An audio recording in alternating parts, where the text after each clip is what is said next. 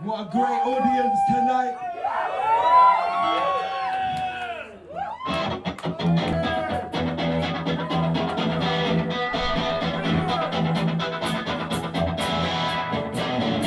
Well, we're a punk band. We're here to scam you out of 25 minutes of your miserable fucking.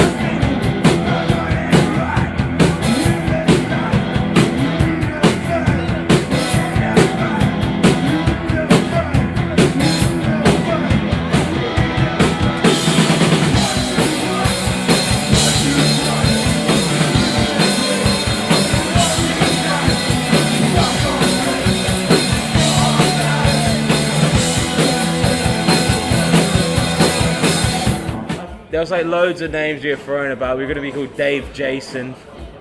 What's that? Like what? Wait, Dave Jason? yeah. From Only Fools and Horses. Way better. And we were like, oh, it'd be funny if we were just called Punk Band. And then like, we thought of this situation of like people being at a festival going, oh yeah, I'm going to go see Punk Band. And their friends are like, yeah, what Punk Band? And they're like, no, Punk Band. And they're like, no, what Punk Band?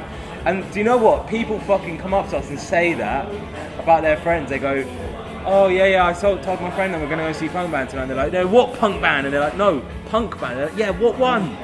And it just keeps going. I love that. Just fucking with people. I think the crowning achievement of the name Punk Band is when I met the lead singer of Napalm Death. And his biggest advice for us was to change our name.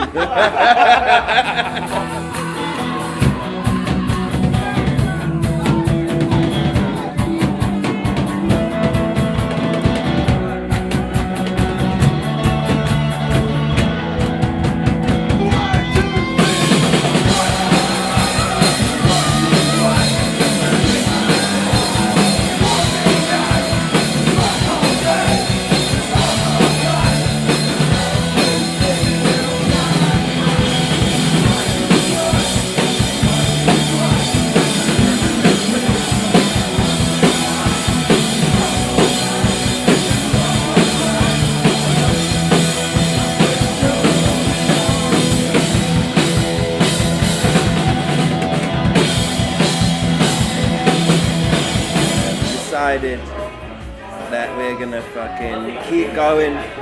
We had many things in our life that told us, don't keep going. Yeah. Stop. Yeah.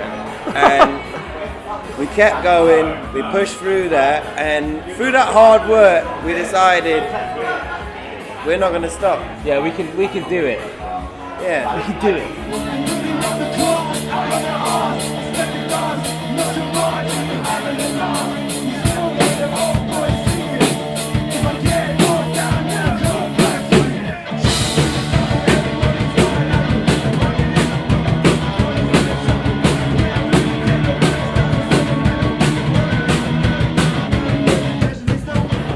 I love this band more than anything in my life, and all I want to do is make banging records and keep going. Yeah.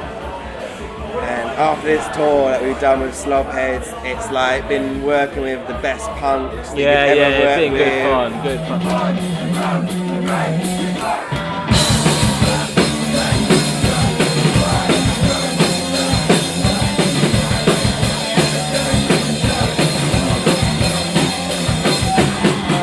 We made some lineup changes, and then I think like, to be honest, like I just feel like it's like a more grown-up kind of like actual band sound now. Like I feel like back then it was sort of a bit like whatever, and then now it's more like we're actually thinking about it a little bit, like trying to like, what can we say that's a bit more sort of, a bit less fucking kooky or childish.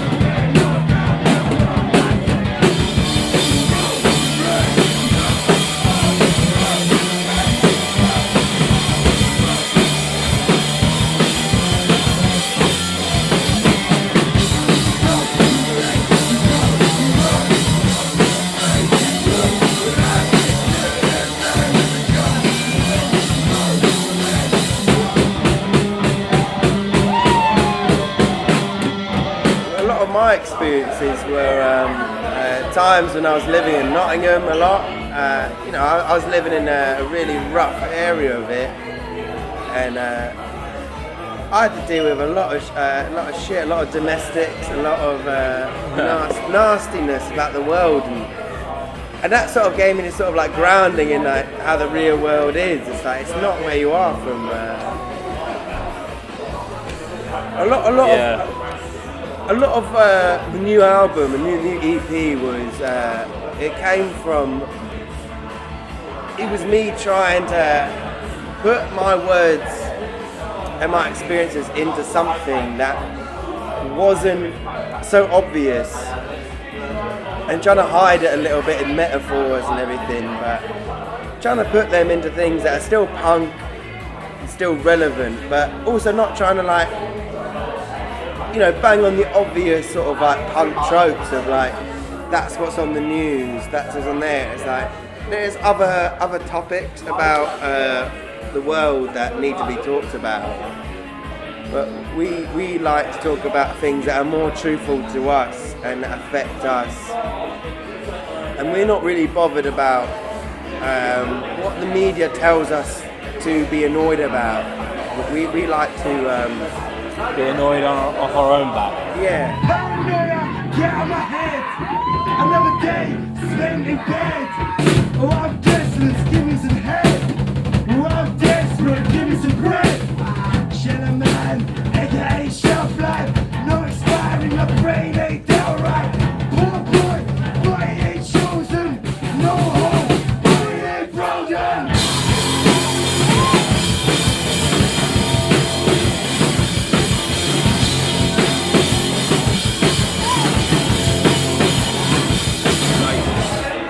I like making songs, and I kind of feed off of whatever there's, what we do. I feed off of like, he's really good at writing lyrics that like really flow and like have some beat to them, and I kind of feed off of that, and that's kind of where I come from. But you're probably better off explaining what you're talking about than me. Yeah, well, I was always there. He goes like, tell me what you're feeling, tell me what you're doing. And I go like, hey, this is what I'm feeling in a minute. And if I didn't have him on my side, he's like a kind of like genius. He goes like, you got your idea, I capture it in seconds. Yeah, that's what I like. And he goes so quick, it's like boom, boom, boom, boom, boom. I want the idea. He's got a beat ready, he's got a fucking thing ready. And we're halfway to a tune already. If I didn't have him, I'd be done out. Absolutely. And I can always count on him. If I've got an idea, he can make it happen. So if I have an idea, it can get lost. He's always there. I like to like capture a moment of like a lot of the time, like the first recordings we do is like the one that go forward to like the finished, Yeah. It's like that's the feeling that you had in that moment. It's like what people need to hear. The re-recordings are just bullshit, really. They're like a lie of what you initially said. Yeah, he's got that speed involved. He's got that fucking you gotta be mental fucking MDMA in his brain.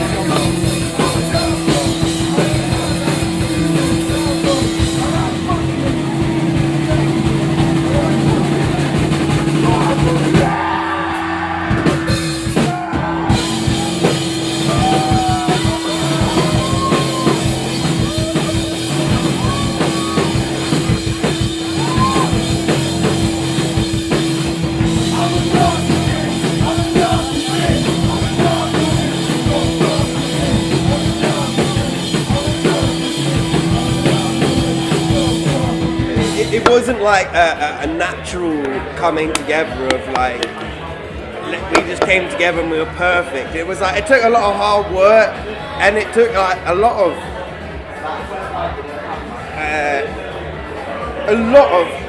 nights where like we would have one night where something was great and the next night it wasn't.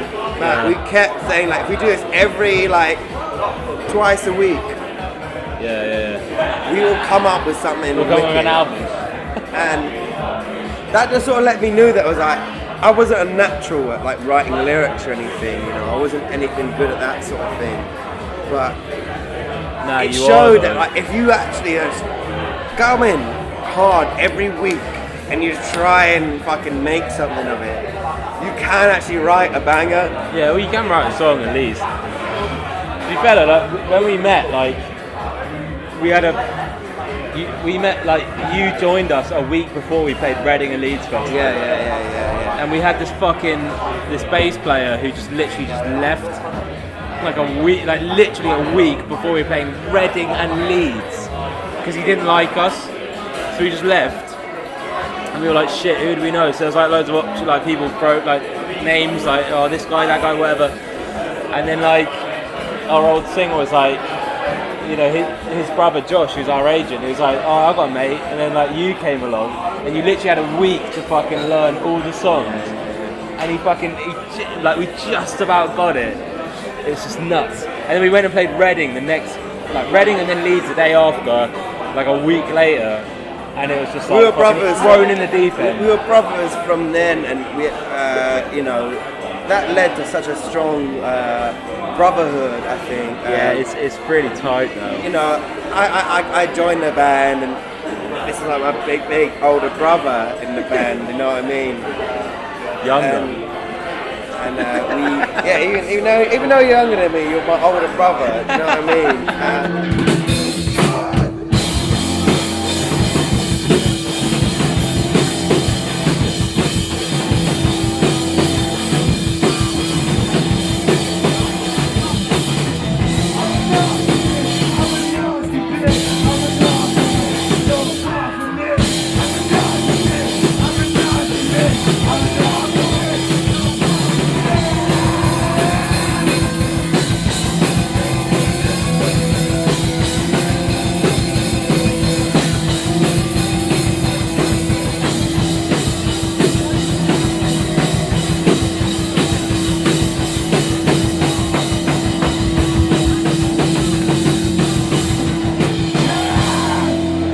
Why we continued. The reason why it was important is the friendship that me and him grew from that. When the whole shit kicked off in the band, where our lead singer left,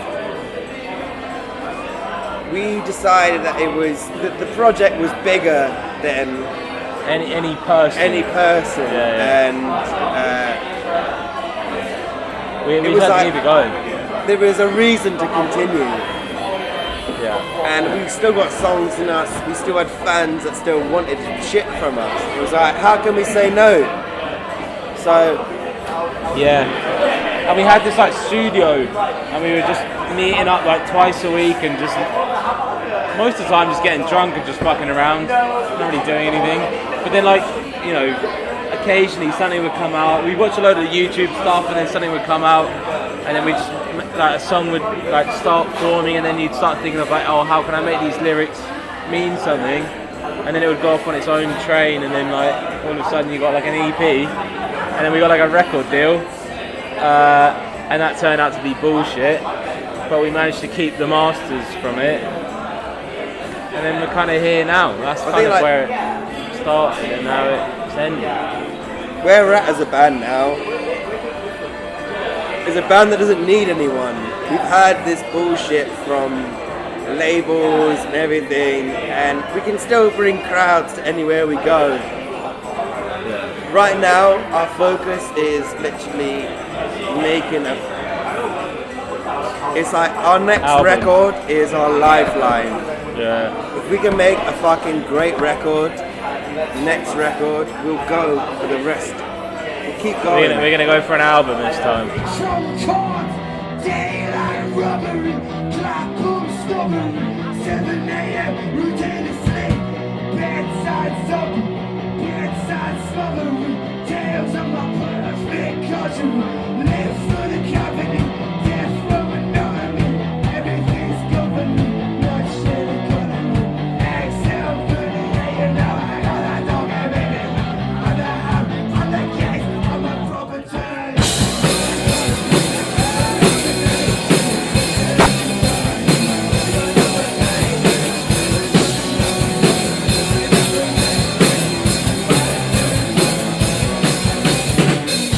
we just want to keep touring and keep like, you know, keep on the road, keep playing in front of people. That's what's really fucking fun. That's what like kind of keeps you going with it. Especially like a tour like this with Slobheads, where they're like, you know, they kept us going a lot. I think we're on the shoulders of giants of like, you know, big bands like Madness, like Oasis, we wanna be that fun punk band again. We don't want to be miserable all the time. We want to be having a fun time in our crowds. We want to bring that like punk energy back to like incredible crowds that are having a great time. And you hear songs like "I love you, yes I do," and you know that I'm loving you too. And that's what's important. We want to bring family. We want a fun family event. Every day we want to bring out this we want our gigs to be an event that you can't miss. You have to come down and see it and remember that it's not all shit in the UK.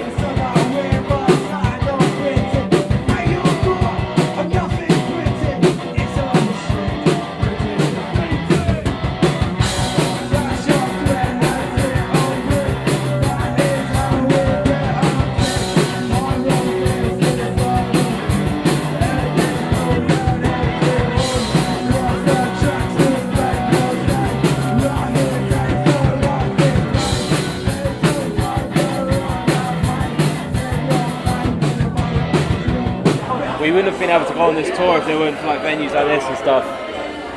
Yeah, it's kind of like I don't know, a bit of your livelihood if you're like a small band. It means a lot.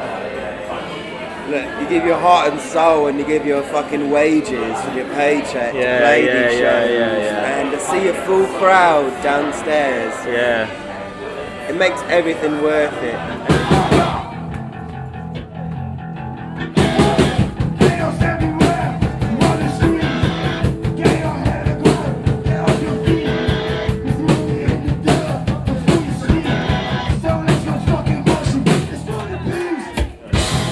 Gives me like, you know, that fucking reason to fucking do one more gig. Do you know what I mean? Yeah. It gives you that fucking. You might as well just do another one then. Yeah. That last one was alright. Yeah, you know what I mean? One more gig. The last one was alright. Yeah, we're doing another one then. Alright. And it's who knows what will happen. And I love that. I'm all about that, and it really does. It does make what you're doing worth it. Yeah. Because sometimes you can feel like, with like social media and stuff, you feel very sort of like disconnected by, you know, if you haven't played a gig in a while, it kind of feels a bit like is there anyone that cares? And then suddenly you throw a show like this, and then like a couple of people show up and they're talking to you about, oh yeah, I've followed you since Kick It Up, or followed you since whatever. Can I get a shirt? Can I talk? Can we go and talk and whatever? It's like you suddenly go, oh, there's actually people that actually listen to this. It's not just a number on a screen. It's really weird. Really weird. Really weird. Yeah, I feel like the little bites that you get that tell you to keep going are interesting. Like we had a band in Knots that were saying you inspire us and whatever. Yeah, they were like, their EP has been inspired by our EP, and you're like, and I remember like finished that EP saying that was the biggest piece of shit we've ever released.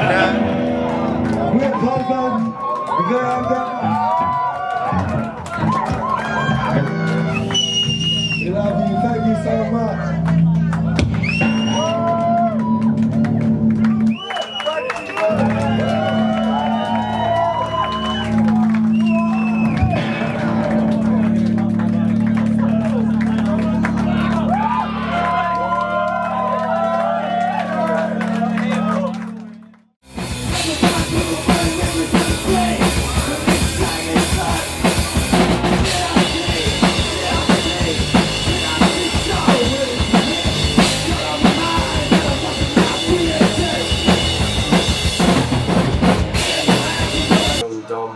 Drinking, and I know it's just about having fun in it. Do you know what I mean? We don't take things too seriously, and don't necessarily make the best decisions. I think hangovers speak for themselves, but the band is supposed to. I think the name comes from the fact that it's just to show people that we're about having a good time.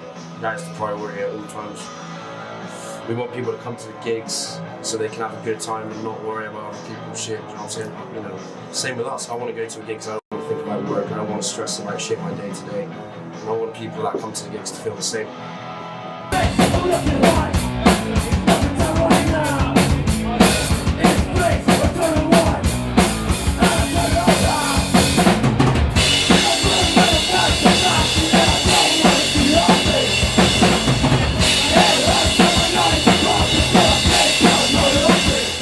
Bozos is a one-word name, which is extremely rare nowadays to come up with. And there are other bands called Bozos if you look into it, but they're all either dead or in jail. So I love the fact we have a one-word name. You're not there yet. No, we're not there yet. For me, it's like my rawest form of expression. I don't need to pretend to be someone else. I see myself in my element when I'm doing it because it's what I want to do. It makes me happy, and it just means everything. Always has and it always will.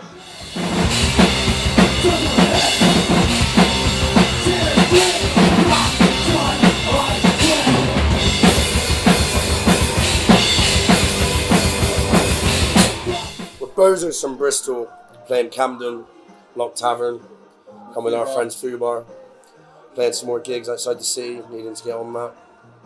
Punk rock, heavy metal, gotta be done, gotta be exposed.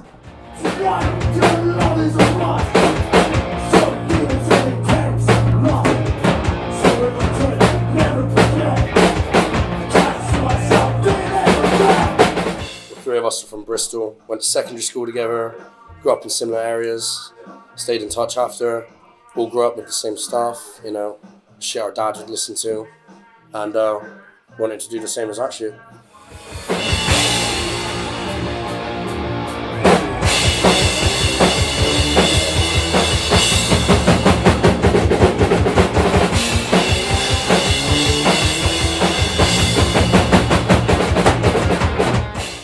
We like hanging out in Easton, all the other punk bands. Chelsea. But yeah, I don't think we necessarily fit in with the other bands.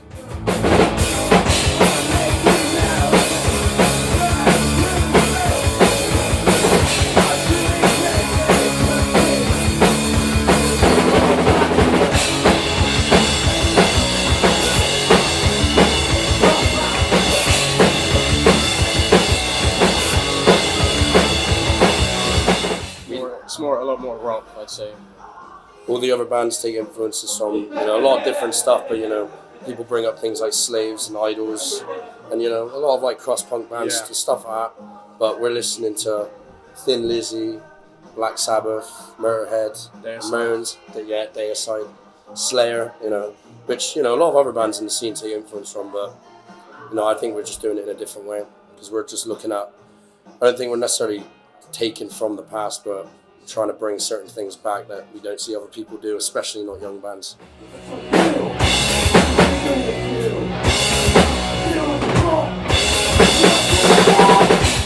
Because it's about having fun. You know, a lot of other bands are very politically conscious, which, you know, we respect. I think the other bands do it well, but that's not what we want to do when we listen to music. We want to have a good time. You know, sing about getting fucked up with boys, you know, going out, listening to tunes, having a smoke, you know what I mean?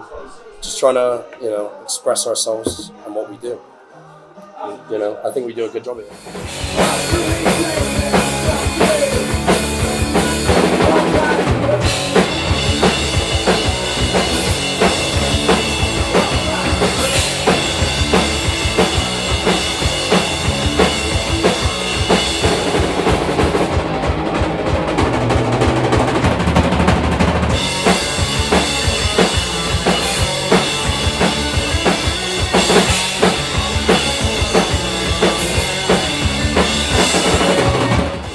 To be in other bands before, but I never felt like everyone was on the same page, had the right dedication.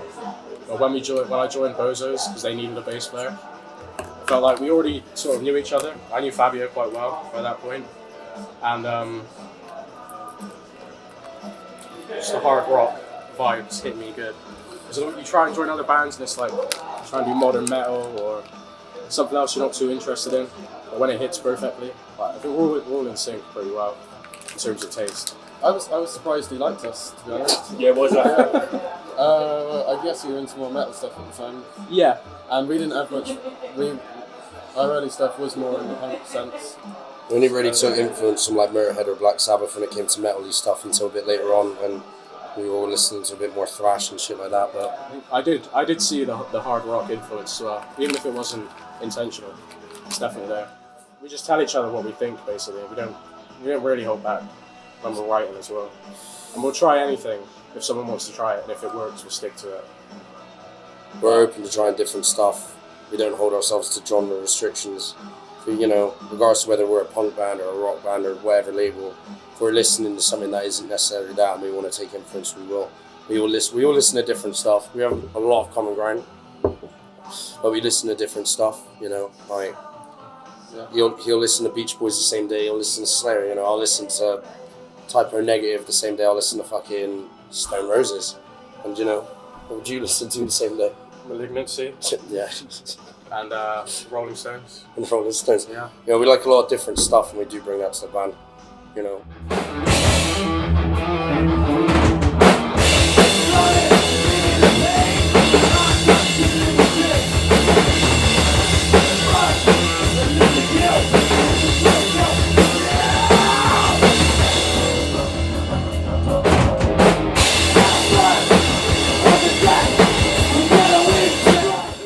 Want to do it, and that's why we keep doing it. And you know, we're not making money off it. We're losing a lot of money, really. But it's just what we want to do. And we sort of, I guess in a way, we sort of push ourselves into it, like sort of bully ourselves in a way. Like we have similar goals. If I didn't want to do something, I'd probably get called a pussy for not wanting to play a gig. But you know, it's how we get ourselves doing things. We've known each other for so long that we don't need to pretend to be people who are not around each other. We can insult each other.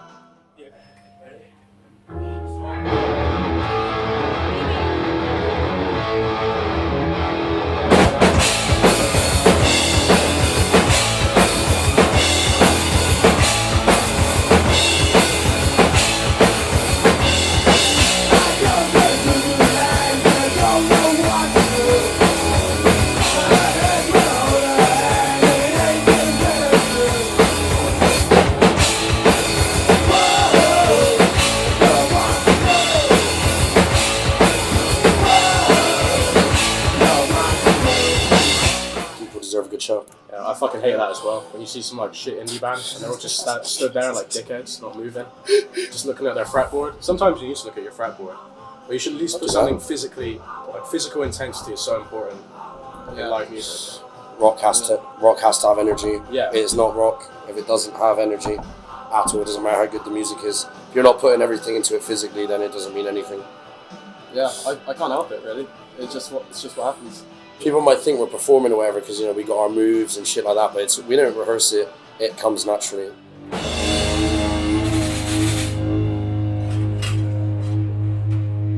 Social buzzers! What do you think about?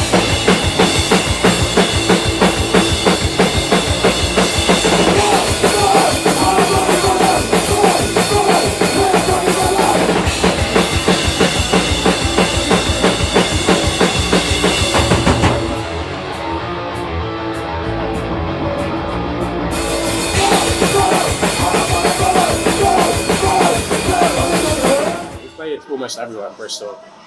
We just want to escape the city sometimes. It's so much fun to see how other places work. Yeah, play to a room full of people who don't know who you are. That's always cool. You know, it's the like crowds holidays, can be out. quite different as well. Yeah. Yeah. Like you don't know what they're expecting until you get there. Like seeing people who don't know who we are, like having a good time vibing. That's awesome. You know, if they were stood still, I'd, you know, I'd feel a bit sad about that, but they weren't. So we'll win them over. It's nice. Yeah. We'll win them over. You know, when it comes to like, you know, whether we're playing to 10 people or 100 people, whatever, it doesn't matter. We're always going to do it the exact same way. Always, and will never change. That will never get compromised. You know, we do things our way, and we're always going to do it our way. You know, people might not get it, you know, because whether it's the music or the way we are on stage or like, you know, how we kind of see things, but it doesn't matter because we're being ourselves, and you know, it's fun. You know, we need to express ourselves some way. This is the way we do it. Rather be doing it through music than fucking pursuing some shit career I don't actually care about. Do you know what I mean? Violence Violence. in the streets. Yeah.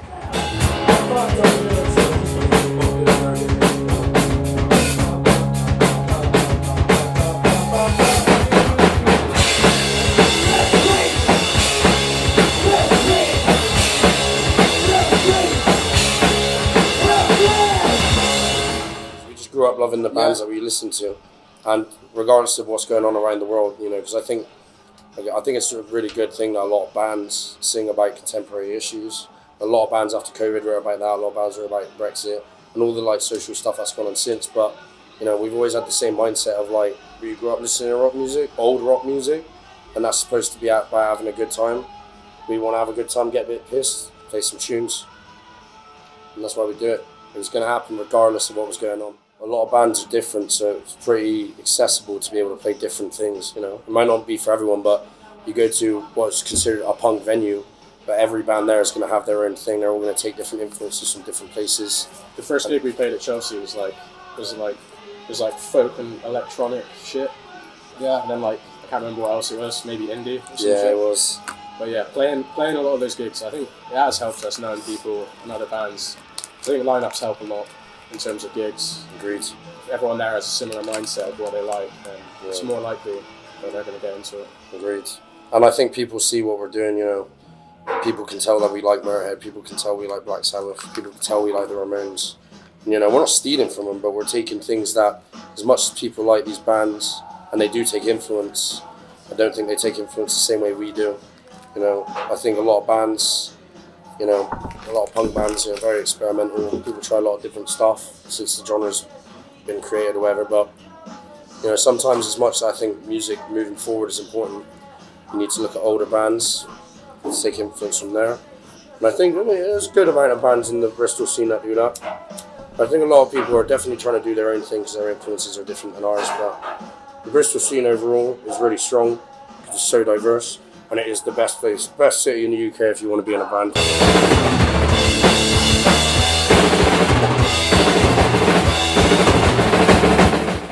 Now let me tell you a little story all about how you got knocked down from the fucking one. Good!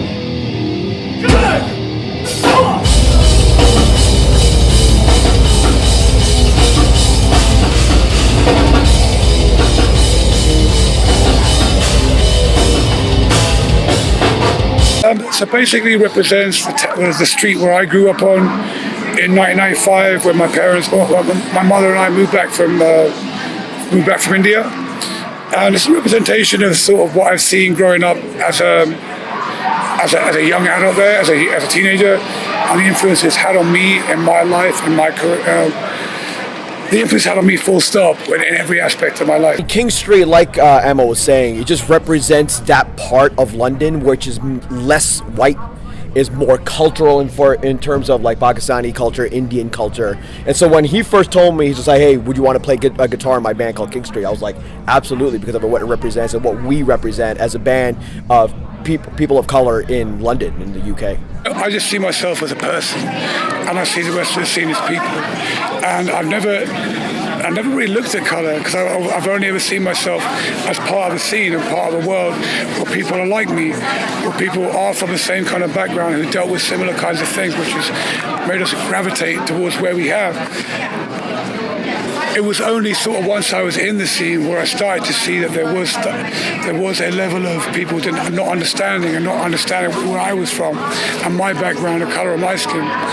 So now, for example, more than ever, like I would always fly the flag. I'm a proud Sikh, I'm a proud Punjabi, I'm proud of my country, proud of everything about where I'm from, where I'm at. So I like to represent that in my words. Some of the time inadvertently, sometimes directly. But yeah, I'm very proud of what I have and what we've done and where we've come. And I see myself, ultimately, I love a scene where people don't look at everybody as a person of colour. We just look at everybody as people. Ultimately, that's what I would be driving for. That's what I would like. But we are where we are. It is what it is. Oh, yeah!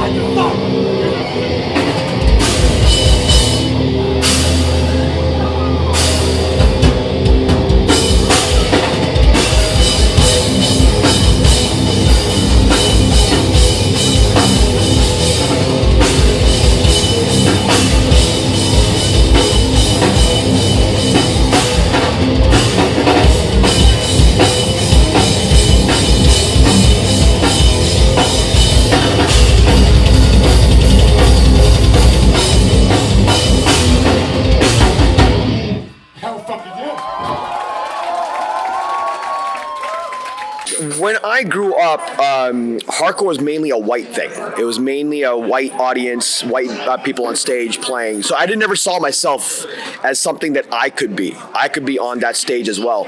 So when Ammo first was like, hey, why don't you come join this band? You know, Indian descent, I'm Pakistani descent, our other guitarist is Filipino. I'm like, yeah, that is incredible. No, we're not a political band, but because we're people of color and minorities, I'm Muslim, I'm brown, our lives, our existence is political. Right? So when people see us on stage, we don't have to say anything. Just our existence can set triggers off in certain types of people. And so we want to make sure that we are being proud of who we are. And when people see us on stage, they're like, oh, damn, there are people like us on that stage. I know when I first saw someone that looked like me on stage, I was like, I can't believe that I can be that. So I mean, representation is key for bands like us, I think.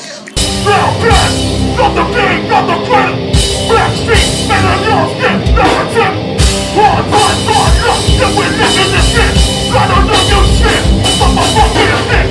You ain't nothing but a motherfucking shit. I'm sitting for the shit, I'm sitting for the shit. My life, my environment, and not my, and not the fault. We're talking, rap, something's all music, it's all mine, you never want to.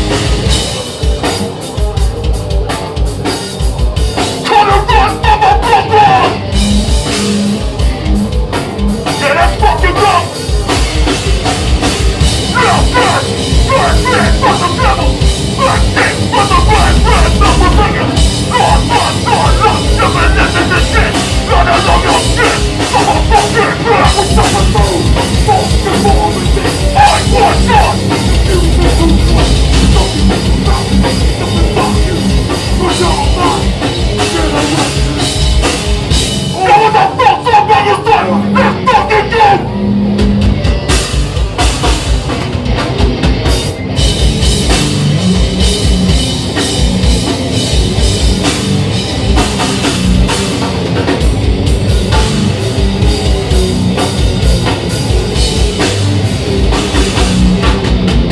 Right now, times are hard. Life is hard. Cost of living is insane. This Brexit crap has ruined everyone. You get online, as soon as you wake up in the morning, you see stuff going on in Gaza. You see far right saying the most ridiculous things about Muslim Pakistanis grooming. And I'm like, wait, I'm Muslim and Pakistani. I don't know a single person in my community that does anything like that. You know what I mean? And it's just like, when you see all that type of stuff, this kind of music is what kind of gives you therapy to make sense of all this stuff. For that 30 minutes that we're on stage, we're losing our minds because we're just like getting it all off.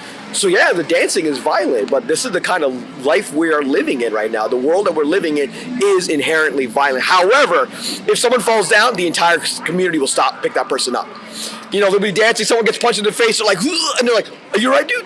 And that's just the kind of culture we've cultivated with hardcore.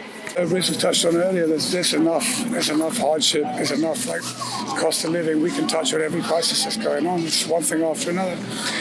And I feel like people are almost like apprehensive to let it out. And I feel like this is a space, an avenue for you to express yourself in a world where you could be an introvert, you could be someone who don't talk to anybody, but when you come in here, like everyone sees you as one of us. It is a family, it's an extended family. There's people in there I don't even know, they're singing along to my words, and you know what? I love that, because over here it is about acceptance, it's about you welcoming everybody.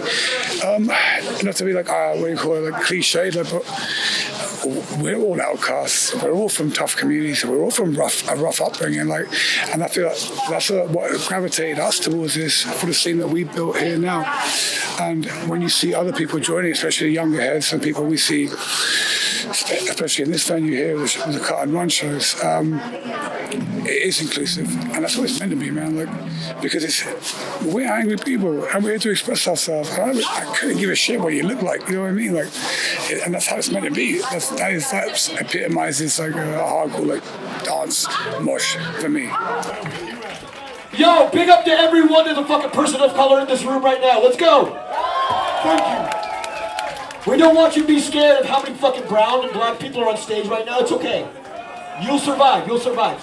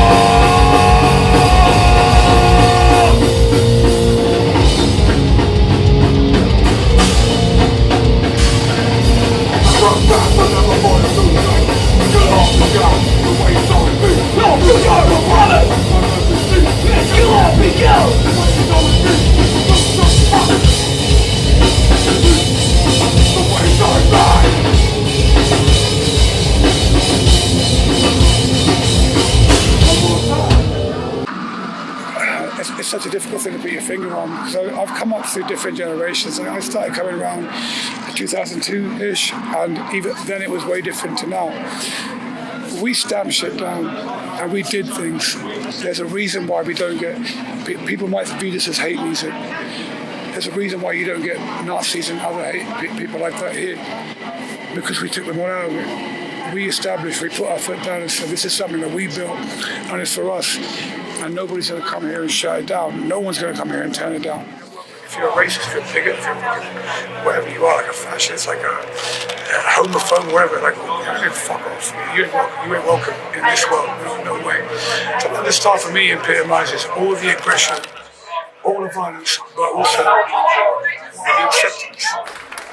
Big up what Aman said, everyone. Massive shout to Carbon Collective. Fuck corporate hardcore. Fuck all these fucking pussies in the industry. Digital, UK, underground hardcore all day, every fucking day. Fuck the rest.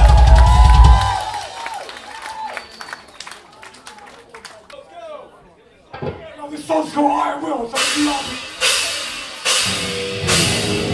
What's up, motherfucker? Never wrong with you. Kick to hell with you. From 1997 to the present, we kept it real and true. On a few, we get ready. On the move, I grew. You know who we are, you know how we do. Dedicated for decades and always thirsty for more. LBU hardcore, never surrender, always ready for war. Stronger and fiercer than ever before, motherfuckers. Now get up front, wake up to the fire to fire. We'll fight that run. You ain't on a fight. We want what's on, we're gonna style. Are you pretty insane? If I never just go ahead and run reality.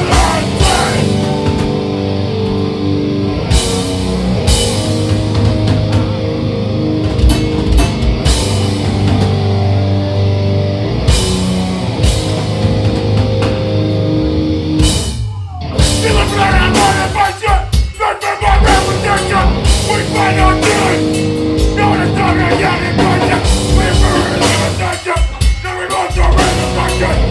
This fun. Coming down my team in attention. Alright, wake the fuck up, man. Be the sun to sun action, man. The Tuesday. Yeah, that's what I'm fucking down. Let's go.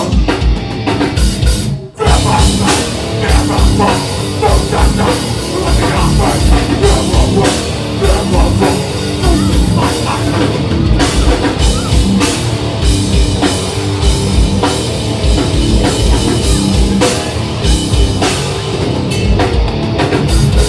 Been in London for a year and a half, and I've lived on the other side of the planet. Like I said earlier, I'm from a city called Hong Kong, and so in Hong Kong, I basically was in one of the first hardcore bands there. So the past 25 years, I was in a band called King Lai Chi, and we kind of like spearheaded the hardcore movement there. LBU, the Ruction Record stuff, Knuckle Dust, all those bands, I've known about them for this past like 2 decades. And as I'm listening to this type of stuff and inspired me on that side of the world, when I moved here and got to know Ammo and these guys, I was like, damn, from the outside, LBU, Ruction Records seems so tough and so hard, because it is. The music is so tough and so hard, and you're living in London. Life is not easy here, but the people that are involved in the scene are the most open-minded, super inclusive, super friendly. I remember going to my very first show, literally getting off the plane from Hong Kong to London, going to a show that was organized by Ready Eye Collective, and they're all LBU people. Open the door, they're like, Riz! I'm like, huh? And they give me a gigantic hug, and I'm like, that is sick. And to me, that's what represents LBU, represents the London style hardcore. It's like, yeah, this is tough. This music is heavy. You're gonna come here, you're gonna see some violent behavior, violent dancing, but everyone is involved, right? Everyone's welcome through those doors. As long as you continue to be open-minded and inclusive of everyone else, you're welcome.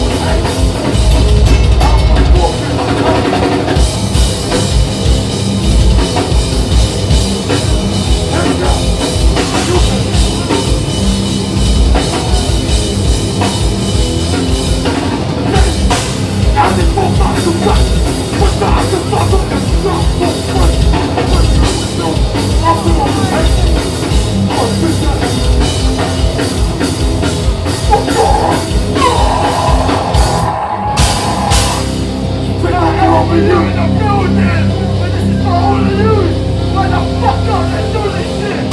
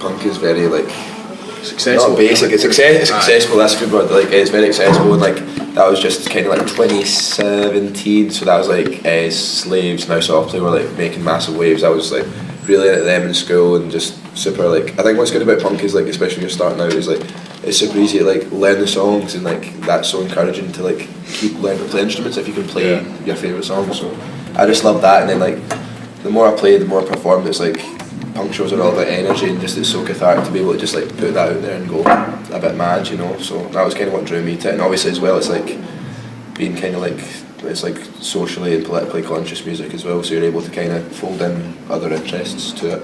It's a huge release, like it is, isn't it? It's a release. You escape for a bit, and then you just keep leaving it out the stage, man. And it's you're always a wee. You may look a bit like done in by the end of it. But like you feel so good. Yeah. Folk are very. The endorphins. Folk are always very surprised at how like kind of like calm and like chilled out and kind of pleasant we are to folk when we're not up there. But that's because like we get out up there, man. Like that's our place to do that part of our life, and it actually helps so much when you kind of come into your own, into the real world sort of thing. Up there's a different place, you know.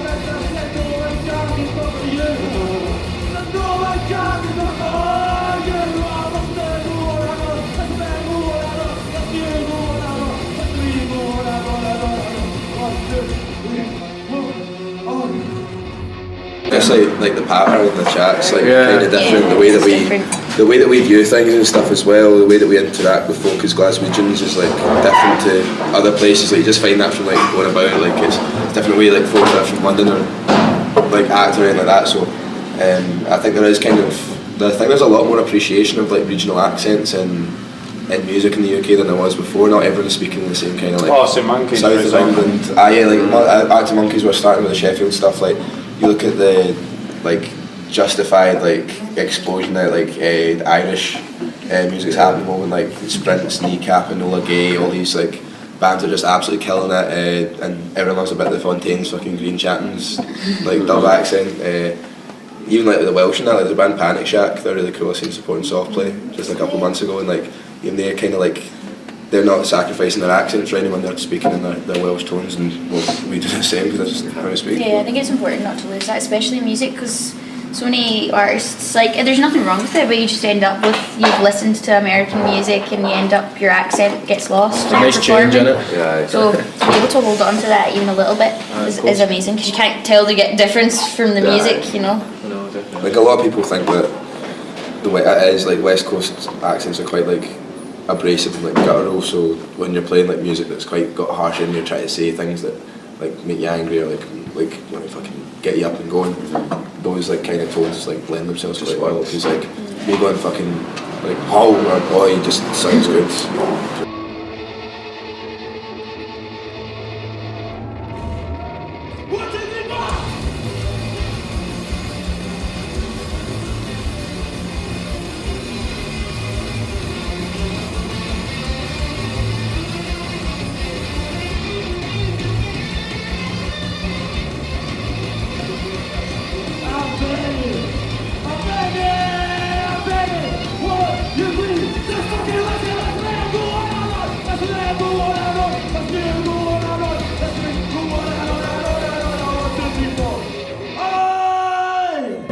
I think we're so lucky. Like I think that outside of London, Glasgow's the best place you can possibly be in the country for music. Like for such a small city, we've got so many venues and genres that are active.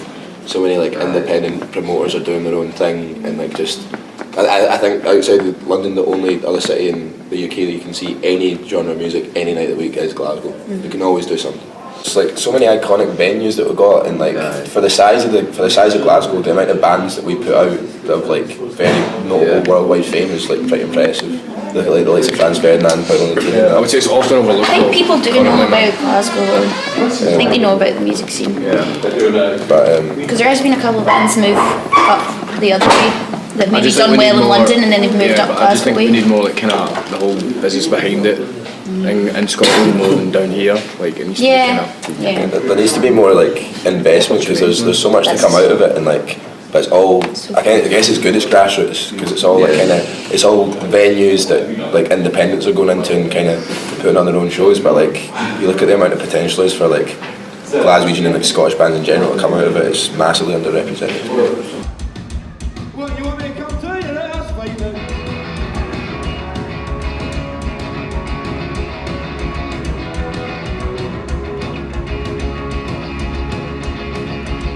I've got people playing on the arm.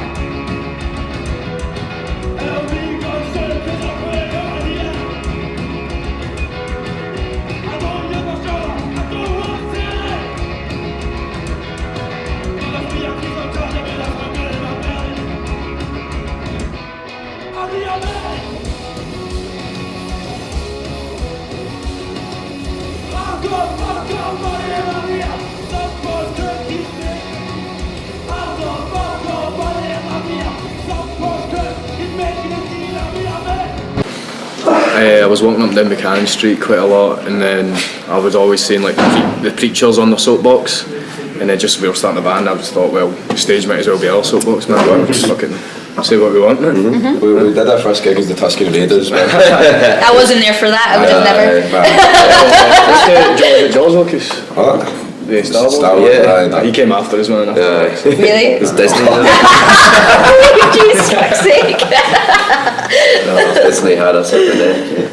I said at the start of the singer, but it's a shout. I can't sing for shit. Oh. So it's not. So it's like I'll be standing on a fucking monitor and shouting, which is effectively me getting on my soapbox and shouting. Yeah. So just watch. The music to it. I've got 60 pesos, fucking me up. And there's my sense that should be dead. Siva! I'm sorry, Mr. News, but I do not take me away. I was trying to pay my bills and with that on my plate. I'm fucking hungry, what?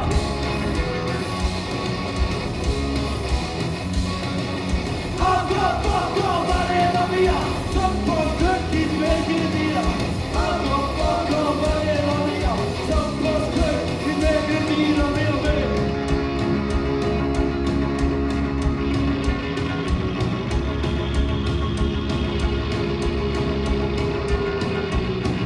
keep the patter going in it. We all lift each other up. If someone's getting down a wee bit in mood, we all try and pull each other out of it, you know what I mean? And it's all about the show. Yeah, we're a live band first. We're not like, obviously we like recording music and putting it out, but like I think I speak for us all and say like the live show is what we kind of ask people to judge us off of and what we kind of are in this band to do. So as long as we keep kind of like making sure that we have the opportunities to play in front of people, we're kind of happy. Like we all work full-time jobs, we all like bust our asses to make sure that we can make this work. But I mean, like no one's asking us to do this. We're fucking happy to like do that. Like it's a passion project, you know. The same as like so many artists of different sizes. But alright, as long as people keep booking us, we'll keep fucking playing. Yeah.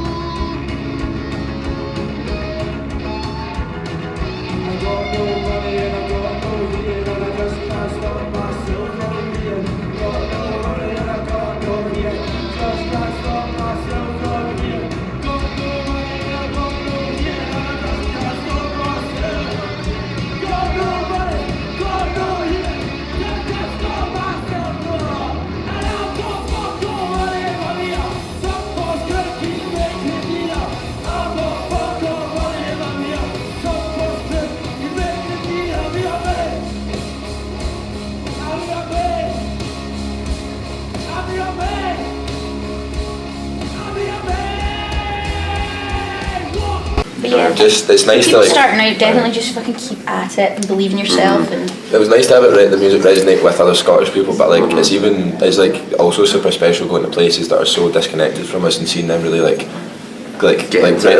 understand what we're on about. And like I'm not saying anything special, it's like what a lot of people think about, but it's just like I think these guys make a fucking amazing job of creating such abrasive tracks to go along with what I'm saying. Go from like having to be the most, I don't know, lovely. You're not like, obviously you're being yourself, but like also like, I don't know, just depends. When you're gigging it is different to like, obviously if I go into my job, like I work for a brewery, like doing sales, so I have to like always be like, hi, all that shit, and then it's like, continue just be more a bit. And I'm a pizza chef. At least you don't actually see what the public. She's the best pizza chef. I'm the best pizza chef. I'm a pizza chef.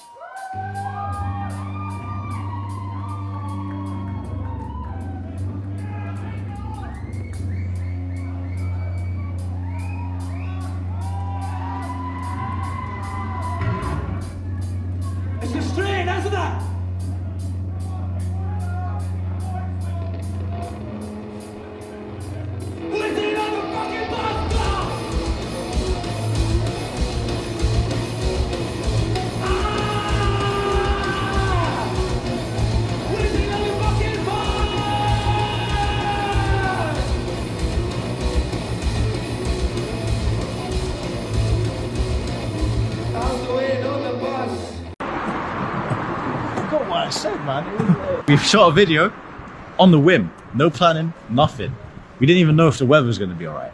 So we were originally meant to do this indie pop kind of sound with our boy Nolan and all of our boys with the local team. Shout out Lane, shout out Thomas. But unfortunately the weather was a bit temperamental and they're coming in, we've got to respect that. So we don't want to make them come in for no reason. Said to Rory, let's just get something going on. You have a camera, you have 2 cameras actually, and we can work with that. And I have a song that we can work with. So that's what we're doing. And you told me you're going to be in Stevenage. I said I'm there. So there's that. That's literally my reason, honestly. I mean, I'm not going to just be at home doing nothing on the bank holiday weekend. I got work to do on Tuesday, you know? So let's just live it up a little bit. And I've never been to Stevenage, so there's that. What it is that I'm just out doing my... Huh? Just vlogging, man. You want to be part of it? Come on, man. Yeah. What's your name? Aman. Aman. Yeah, man. What's your name, bro? Ryan. Nice to meet you, bro. What about you, lot? What are you saying, bro? Simple average life. No. You guys do your thing, bro. Yeah, man. Go on, freestyle. Go on, freestyle, man. I can't like freestyle, but I'm right. You're right, yeah? Over a beat, like. Everyone's got their creative art, whatever it is. For instance, those guys, rappers, whatever, MCs. So other people are poets, other people are rock stars. You know a thing or two about that. But it's just like, you gotta like hear people out. You never know what kind of talent or things are lying beneath the surface of what people look like. Because I know a lot of people who might be wearing a full Nike Tech fleece when they be doing some spoken word poetry, and it's crazy shit. at the end of the day, it's all art and it's all mutual respect, as we just proven right there. Yeah. I'm not from this place, and they can tell, everyone knows that, but it's like, you can kind of gauge, you know, who's cool, who's not. They had a laugh at first, but they like wanted to hear you out. They want to learn where you're from, what you're about. And it's like, look, if you take me seriously or not, it's not my concern. It's like, okay, they're gonna check out my shit. They might even be in this video. You never know. It's getting exposure, you know, and getting better, because the standards are high. You've seen all these rap artists that come by. Like, what's the reason for you to be listening to me? I gotta give you that reason. Long-term goal is to inspire as many people as possible and do their thing. You know, like, so like those lads over there, they could be some proper MCs, I don't know. But like, hey, fuck it, man. If they got inspired today by me just coming out to the city, I don't know. That's what it is, man. You gotta be doing your thing, and you wanna be known as yourself. You don't wanna be a consumer. So I'm playing in Split Dogs because it makes me very happy. I get to honestly, hand on my heart, say that I play in my favourite band. And I fucking love that. And the message would just be, have a good time, because life's hard, but for 45 minutes you can feel 10 feet tall, you can rock and roll, you can let loose, and that's what you need to do, because everyone needs to let loose and not care what anyone thinks about them. Just pure joy in however you want to express that. Like you've got nothing to lose. Every night that they're drinking with your booze. But I try back them, singing every song's up. Drink laughing up, cause you're about to make your dance. 1, 2, 3, 4. There's red gun knocking on my door. Fucking Saturday. When there's smoke right up your side, stand up and hiding. This friend will give you a hiding. Play it, you're fucking scared. I think, like, firstly, the very first thing would be you, like you doing it and giving yourself a buzz, and then I think if you are lucky enough to create music that other people, oh, I like this, like I want to buzz with you too, then you're really lucky.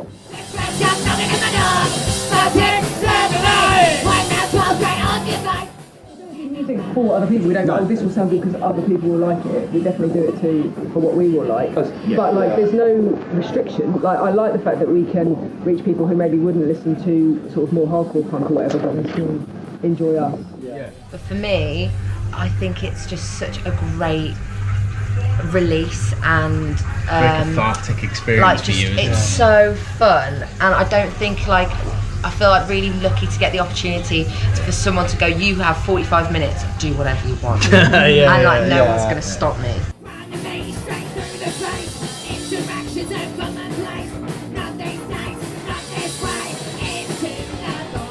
Like I played drums for like in a band like about 12, 13 years ago, and I haven't done it since then, and it's just something was missing from my life, and now I've got that back. It's just like who I am. Do you know what I mean? Yes. It's definitely part of who. It's like who I am. To be with these guys and sharing something so close and intimate with them, it's really like motivating. Like, it's hard work, but like I want to do this work. It's not like the work I have to do. It's like I'll do anything.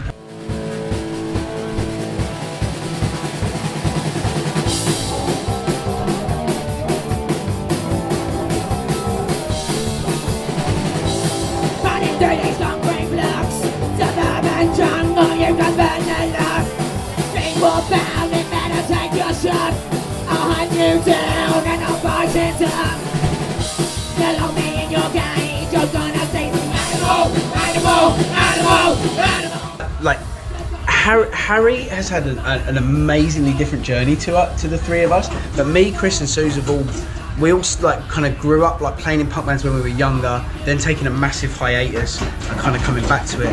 And this has been really cathartic for all of us because it's been so special that we've kind of got to redo the shit we did as kids that maybe we didn't make the right decisions or shit just weren't the right choices. So I think for us it's so exciting when we play a show like tonight and you see people getting excited. And I've gone and watched bands and they look like, yeah man, we're the fucking man. I'm like with the audience, I'm like, I'm so excited too, you guys are fucking great. I guess like all these guys grew up playing in punk bands, and this is actually my first punk band. And, That's surprising. I don't mean to interrupt you, but that surprises me actually. Yeah. It's not because Harry's not got the punk ethics. It's because Harry just hasn't been in a punk band yet. I just never did it. I feel like I've always I've lived like lots of different lives, and I've always wanted to explore different things and push myself in different ways, especially with performing actually.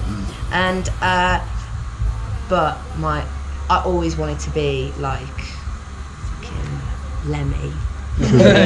So I'm kind of fulfilling that childhood dream. What does it burn? What does it burn? What does it burn? And what it blood?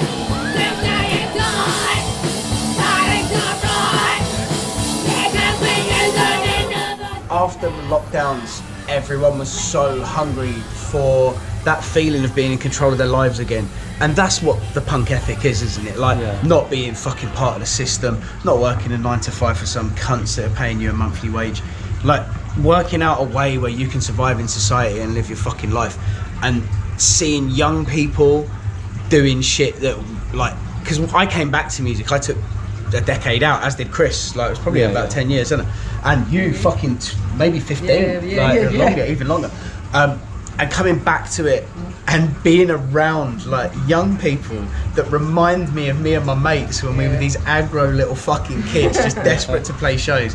And now I'm 42 years old and I'm grown up and I drive home after a show. Like, it's just completely different, but it's so fucking cool because you're just feeling this energy and you're feeling it with a responsible attitude. It's not the same as it used to be. When we were kids, and Suze will attest to it, Chris was a little bit more of a good boy, but he was naughty in other ways. But me and Suze will attest to like being fucking wallies, playing shows and getting fucked up after shows. And now meeting all these fucking young people in bands, and they're playing shows and they're genuinely fucking passionate about it and not worried about impressing people by getting off their heads and shit like that. Like, they just fucking love punk rock, and that's what it needed to be about. So like, for us to come to do this, well, not everyone in the band, like, you know, this is something new for Harry, but for myself to come back to it after a massive hiatus and It's enjoy like it. home, innit? Yeah, and it's like coming home. It's like doing everything I wish I'd done when I was younger that I did. I've done the right way now, and it just feels fucking amazing, man. It's so fun. There's a rock of insane, it's bang the whole summer brigade. Playing shows just to keep me sane, no fuckers standing in my way. If you ain't got the balls, don't jack on them over road. You got to scream and yell, how do you hold the clown? Big shot! Coming up! And sounds! Chris is gonna laugh at me for being hippie. But like, the thing about what you put out to the universe and how the universe like brings it back to you. I was like, you know, I did a few things where I I went and I was in a pantomime, like, just to kind of put myself out there a bit and just be a bit braver. Oh, and no, a bit you like,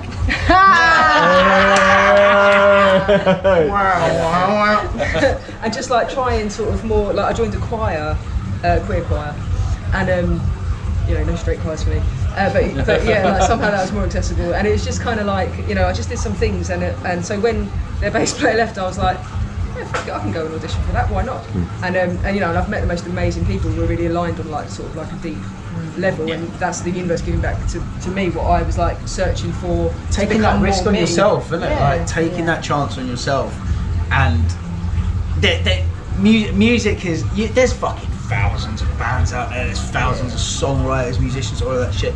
Taking the chance on yourself, looking out for your mates, and like having a fucking genuine connection makes it so much more real and so much more genuine. And you feel that connection with the audience. You feel that connection with people.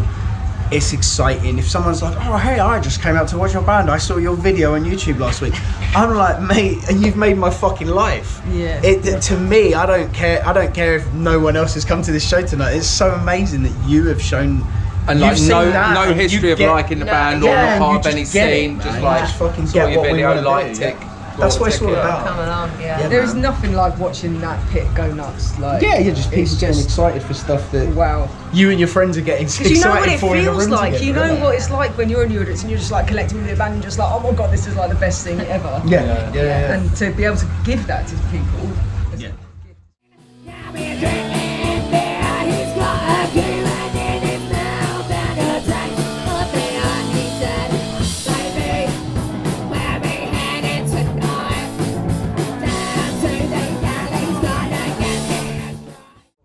Well, I'm not. What about like the community? Yeah, like how you're feeling about playing the shows and stuff, yeah? When I play the shows, yeah, this is a bit hippie-ish as well. Here we go. Like, you hell. can go on holiday, you can do whatever you want, yeah. You're still here in your life, yeah. When I'm playing a punk rock show, I'm somewhere else.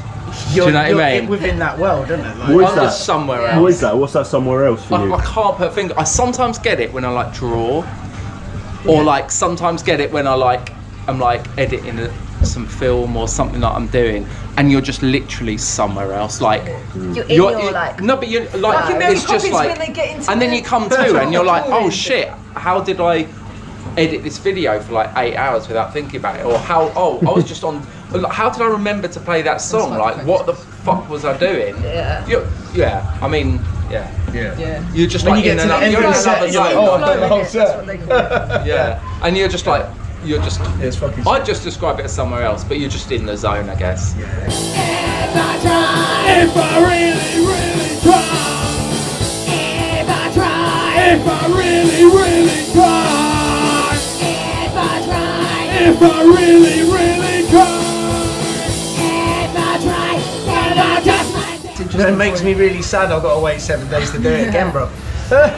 Do you know what? To be honest, I think it makes other things alright. It makes other things alright. It Like, makes yeah. like everything like, okay, I got this. Like, I'm stronger than what I think I am and what people think I am. I'm like, and I'm calmer than what I think I am. When I've played a show, I'm like, okay, I'm alright. Life is good. I think like we're a band of like the whole band. I hope no one minds me saying, but the whole band's neurodiverse. Like everyone's ADHD or has autism and things like that. And I think for all of us, when we come away from a show, there's such a feeling of fulfillment in the fact that it's so like you don't get those moments in life where you're so aware that what you were doing actually means something that you hope it means to people. We were saying it earlier, isn't it, me and you? Like it's such an amazing feeling when you come off stage and someone just comes and talks to you. It doesn't matter if there's 2 people, if there's 20 people, whatever. When they come over and they're like, oh, I fucking came to see you because of this, or I fucking love this, blah blah blah blah. It just makes you feel like, oh, this is all exactly how I vision that I want to give to my audience, and they're accepting it, and they're reacting exactly how we hope they're going to react. And it's so special, man. It makes you feel so fulfilled in all the aspects of yourself. Like being a neurodiverse person in the regular world, you're constantly like, are these people questioning what I'm doing? Are these people thinking I'm a madman? Are these people thinking this or that? When you play a show, you always feel like you're having to like fit in. When you play a show like this and everyone's like, fucking great, you're just like, yes, this is who I am, and I get to just be free for a moment. No fucking second guessing, no thoughts. You're getting quite a deep interview out. That's the point. That's the point. That's all like the when point, you bro. catch someone they just come off stage and stuff, I think it's like.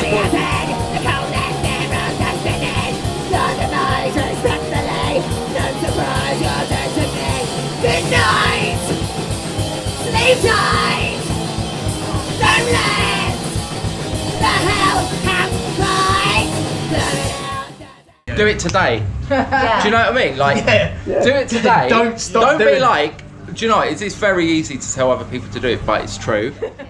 Mill's asking me to be in join Split Dogs, and I was just like, oh, I might get back to him another time, and I was like, nah, get back to him today. Do you know what I mean? Fucking do it.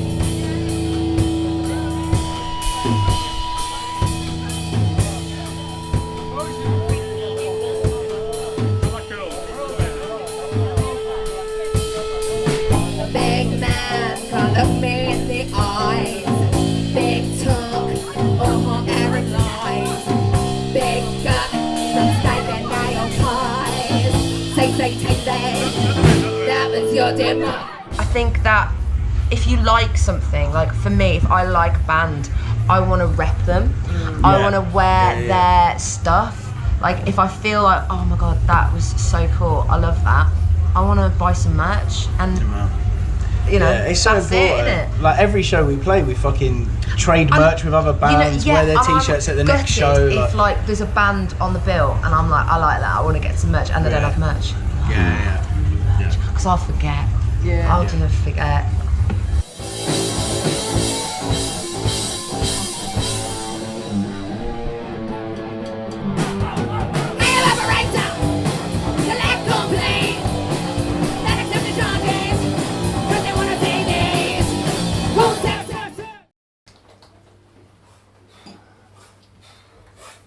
This one's about having flat feet. When I was a kid, people noticed that I walked crooked. Then nature got closer, look, they found I was flat-footed. Your feet are far too flat, they said, you'd never pass a medical. Your feet are the wrong shape, they said, they need to be more spherical. Your feet need to be tough, they said, your feet should have a curve. Your feet look fucking rough, they said, no purpose will they serve. Your feet are like sheets of A4, your feet are pancake flat. Your feet are the flattest I've seen before, your feet are like an old man's hat. Your foot looks like a broken branch and needs a doctor's view. When I see what age of your legs, it makes me want to spew. Your feet are bloody terrifying. Your feet give me a fright. Your feet remind me of Frankenstein, they keep me up at night. Your arches are in a state, they said, your trotters should swerve like a disc. Your feet look like roadkill, they said, your feet are on the piss. Your feet look like they're trapped beneath a huge enormous weight. Your feet should never bend, they said, your feet are flat like a plate. You're rushing up with this worst enemy, a podiatry nightmare. Your feet have all got wrong, they said, your feet give me a scare. Your feet are tone deaf, out of key, your feet are not imperfect. Your feet are starting to trouble me, your feet ain't even worth it. I learned to live with my out of shape, walked bent and deformed bone. My knees were banged together as I hobbled my way home. I'd always written poetry, but I never really thought of it as poetry. I was just writing stuff down, and I never thought any of it was any good, so I didn't show it to anybody. And then when I was like 27, I did an open mic, just as a one-off. I didn't think I'd ever do it again. And then when I went there, I'd never been to anything like that before. And I thought, because I didn't think the stuff was any good, that people would tell me to get off or say they didn't like it or whatever. But I noticed when I was there, people were doing these quite personal poems, quite dark poems. And I thought, like, I'm here now, I might as well. I had an urge to sort of share. So I did 2 of the older personal ones, and then this one about Partygate. And that combination of doing the like more heavy stuff, ending on one that's more light-hearted. There's something about it that I like, that kind of mood swing throughout the set, you know. And I thought that would be it, but then people asked me to come and do it again, and I was quite reluctant because I thought I'm not a poet, and sooner or later, you know, they're going to see like it's not. Yeah, they're not going to like it. But then I thought maybe if other people want to see it, it doesn't really matter what I think of it, in a way. So I thought I'd give it a go, because also I thought memorising poems could be good for like brain training sort of stuff, you know. So every month I'd memorise like 4 or 5 new poems and do a new set every month, and I did that for a couple of years. And it was always that of having the like personal dark poems, which were a big release, and then ending on one that made people smile maybe, or made people laugh, you know. And I always thought that the humorous ones were like a throwaway thing, and that they didn't have a value, and maybe the only reason people were smiling and laughing was because I'd stopped talking about the dark stuff, you know. But then I got asked to do a gig supporting a band, and they said, could you just do the humorous ones? And I was quite surprised, but I thought, you know, maybe there's something in that, you know. So I did them, and I thought, what's the point in this, you know, because I didn't have that urge to express that personal stuff anymore. Why am I doing this, you know?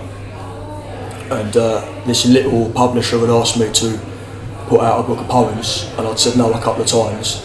I'd considered putting out the personal poems, but I didn't feel like the humorous ones were something I was gonna do, and I thought, no, I won't put out the personal ones, and I thought about knocking on the head. And then I thought, if people want to hear the humorous ones, because a few people said, like, when you're doing a book, I'll buy a book.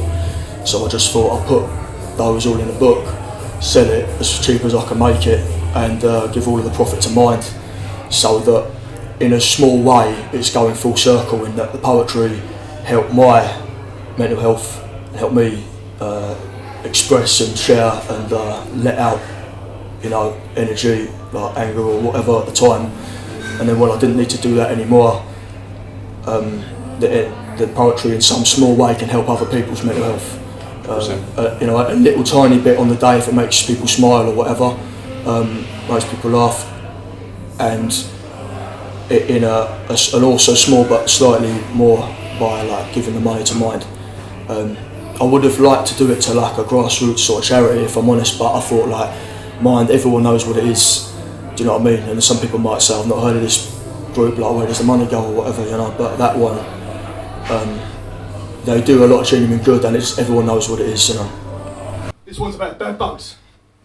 Bugs that live inside your bed, bugs that crawl around your head. You wish the fucking bugs were dead. Bugs that leave you seeing red like minor threat. The bugs that is asleep they took just like a crook. Tried to read your book, then you took a look down and the bugs left you shook like Captain Hook. Bad laugh plan like Peter Pan, skull rock, blowing up ticking clock, all over my back and tailbone get ya. I hope I don't see the bugs later. Hepatera, anger generator. In a wild crocodile, bugs put your tempo on trial. Raging, turning up the dial. Bugs that live inside your bed. Bugs that leave you filled with dread. I'd rather sleep out in the shed. Pain worse than a broken leg. Doctor dosed me up with medical grade. Now there's nothing off date. Your waxy candle holder like Slade. Benzo eases the bugs tickle. Fleeting fickle bed fellow. Puked yellow. Life was mellow. Then oh hello. Uninvited, I was benighted. Now I see the light. It switched on when I started screaming. Bugs interrupting my lucid dreaming. No, I went what? No, unconscious screaming. No, I did not awake beaming. It doesn't rain, it's fucking teeming. This'll take hours and days of cleaning. Not to leave the place shiny and gleaming, but a relocation for red hot steaming. The river then saved our pesky bed bugs, causing madness as if their name was sucks. You're the food the bugs were fed. Bugs that make you wish you fled. Pissed off red line like a stolen pet. Bugs that live inside your bed. As I've learned more about poetry and the poetry scene and that, I think that poetry is something that is for everybody. Anybody can do it. Like, I remember John Cooper Clarke said, like in an interview, I heard him say, you know, absolutely anyone can write a poem. You know, and he's right. There's deaf poets and there's blind poets. You know, you see poets signing at open mics and stuff like that. And you know, just put a few words together, and it's a poem. Like, who's to say what is or isn't a poem other than just a few words? You know, and I also think that the culture is different. Like, some people will not see it the same way as me, and have a different idea of what poetry is, you know, which is fair enough. But for me, what poetry is total raw expression. It's different to stuff like music, where, say, if you play in a band, you know, you generally like pick up an instrument, maybe learn to play an instrument, have a jam with some mates, and you're thinking like, maybe we could do a band, you know, and get it together.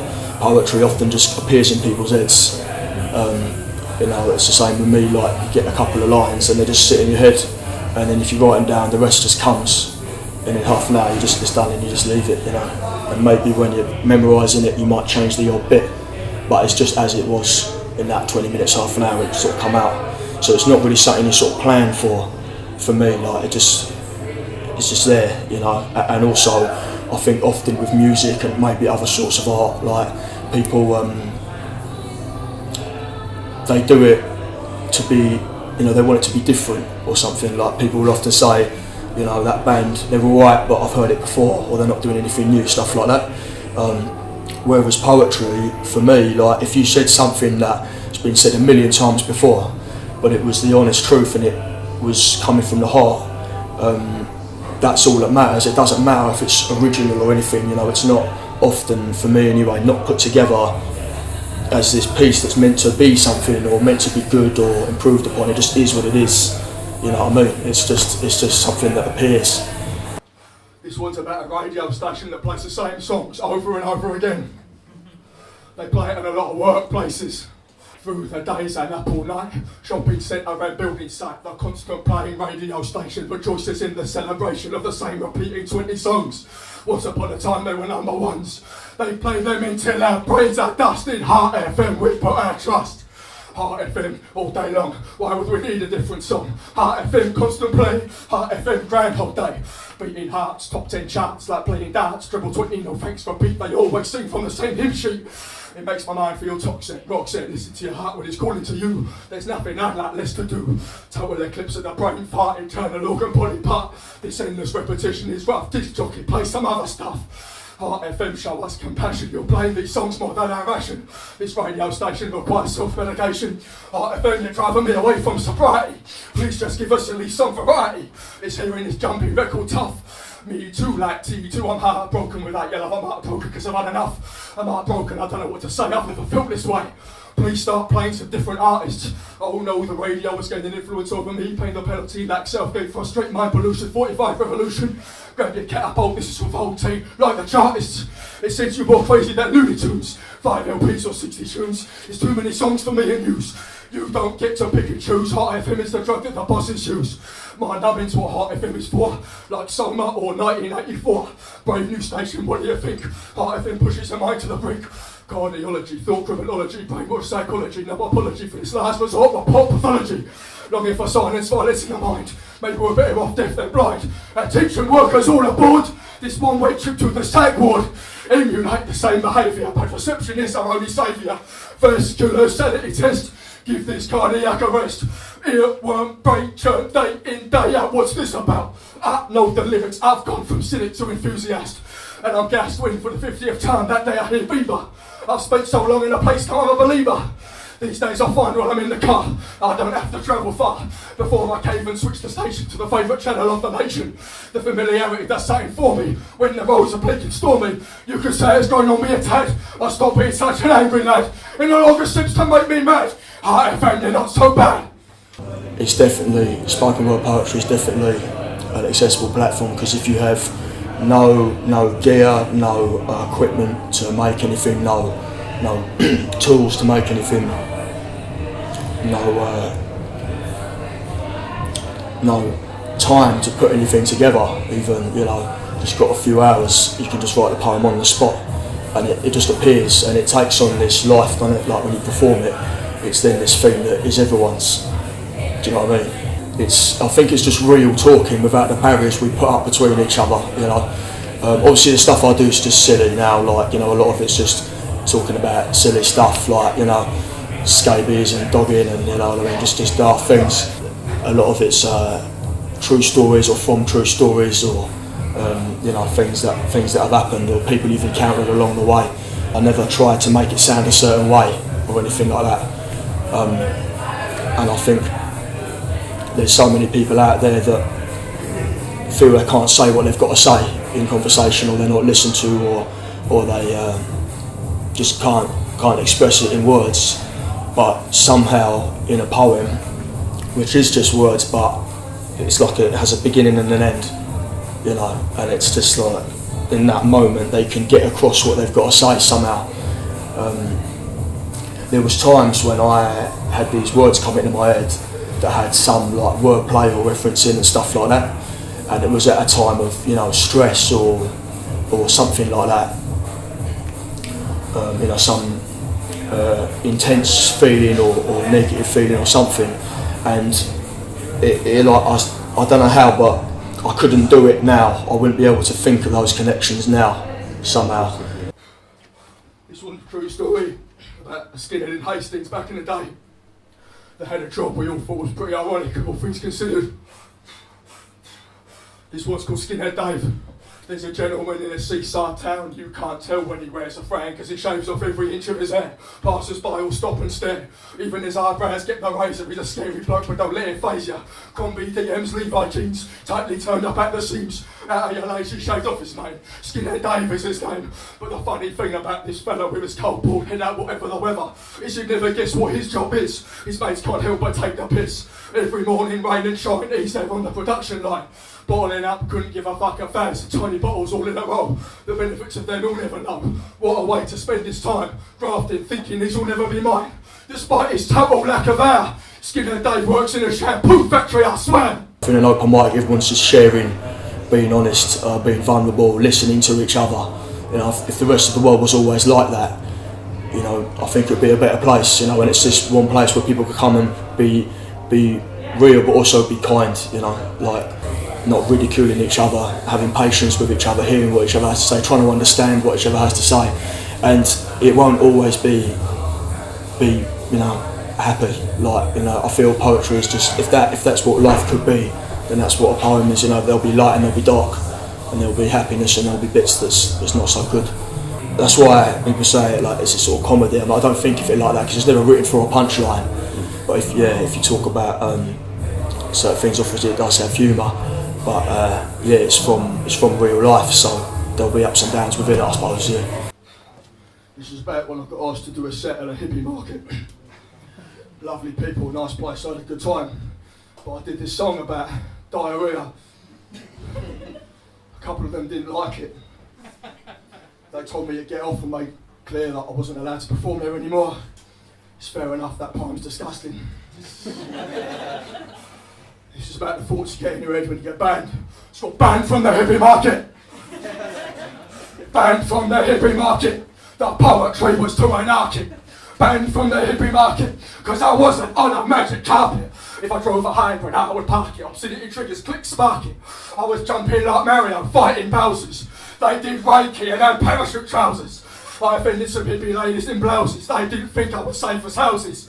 It shook to Paul and caused fear when I did a poem about diarrhoea. The market couldn't feature redeeming for fear of shit stains out of cleaning. The yoga teachers didn't like redeeming features. I didn't sell crystals or organic peaches. They don't care for vulgar speeches, but this is where the cult leader teaches. Banned from the hippie market, namaste. I never plan on spitting there, all day. Said they only wanted the pastor boys, not people like me who make too much noise. They don't like the bars I choose, and they don't like me cause I wear shoes. The hippies get me off mid-set, I don't listen to psytrance or Duquette. Maybe I'm making a feeling of it, and really they just thought I was shit. Redeeming features, bad for the mic for talking shit. Redeeming features on your bike, redeeming features, take a hike until your features are out of sight. There were points when, you'd be in a certain way that felt you couldn't get out of it, and you'd be having experiences in your body and experiences in your mind, and I think life would things would shut down. You couldn't function in society or whatever. I couldn't get through the day, and then you'd take yourself to an open mic, and because I'd memorised all these poems, it was like the ABC, it was like the alphabet, so I just knew them, so I could come and explode with these things that I just remembered. I didn't have to try to remember it because I'd memorised them, and it was a way of me making that energy of, say, like palpitations and tremors and moments when you weren't in control, channeling it into a moment when you can scream something you've memorised and it lets it out.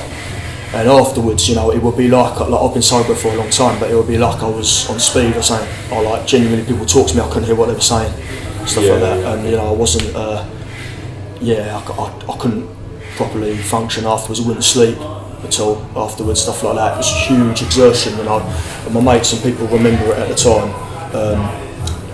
And then I actually had something called EMDR, which is really good. I recommend it for anybody, but that really sorted me out over time. And after that, I just thought it's not going to be authentic for me to do these poems anymore.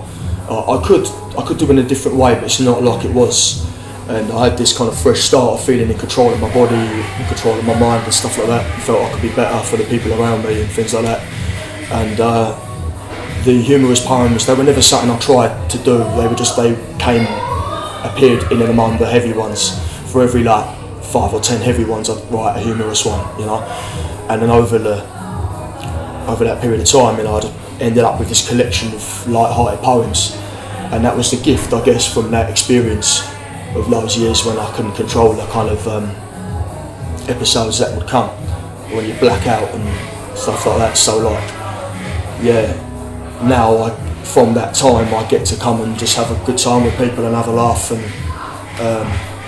it's a lot of fun. I'm having a really great time with it, to be honest, going around doing it on the weekends or after work or whatever, and just having a good time with people. It feels like party poetry or something, you know what I mean? And I really enjoy that. I love that. So it's good, and it's not going to be for everyone, not everyone wants to hear about swellings on your ball bag or whatever, diarrhea or whatever, you know, like, but that's all real life, that's all stuff that happens, you know. So like all the time when you might look at a poem and be like, oh, am I going to share this? This is like silly or whatever. I'm like, yeah, but it's true. Do you know what I mean? Like, you know, it's about someone who does a thing that you met, you know, or it's about something that's on my body or whatever. You know what I mean? Like, it is what it is, you know. And it's like, why hide it? Why be embarrassed about it? Like, you know. Here's that diarrhea poem I mentioned. Diarrhea, loud and clear, living fear, ignition near, terrified and knowing of a constant flowing like a waterfall, a gift from nature or man-made. We are, oops, oh dear, asshole burning like Brighton Pier, shedding tear, exhausted, losing power like King Lear. Way too runny, not so funny, battle atrocity, fucking viscosity, giving, come what may, fecal eruption like Pompeii. Food poisoning, day another day like James Bond, putrid brown pond. Quaking, shaking and stirred, living in constant fear of the third. But crush toil, casino royale, not gonna make it, cubicle scramble, gamble, Texas hold'em, sweat turns cold and legs are folding. Touching clock, feel the broken seal, yesterday's meal. Deal with your hand, keep it in, play the cards right, try and win. Cleanse your hold tight, delirious swims that spin. Shakespeare arms, poo stained palms. F1 speed, obscene latrine, pit stop, please stop, lesson learned like Aesop's fable. Stool on both the floor and the table. Cause a mess and then abscond, there's no magic wand. Harry Potter, I forgot the secret spell to escape from this hell. There's no way out, detox, shit out the gout. Evasive maneuvers, ice cube souvers, discharge oozes. Hear nothing, see nothing, chuffing. The nightmare continues, grab the beat, use anything that is the hand. Referencing bowel condition to the hardcore band. Look at the poo, it's barely solid, liquid not molded. Harsh words, arse is firing at turns with enough bad to score goals. Like poor skulls, red holes, angry souls, deaf tongue. Don't catch it, set it, move a coal. Yellow and brown, trickling down inside my thigh. Oh, please, why don't get in my eye? Ammonia, the world over, Cardiff to Catalonia. The arse and screech, the shit defeats and stains the sheets, makes us melancholy like kids. Arsehole spurting like toilet seats. Everyone gets it back as it needs. Unwanted intrusions from your rear. The curse of explosive diarrhea. It just got to the point when I was at that first open mic when maybe I was past the point of kind of caring about people knowing the truth, you know, and in my poems that I would confess to all of the things I've ever done that I regret or regretted, you know, all of them, just raw, just say it, just be like, yeah, this is me and I did do that, you know. It had moments that would be tricky to share, but something about the point I was at before I went on and did it, I felt like it was like the last 5 minutes I was going to be alive at the time. I just felt like that, well, if this is it, at any moment it could be it. And I was like, what do you want to be in the last 5 minutes of your life? Do you want to be hiding, or do you want to be just being honest and raw, like, and who you are and sharing? So I just got up and talked about challenging moments, and then ended with something that made people laugh. I didn't think I'd ever do it again, but when the opportunity come back, I was like, yeah, those are the moments when we're real. You know, it's like being naked, it's like there's nothing you can hide. That's it. It's like, that's why I call it, there's lots of reasons, but redeeming features, you know, it's like, because the poems, like, they are poems and that's all they are, but some people say it's sort of like a song, because they remind them of punk songs, you know, and you know, I guess it's just a thing. It's just a thing that happens back then. It was a thing it's an explosion that happened. It's like, what is it? It's on a night. It's on a stage or whatever. It's sort of just an occurrence. It's like a feature. It's something that's happening in the night. And I felt like it gave me some redemption from me not being the person I should have been. So the poems are my redeeming features. This is about some crusties who used to live next door to me in Bristol. They had a big horse box truck. They started having orgies in the back of it. There wasn't a lot of room back there, so we ended up with all kinds of arguments and disagreements. It was awful, but they just kept having these parties. This was called horse box orgies. Don't attend horse box orgies. It's never going to end well. You'll find yourself trapped inside a horse box orgy hell. 3.5 tons of vehicle shaking. There's banging and crashing inside. It all seems like fun and games until you have to swallow your pride. Orgies in a horse box, way too tight a space. There's barely room to work out what's an arse and what's a face. All sports orgies are a disaster waiting to occur. The writhiness of perspiration will all start to blur. Forget about horse box orgies, you'll see everything that's yours. If one of you's got the clap, you'll all end up with a round of applause. If you receive an invite to a horse box orgy, just say no. Even if you manage to have a good time, your sexual health may pay. Only fools and horses, only disappointment and shame. Horse box orgies are a fucking shit show, the idea is insane. Find our vehicle sex parties should only be for horses. It won't strengthen a relationship, they just need divorces. Horse box orgies are a bad idea, and they descend into violence. All the elation and merriment can swiftly turn to silence. To hell with horse box orgies, it'll always end in tears. It kicks off more horse box orgies than you've seen in years. Horse box sex parties cause mayhem. You never believe what I saw. This melodrama at horse box orgies stand on Channel 4. Do not frequent horse box orgies, they're a terrible idea. When people mention them to me, I get the horse box fear. If you get summoned to a horse box orgy, you should always negate. Equestrian transportation vehicles are no place to fornicate. Whose bright idea were horse box orgies? Who thought of this awful game? Find the love in you and save yourself the pain. Thank you. Yeah, I think it's the one moment where you can just be completely yourself. Obviously, you can live your whole life being completely yourself, but you know, it's a moment when people are ready for that in a poetry environment. You know, and then if you take that approach to other places that aren't normal poetry places, people might not be used to it, but why not put it there? I think like, you know, I still play in punk bands and that, but it can be quite insular a little bit, you know, when I think that music's for everyone, you know, and poetry is it's a great vehicle for anyone to get up and be themselves and do their thing.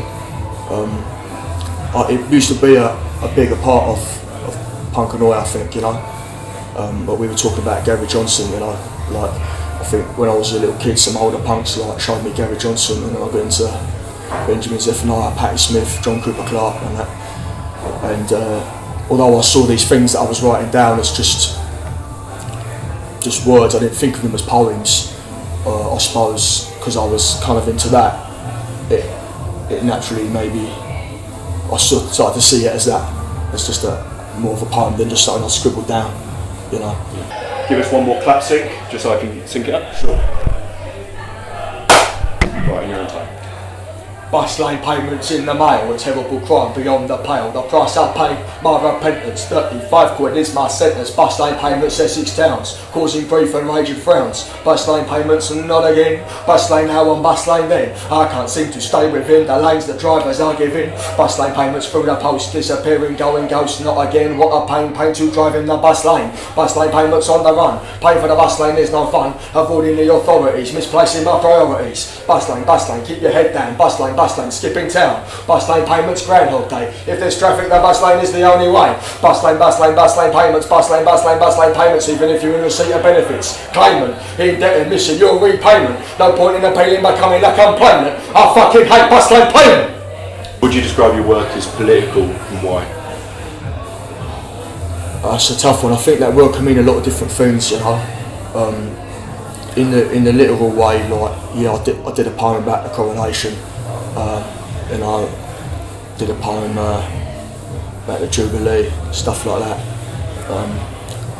Done a poem about being, you know, a young person in the punk scene, and like people, you know, on the far right trying to talk to you and stuff like that, and you know, just, you know, not paying attention to it basically. I think that's still worth saying, you know, today. This one was about when me and mates were teenagers, if we were in between jobs or places to live, I used to say I'd rather be a bum than an arsehole, and sort of became a saying, we started saying it, so yeah, this is about that. I'd rather be a bum than an arsehole. Workplace aggro can take its toll. Boss man, lost man, we all pay the cost man, ice cold man like Jack Frost with a business plan. I'd rather live in chaos than need control. I'd rather sell pills than sell my soul. I'd rather be a scrounger than a thief. I'd sooner have no teeth than deal with a beef. Workplace, time waste, unmet needs, leave sour taste, running out of toothpaste, get that angry look off your face. Gratitude, not attitude. I need the dough, I got nowhere to go and nothing to show, so I'll let you know that I'm done enough I run. Cause the boss don't care about you, so be aware. Never trust the hand that bleeds ya. Prioritise the ones who need ya. People judge you for claiming the dough. Mark my words, record it, let the cameras roll. Don't let your job leave you in a bottomless hole. I'd rather be a bum dirt and asshole. See this watch right here. Listen, yeah. Okay, yeah. Come close into this watch. My broski got me this watch for my 30th birthday. Big up. Everyone watching right now, yeah? Hey, get yourself a watch as well so you know what time it is. You know what it is? What time is it? What time is it? What time is it? DIY emo. Yeah, fucking back, boys. Okay. What? Sunday best. Sunday We're taking over the world. Okay. We're gonna make £1 million. We're gonna play a show on Sunday. We're gonna get rich and fucked up. Yeah, we've been too serious in the whole thing, okay? Yeah, Let's stop being weird. We're gonna have 5 separate dressing rooms, like that, okay? 5 limos. We're gonna have giant pointy shoes. We're gonna play Big our up, headline yeah. show yeah. Taking over the world, mate. Hell yeah, baby. The takeover is on. The takeover is on. One borough of Sunday London best, at a baby. time, baby. Sunday best, baby. The home county.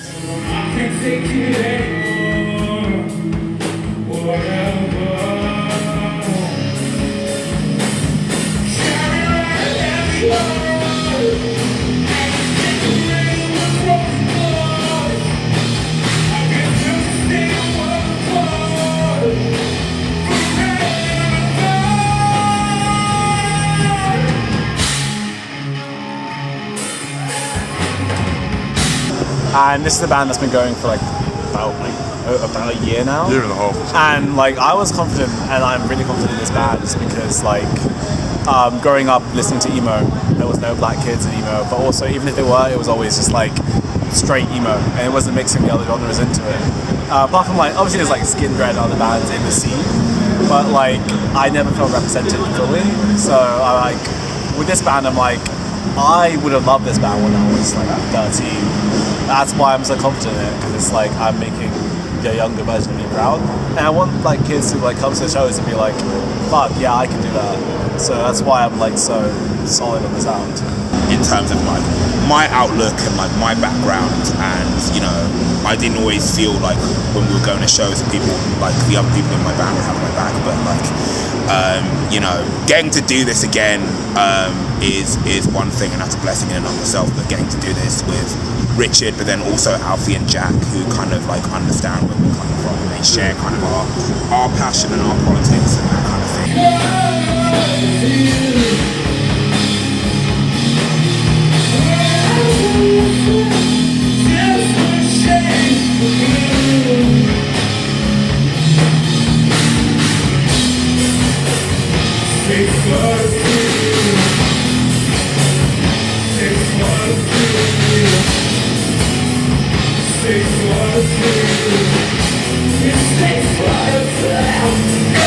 Draws from at the drive-in, bands like Title Fight, bands like Deftones, kind of all over the shop. But then it also draws from kind of you're quite into African music. That's one of the biggest things I think for us as a band was, I think when we first met, one of the main reasons I was I want to join you guys, I want to sort of play guitar for this, was we were talking so much about Fela Kuti, a bunch of reggae. I think, just as much as I think we bonded over the bands At the Drive-In, Title Fight, all that stuff, we also I think me and you have spent multiple hours talking about Brazilian jazz funk. Oh, 100%. Just as much. Yeah, but I think even if it's not as heard as explicitly as the sort of the emo and the post-hardcore influences, I think it's definitely there in the rhythms. I think we've all, as a band, been very conscious to try and have a bit of a groove to us. And as much as we the breakdowns and stuff, I love that. You gotta move. You gotta have a bit of a groove to yourself. You know what I mean? It means people are very unsure what to do. That's what I like. Do I throw hands? Do I Dougie? What we doing? But I love that. Do both at the same time. Yeah, honestly, both. You are part of the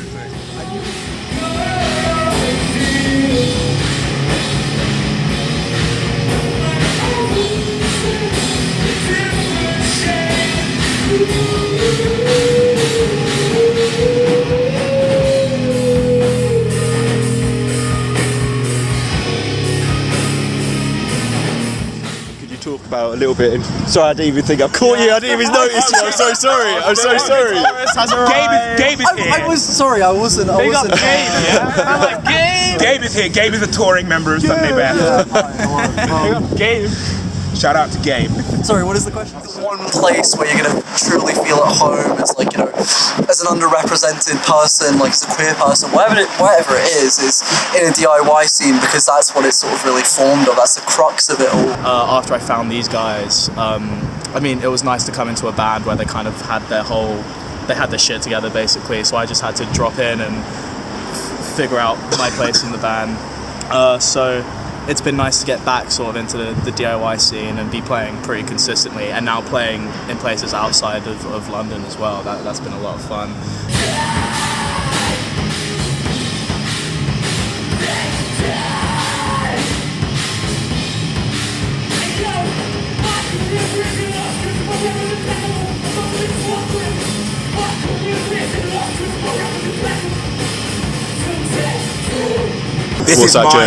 This is my local venue, like the New Cross Inn. I have been here so many times seeing like bands I love, everyone from kind of like the small punk bands to like bands like The Story So Far, bands like Every Time I Die. I've been kind of involved in the scene all throughout South London, through like, you know, back when DIY Space for London was a thing, in Peckham. Rest in peace. I miss DIY Space every day of my life. Could you introduce that a little bit more? So DIY Space for London was a warehouse behind the flats where you know, you could come and you can put on a show, and it didn't matter how much experience you had or like, you know, who you were. You could put on a show for cheap. You can run the bar yourself. You can put on workshops, and it was this amazing like community hub where, you know, a lot of bands, you know, bands like Charm Pit, Big Joanie, that went on to do like great things, came from that scene. And that was a scene I got involved in sort of kind of after I moved back to London from university. And you know, I was there kind of soaking it up. Then I joined the band and I got to play DIY Space once. Then the pandemic happened and it went away. And now kind of, you know, even though that's gone, those places kind of exist in little pockets all over London, you know, depending on, you just have to know where to look. And you know, I was not in a band for the longest time. I was trying to stay in the mix by like, you know, going to shows and hosting shows for people, doing stuff with Decolonise Fest, on which I'm the committee. That's the festival for which platforms punks of colour and people of colour in an alternative scene. And then, you know, I finally decided that I wanted a piece of it. So the idea was to start Sunday Best, and you know, it worked out so great in terms of like the lineup and the you know, the mixture of it has gone so brilliantly, and you know, here we are now. It just came from like a fervent desire to be involved in the scene. I feel like at the part where I joined in, I got a taste of kind of being in the DIY scene, and then everything shut down again. So I am making up for those lost years now. I was born on a few minutes down the road at Littleton Hospital with good to be home. So this song, if you're someone who likes punk, if you're someone who likes DIY, this song is for us. This song is for those of us who live in the margins of society that are constantly dealing with threats of elimination, constantly dealing with threats to our lives. But I tell you what, we're not gonna let those songs cross us out, are we? Hell no. So, this song is for us. And if you know what I mean when I say this song is for us, then this song is for you. It's called Margins.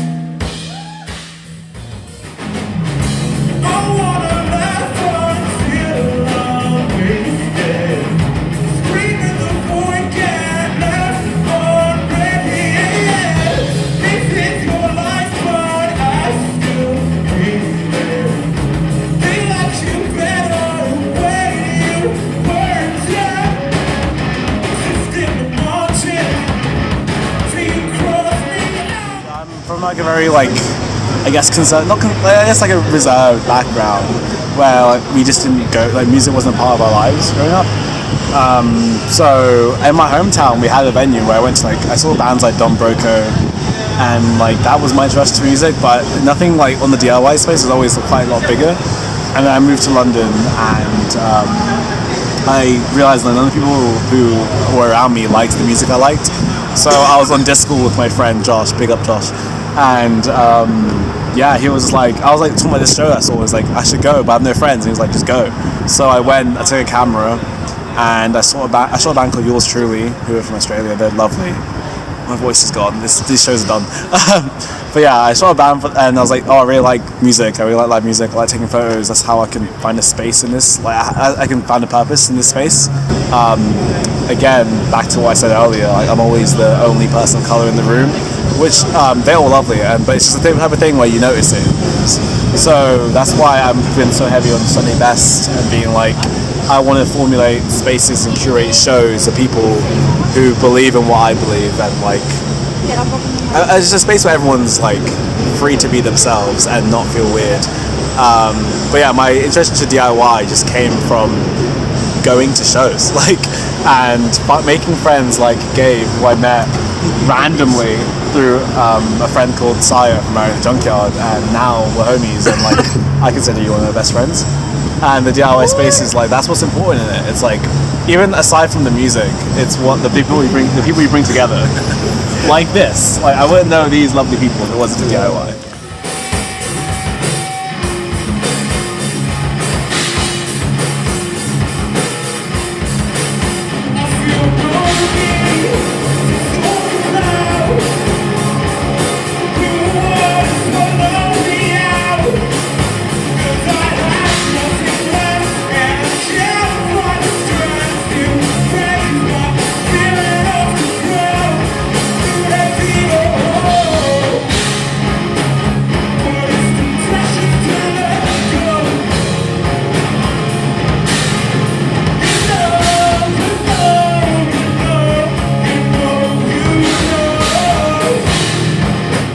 Shows, but the first two shows we had to kind of organize ourselves, and the shows that I want to be playing the most are shows that we're gonna have to organize ourselves, and it's not easy to curate a safe space in this industry. There's a lot of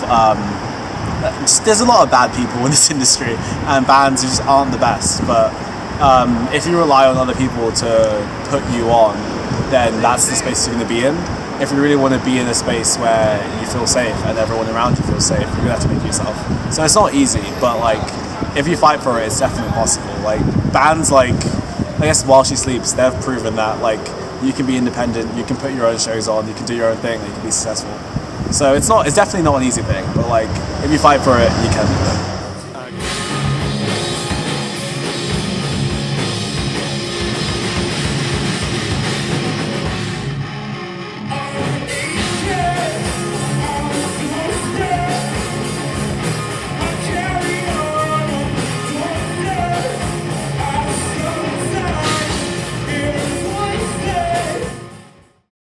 In modern day terms, we often associate poetry with things like classrooms and textbooks and something to be read rather than something to be heard, whereas the origins of spoken word and poetry were the earliest forms of entertainment round a campfire settings to your 18th century candlelit drawing room. So it's really about taking poetry back to being a live art. All the performers at Poetry Brothel have their own character and their own persona that they're working within and performing from, rather than just being themselves and as they get up on stage. So I perform under Sauvage Desaad, and we have a whole host of poets. We like to say that there's a poet for everyone.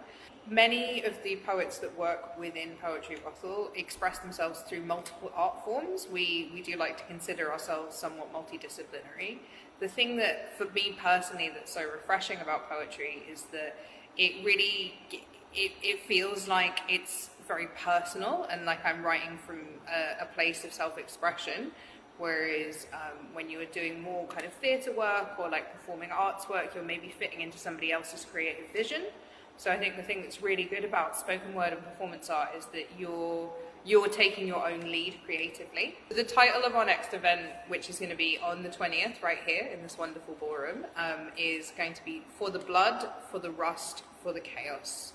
And we're exploring themes of the underworld, and there is this Swedish word which is death clearing, which is kind of the admin that you need to go through regarding your own passing away. But what we're looking to explore is kind of the underworld, delving into the darkness of ourselves, what we can reach when we get into that dark space, what rebirth looks like, and how to explore kind of themes around the darkness within life, but that can still be uplifting.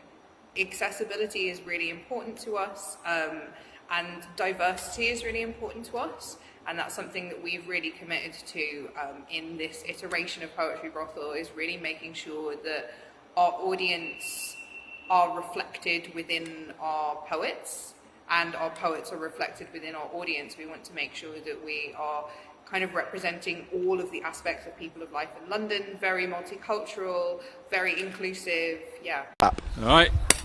Cool.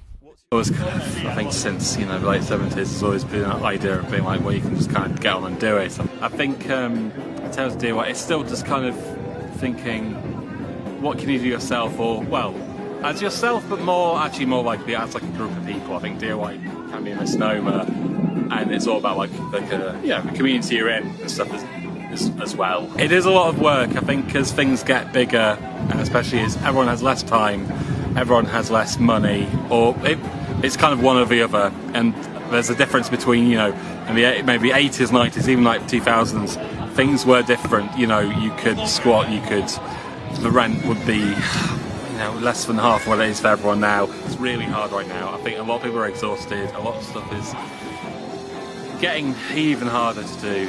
There's an element of proving that you don't have to go do things through official channels, or increasingly don't have to have a sponsorship deal or those kind of things to go and make a kick happen, or those kind of stuff too. So it's just still trying ways to work out how to keep going and kind of create your own stuff, which is quite nice. There's places to do stuff without permission from a booking agent or a label or brand or the police or everyone really. So places like this is brilliant, because this feels like a kind of defiant thing against that, and these places are really cherished. So it is more difficult, it is still possible.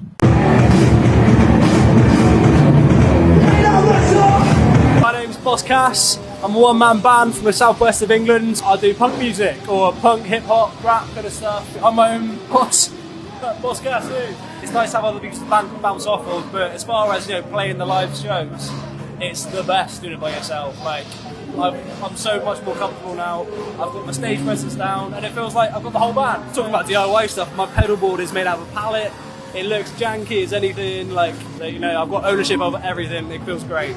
One of my next songs, there's going to be a lot of references to people from big cities buying their second homes in the southwest and absolutely wrecking it in the summer, especially in Cornwall, Devon and Cornwall. The seaside towns, they just die in the winter. People leave. There's no one around. There's no hustle and bustle. Cafes are closed. Restaurants are closed. It's because everyone buys the houses up in the area and goes down there for the summer. It's why the house prices have gone up.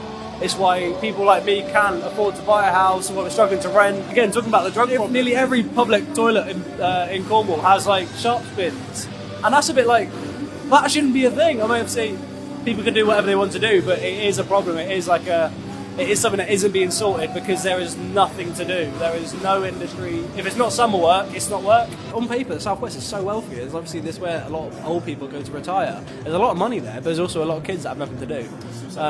Still very much suffering. It's for poverty, again, boredom. Boredom's a huge thing. There's not many youth centres. People like me come out playing gigs. It really keeps you on the straight and narrow. It is hard to get out of bed sometimes, but you just got to keep going, because you do get those little gems, those little nuggets of gold. You get a good day and it just makes everything worth it.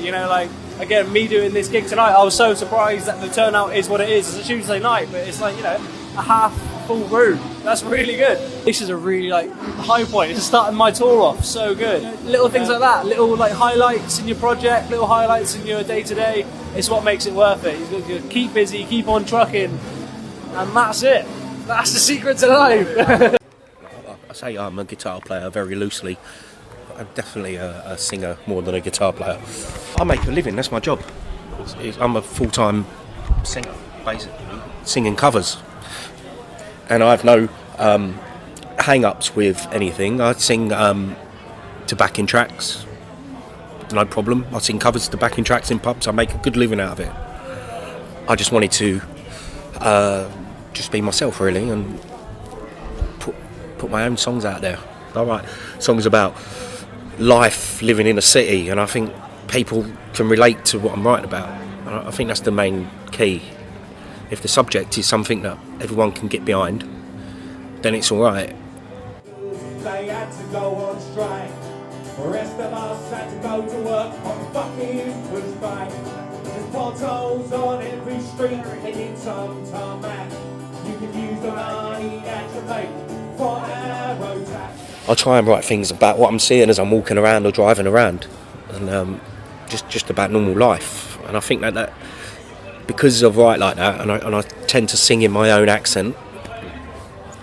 I don't have an Americanised accent. It's very much a London accent. I think the people around here, particularly, they think, oh, I can relate to that guy. The main thing was when Charlie got murdered. I don't know Charlie. I don't know his family, but it was literally on our doorstep. It was. And what's bizarre about, I find it bizarre, really, not bizarre, but just sad. He got knocked over. He ran motor moped, got knocked off his bike by a gang of 5 in a 4x4. They jumped out, attacked him, stabbed him, killed him. In the process, another 16-year-old that jumped out of the car got stabbed and died. So 2 boys got stabbed. 2 16-year-olds got murdered in our town. And that just got me thinking about knife crime, and what my first memory of it was Stephen Lawrence, because I was young when that happened, and but I remember it, and that is only maybe 5 miles away. So I was like, fucking hell, like that's that's there, and that was 30 and lit. So Charlie got stabbed in November of 22, and I think this is off the top of my head, but I think in May 23, Stephen Lawrence had been murdered 30 years previous. And I'm thinking in my head, like, in that 30 years, there's so many children that have been killed. And what have we learned from it? Nothing. It's still happening. It's probably more now than ever. Like, nothing has changed. And that's what the story is about. Saturday around by. The boy rides for his life. He's knocked down by a coward with a knife. Blood pumping his fear in his eyes. As he feels the coldest steam inside. Body lay lifeless on the floor. Story we've heard too many times before. The politicians have changed London a lot. There's a lot that I don't agree with. And then you'll hear it in the songs that I sing tonight. You just get taxed for driving your car. Just literally for getting in your car and driving it. You know? And there's things like that have changed drastically from where you live in other areas, particularly, I think. But yeah, generally, I don't think London's changed. I've grown up here all my life, so I lived in East London in the 80s, 90s, and it's always been a bit rough. It's always been a bit what it is, you know. And another crying mother's son won't be coming home, 'cause he's dying on the cold London stone. And society's in tatters as another family shatters. Sirens and flashing lights light up the London sky. Society's in tatters as another family shatters. Sirens and flashing lights light up the London sky. London sky at night. Light up the London sky at night. Light up the London sky at night. Light up the London sky at night. You've got a mayor, and I have no. With political parties, I've come to the conclusion they're all the same. Okay, yeah. So I'm not digging out one or the other. The mayor at the moment, he doesn't drive. He has no idea what it's like for drivers in London, and he's putting all these new laws in where you have to pay a fee to drive your car if it's over a certain age. So the mayor is completely different to the Prime Minister in terms of their parties. He's telling you can't drive this car because it's pollution and whatever, and then you've got the Prime Minister that flies a jet to get from Manchester to Newcastle and then back to London, and it's like, and I've got to sell my van because it makes too much pollution. You know, now I can't afford to replace the van that I've had to sell. Then there's nothing wrong with it, perfectly good car or van, I can't use it anymore.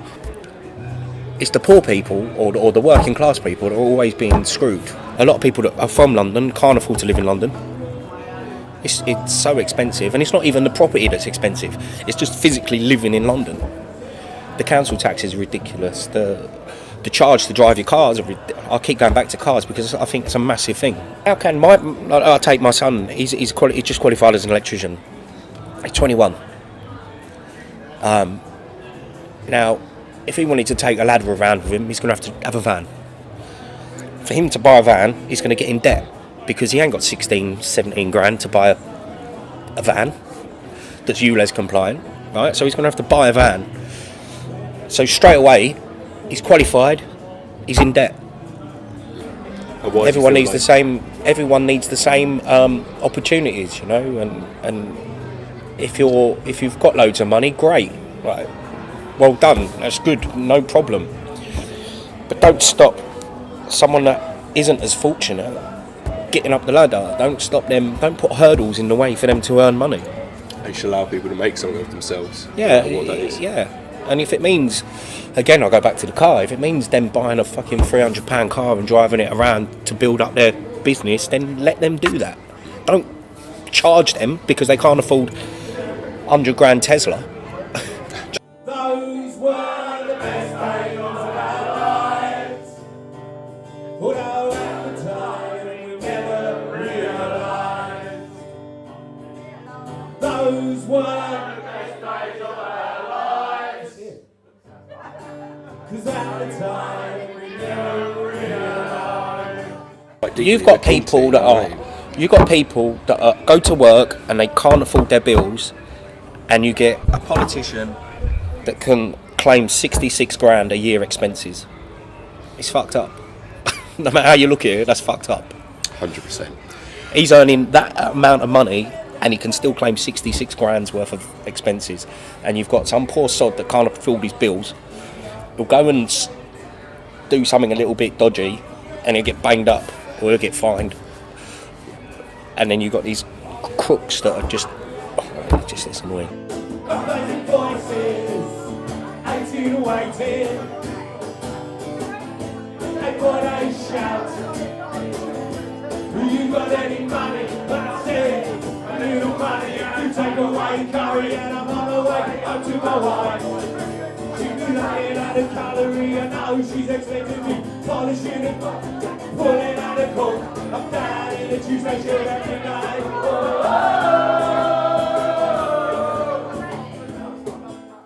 Actually had my wedding in here, underneath this tent. There's a great stage, but it's cold, so we're not there. We're in the little room now. I live at the end of the alley. We've got Meg Johnson, she's opening it up. She's playing right at the moment, and she is a barmaid here, but she's got a fantastic voice, and she's done the open mic, and I said, look, you need to be doing more stuff, so get involved with us. Then I'm going to go on, and then we've got the theme that are going to go on. They're like big local band around here. So, and there's so many pubs that are closing now and being turned into flats. It's good to keep something going. This is the only pub in this area now. It's a prime piece of land, you know. You've got BT have just sold all this land next door. No doubt going to be flats, and they want to get hold of the pub, but they're not letting them. So. One of my favourite lines from anything is a punk poet who said Hitler couldn't flatten London, but the town planners are, and that was written 79 or 82, so around that sort of time, and it's still just as relevant. I think I'm going to keep that in my mind, actually.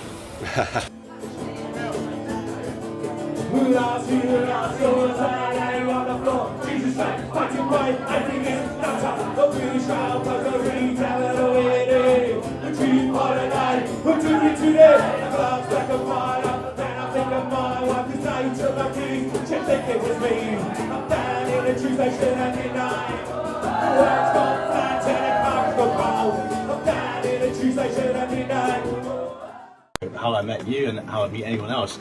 You meet someone, you become friends with them, acquainted with them, and you realise they have something going on, and if they invite you to some sort of event to participate in, or if I've got something going on and I think they'd be fit for the criteria, I'd be like, yeah, sure, why not? Let's get a little collaboration going. So I think it should be working. There shouldn't be no snobbery or anything like that going on in terms of music, especially in this sort of level, and even at the top as well, if that's your thing.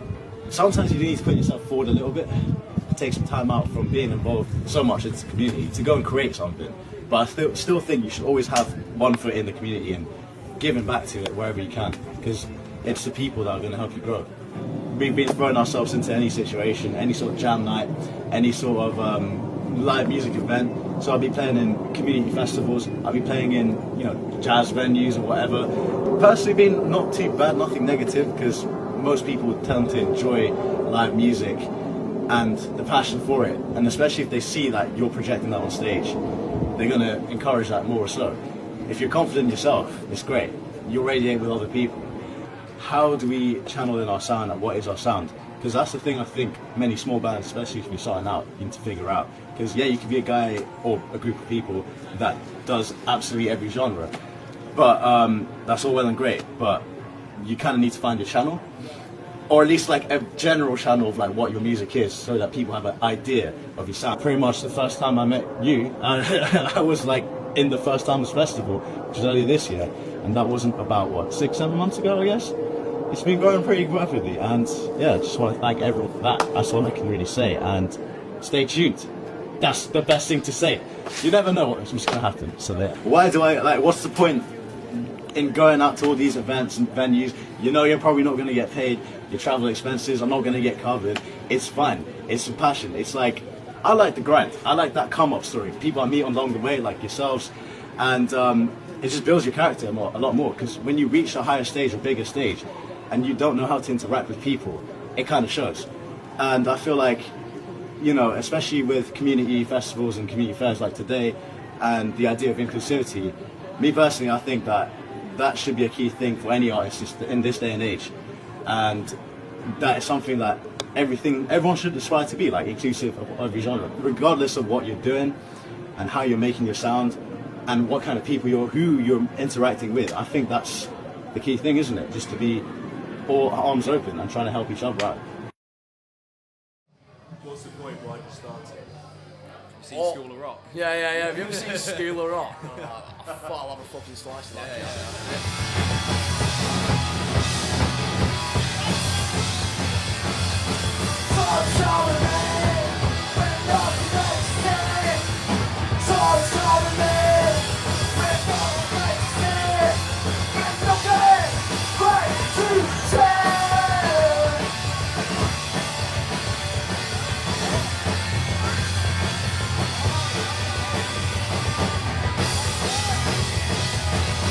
If you want to play in a band, then you've obviously got to fucking play gigs, haven't you? Do you know what I mean? Like, it's like, honestly, nobody forces you to start a band.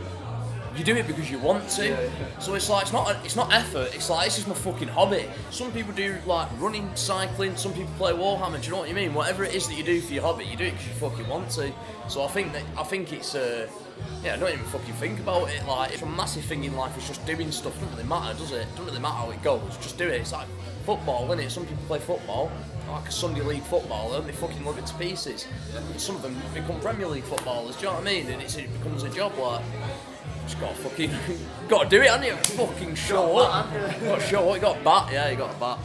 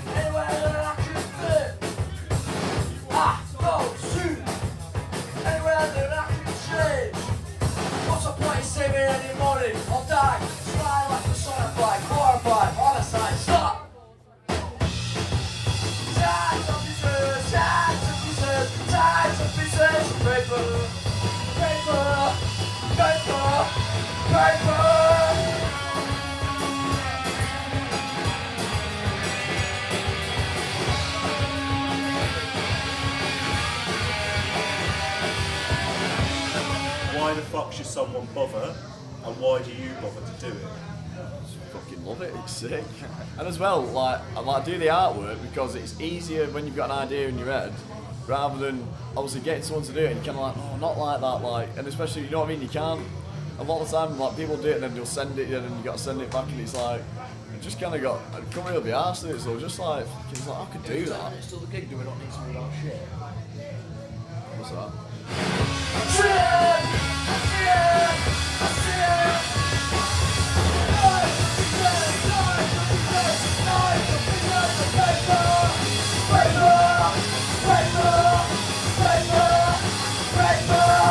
It's very, you know what, it's fucking weirdly therapeutic as well. Like making cards, cutting stuff out, patience, you know what I mean? Just like detail. Patience is a word there, man, that's the key. Mate, you need a lot of that, but if you got patience, you can do it.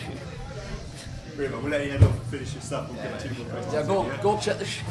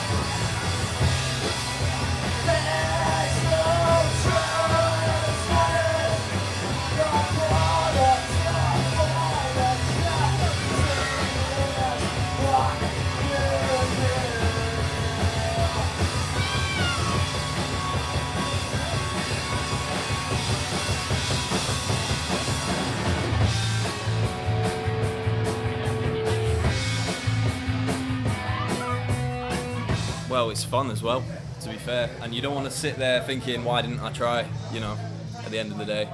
There's people who don't try and they never do it, so at least if you give it a go, you can say I gave it a go. No one else is going to do it for you. No one else is going to do it for you, so yeah. 100%. 100% glad, yeah, 100%, yeah. I've had some great times already, so wouldn't take it back for anything.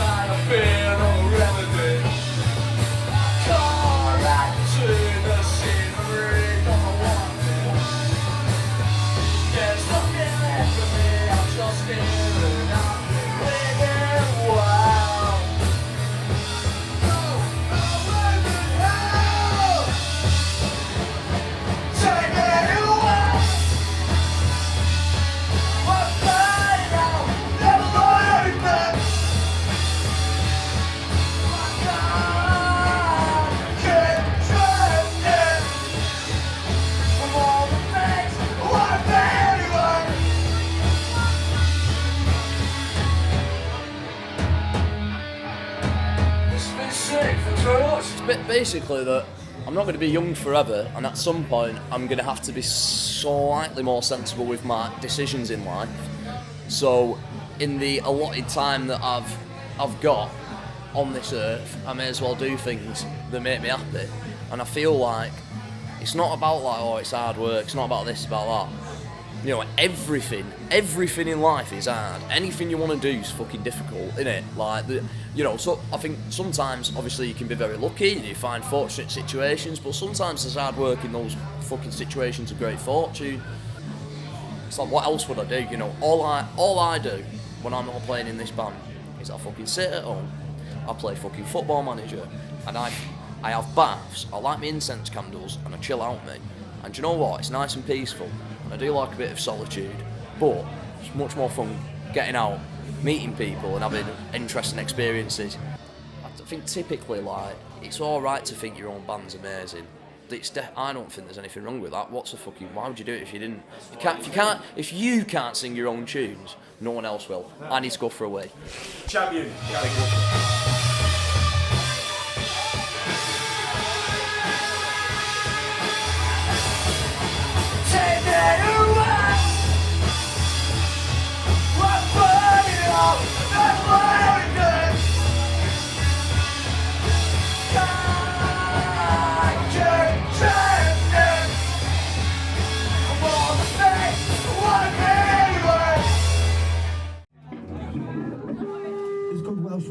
If somebody's into something, I feel like they should have the skill for whatever it is, because then they will get good at it and have a life of it. If they're just always told they can't do it, they're going to have the confidence. I feel like lockdown really made people just realise like how much fun they have playing music, and they're like, you know what, I'm going to go for it, because I mean the world's just going shit, so you might as well just have fun. I wouldn't ever say to anyone, oh no, don't trust don't trust that you're not going to get anywhere, because if someone's having fun, someone's going to have fun. I definitely wouldn't have thought this time last year that it would be a grind. Yeah, exactly. At a fucking underground, weird, small punk venue. It's not Wembley, but it's still fucking massive. No, I don't know. I've got ADHD, so it's very much a release. It's like a place where I've been growing up, getting told off for like fitting in and whatnot. I can just do whatever I want. It's my stage, my songs. I can just jump about, and everyone respects me for it. And it's nice. It's just I get a bit of like freedom, a bit of happiness. Like, it's one thing like playing music, that's really fun, but when you realise that everybody's enjoying it, you hype everybody up and everybody hypes you up. It's a massive like release of energy. We're like singing along to some of our songs. We're like 6-7 hours away from where we live.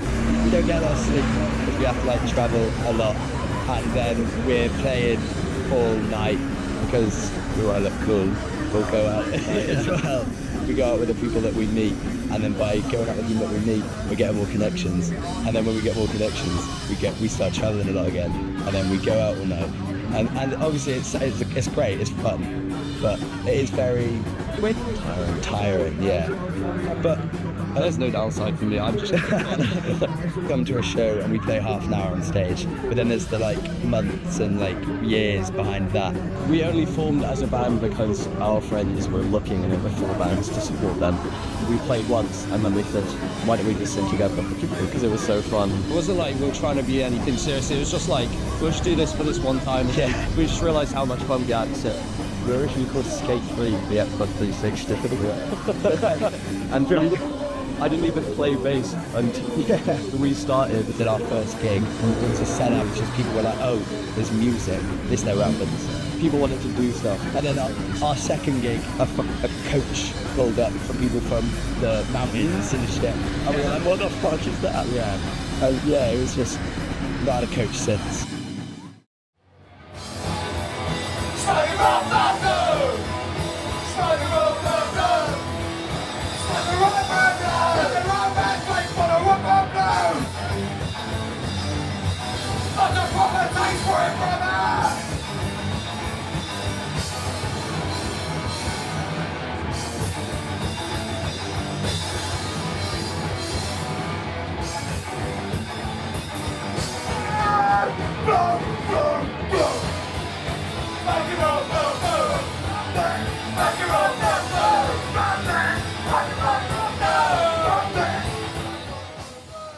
When I was younger, like obviously, like just still being in school and stuff like that, like again talking about Scoundrel, like great Kingston band it used to be about, and I mean they used to set up gigs in Heatham House in Twickenham, and it was just like a youth centre, but they had a little basement and they used to set up gigs in there, and it was always free, but it was always just like your mates. It was never like you'd go there and everyone knew everyone. And I think for me, like I started going there and watching Scoundrel, and for me it was just like, this is what I want to do. Like this is fucking amazing. Like everyone knows everyone. Everyone's here for a good time. You know, we're all screaming, shouting, like pushing each other in the dark. And I was like, this is a bit of me here. So then ever since then, I was just like, I want to be in a band. This is what I want to do. I want shows like this. So yes! yeah. Harry, you smashed the fuck out of that shit. Big love, Bro, fam. I was so Big love. kitty. I was so kitty. I thought that, no, seriously, I got so kitty. I thought Boris Johnson would drafting us for war. I was sitting there for about an hour thinking Boris Johnson was drafting us for war. We'll bring him in next time, kick his head in. Bojo gets the kick in. Bojo gets the kick in. We're feeding care. Alright, big love, man. Get home safe for that.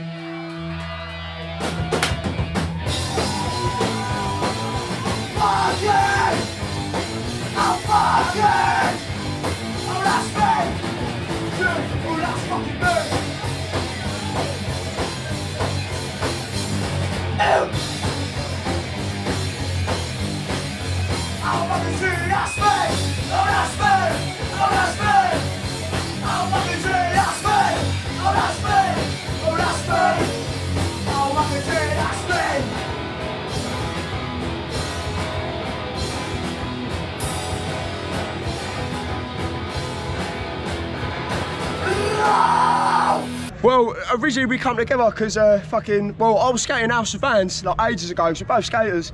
And yeah, I see Macy and he was doing all these like, old school like 80s tricks and stuff like that. It was like right up my street. And he had a Bad Brains long sleeve on, so I was like, right, I've got to flirt with him a bit now. So he charmed me, chatted me up, introduced me. That's it. And then, yeah. And then next thing you know, I woke up with my cacks down my ankles in his bathroom, and I was like, the rest is history. The rest is history. Well, actually, like, all coyly, he texted me like a month later. He was like, I've got some demos, could you play on them? Like, trying to be all casual about it. Yeah, I was trying to be cool. I was like, yeah, low-key, I was trying to start the band and that, but I was just like, oh, you know, like, would you fancy like coming over doing a few songs and all that? Like, yeah, slowly weeding him in, and then, yeah. The old Hamworth Clubhouse. That's it, the Hamworth Clubhouse, yeah.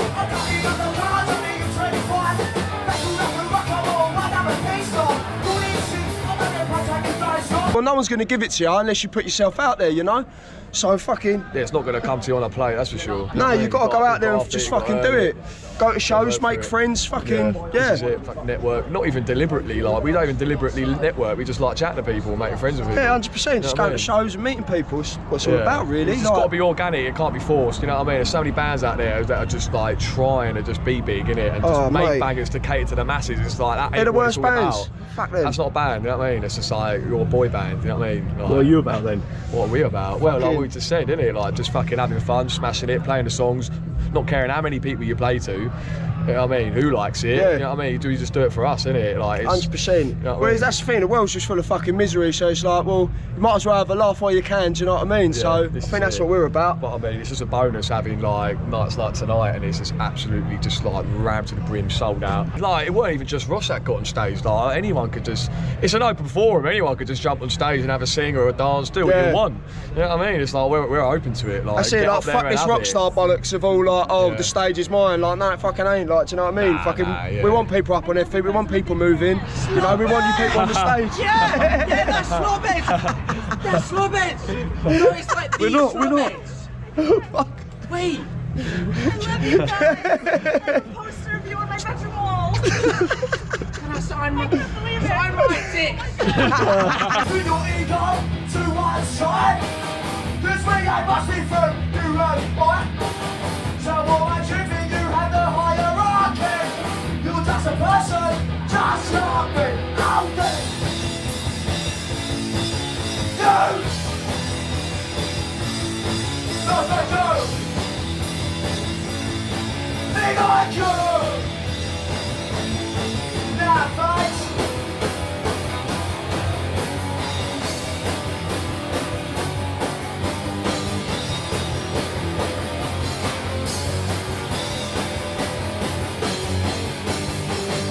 How we feeling?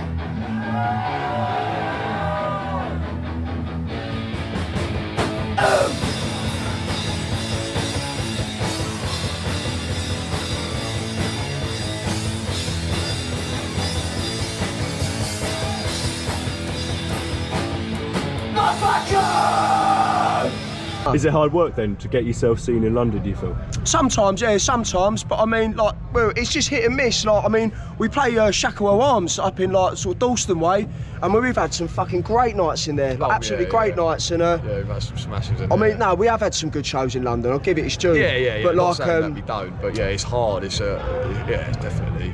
Yeah. Yeah, I don't know. There's something about us. We struggle sometimes, but you know, I mean, you just fucking have a laugh and you fucking play, and you know, it's what it's all about, innit? We enjoy it, so who fucking cares?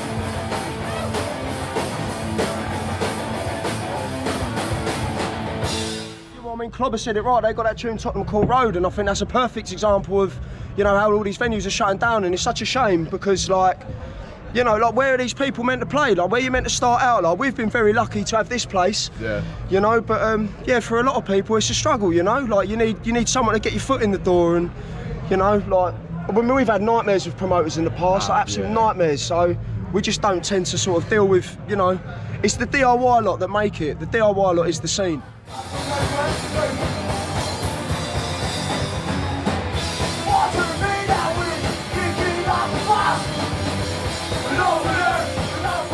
Be yourself, be yourself, write about things in your day-to-day, write about things you care about, And that's the only thing you can do as a band. Be you yourself, know? And think outside of the box, don't try and copy other bands. No. Just do your thing in it and then you'll stand out That's because it, you're don't- making unique music, you know what I mean? yeah, don't talk about things you don't know about. Don't try and act like a rock star. Just be yourselves. And don't, that's the most and don't important sing thing. about things you ain't been through, you know what I mean? 100%. You know what I mean? Yeah. Yo, where's the trolley? Where's the trolley? Get a fucking trolley!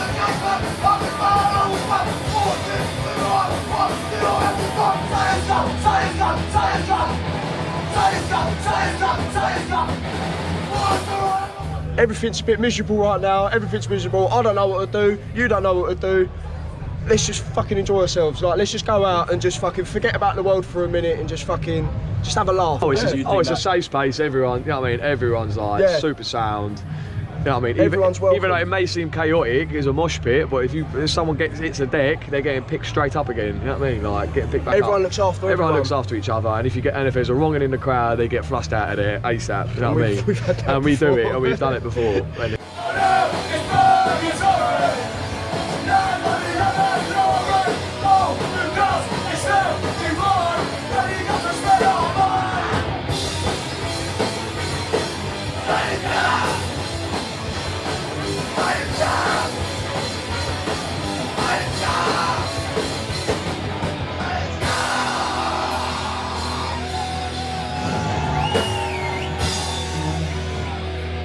going back to what we were saying earlier, people are welcome to come on the stage. Like, we want to welcome that. If there's a barrier in the way, they can't do that. You know what I mean? We like to be personal with the crowd, innit? It defeats the purpose of it, do you know what I mean? Yeah. It's like, we don't want this rock star ideology of I'm on the stage and this, that, and the other. We want it to be all one, you know what I mean? Like, without sounding too hippie and all that, do you know what I mean? 100%, yeah, mate. yeah. No, I get you. We don't like this ego rock star bollocks. Like, Yeah, you know, we fuck want that. everyone to have a good time. Our stage is your stage, you know what I mean? So that's definitely our method of it. Oh boy. Yes, Reggie. Safe boys. Have a good night. See you later, Reggie. Take-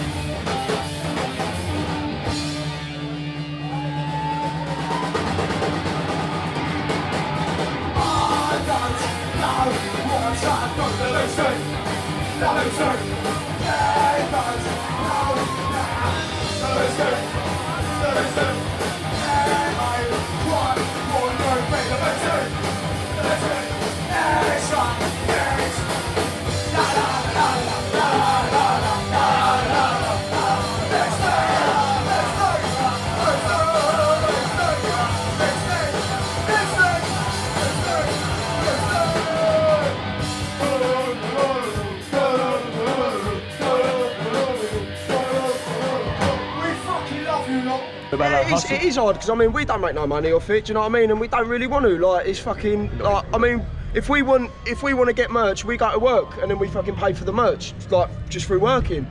So it's just like. But yeah. the money we earn, it pays for the merch, like what we paid towards buying the merch, and then it goes into the band fund. Yeah, it And goes then- straight back in. And then any money in there pays for recording or albums or anything, so it never goes in our pocket. No, it and just- then when that runs out, it goes out of our pocket, whatever we need to buy Yeah. or fucking get merch or I whatever. think we've got it at a good point where it's just like it's quite a nice cycle of just like, you know, Yeah. we can get merch, we can sell it, but then that money means we can get more merch so we can sell more. You know, it's not about earning money, but at the end of the day, the trouble is you need money to get these things. So that's the struggle. But yeah, but I mean, like I say, none of it goes in our pockets. We go to work, that's how we pay for things like this, you know? If it didn't make us happy, we wouldn't want to pay for it. You know what I mean? What's the point? What's the point in Yeah. doing this if it don't make you happy, you know? You spend all your time at work, and then when you're not working, you're either fucking sleeping or preparing for work the next day or whatever. And then, yeah, so it's like, just fucking, you've got to do something you enjoy. Do you know what I mean? And I think that's Yeah. it for us. We enjoy it, and we love Yeah. it, and we won't have it any other way. Yeah, and some bands get to the point where they can earn a living off it and they ain't got to work, and that'd be nice. But and that's off to them. That's off to fair them. play to them. No, they've got to that point, they've made it. You know what I mean? But yeah, obviously that's not the case for us. But we keep working, playing our gigs, and fucking having fun. Yeah, we do it because we love You know it. what I mean? And I think that's literally. full stop there, really.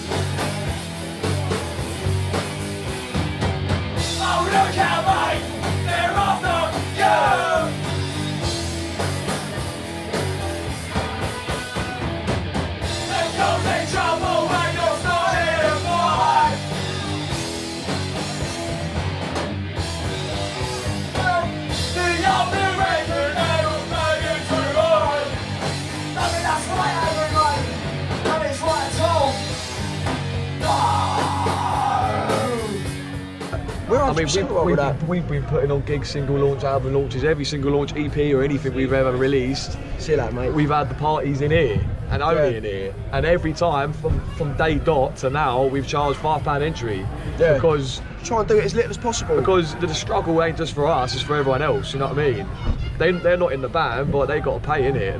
They're fucking got to put dinner on the table. So 100%. we don't expect them to pay 15, 20 quid to come watch us. Yeah. Like £4 on the bill, £5. You know what I mean? That covers enough for the hire of the venue and paying the bands, and that is it. And then we're left with maybe a little bit of merch, you know what I mean? Yeah. And then we don't give a fuck, we're happy with that, you know what I mean? 100%. It's been like... We'd rather charge less and it's more of an incentive for people to come. I mean, 100%. Yeah, we do it. We want a good night. Yeah. Because if you're charging 15, people will be like, fuck that, I'm not going to come, it'll be a dead night. We'd rather And I don't blame them because, you know... Yeah, I don't either. You got fucking cost of living, you know, you got bills going through the roof, fucking rent, tax, all fucking ULEZ, all this. You know, people don't need to spend all this money on a gig, and we don't need, like... Do you know what I mean? We're not trying to profit off that. We're not trying to exploit that. Like, fuck that. Like, the only reason why we charge £5 is because we've got to pay for a venue, you know? We've got to pay for these bands to travel down, you know? Being on that stage and seeing everyone having it, and seeing people sing the songs that you wrote back to you, and seeing them expressing themselves, going mad, doing their thing in it. Like, everyone does their thing in it in that moment when the songs are playing, and like witnessing that and like giving them that enjoyment in it. And the emotions is enough for me in it. I'm just like, it gasses me up, you know what I mean? I'm just like, I've provided the good night, and they're going home and they're going to be talking about it and they're going to be thinking about it, you know what I mean? Yeah, that's and what we that's want. the main thing in it. Like I say, people are taking the time out to come see you, you know, you want to give it everything. You know what I mean? You want to give it everything. You've got loads of places to do cover gigs in Dover, but original music, not a lot. Coming out to places like Brighton, or say when we've done like Ashfield, or wherever you go, people react differently, so differently when you're in this sort of community. You're not entertainment, that's the thing. Like when you're in Dover, you're entertainment. You're out here, or you're at a gig like this where people are watching, it's not about entertainment, they appreciate your art, and especially when you're putting all your emotions into it and everything, like you're pouring your heart out, like that makes you feel a certain kind of way. I could be happy doing this and just playing in like little areas and little spots, like here in Brighton, you know, but just playing to a tiny little room of people that are just giving the energy that we're giving out, and that is my end goal, and I've reached it already. It's not my job, it's not even a hobby at this point either, because I don't practice anything. Like at the end of the day, like gigs are all I know now. It's just us two, and it's all us. Like we don't like all of it. We do ourselves, don't we? We don't have any help with it. Oh well, I say we don't do it by ourselves. Like Rhino Tranq, we're such good friends with them. They are awesome to us. They got us our first gig, and they've supported us ever since. Apart from that, we've gone out looking for other gigs ourselves. It's hard, do you know what I mean? Like you don't get much money for it. It's not really the point of it at the end of the day. Like we just always come out, have a good time. We go home, and we always congratulate each other about it. Like whether it was a good gig or a bad gig. This gig was quite special in the sense that it was quite crowded, it was a small space. You'll hear me moaning, oh I'm so cramped in the back, my arms are hitting the walls and stuff, but I love it because you could just...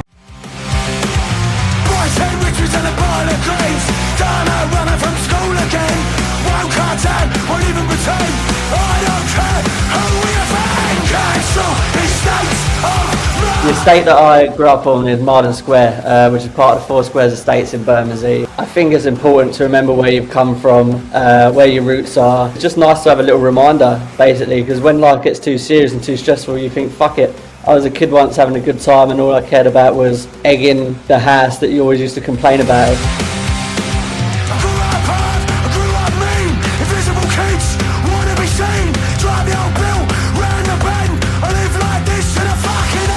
So the line invisible kids just want to be seen, there is an upbeat, jokey connotation to the whole song in general. However, there is obviously a big housing crisis at the minute when it comes to working class, you know, that are finding themselves in a daily struggle. And one of them things as a kid was you didn't have fuck all. There was nothing to do, which did result in you being a little shit. You know, I'm not complaining about it. I had a great time doing it, but there wasn't anything. There was no youth centres because they were getting shut down because they were underfunded. Football pitches were getting the locks put on the cages so you couldn't even go there. It just wasn't really handled well. It sort of felt derelict. It felt like it was abandoned. I firmly believe that like the future of music is DIY as it is, especially for smaller independent artists, because you've got to remember that we've been given the tools now, times have changed. We don't really need anyone backing us, and you'll have the tools of Bandcamp, etc. to push this and to make something of yourself. No matter what happens, we sit down and we work it out. And we had a tour that got cancelled when I was flown over. We had no shows. We managed to blag 3 shows to replace the 3 shows that we was meant to be on. The first show at the Dev in London, and it was absolutely rammed. And as soon as you got on stage and as soon as you played that first note, I was just like, it worked. Like all the time before that, my mind's a million miles an hour, and it's not until you play that first note and then you just go like, gosh, worked. Everything's fine.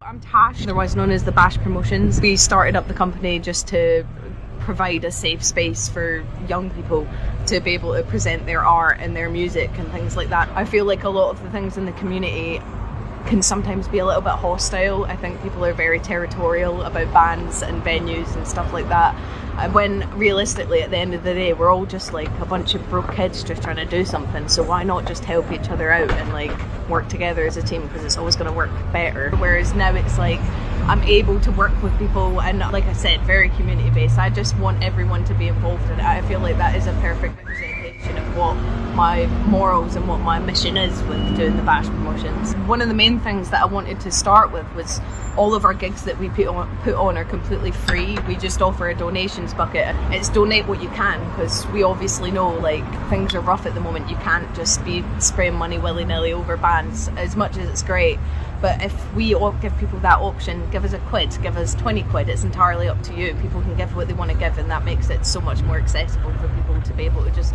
come along. Just do it. Like, don't even worry about it. One of the main things I worried about was that I wouldn't be taken seriously as a woman doing it. I've noticed quite often that it kind of gets overlooked.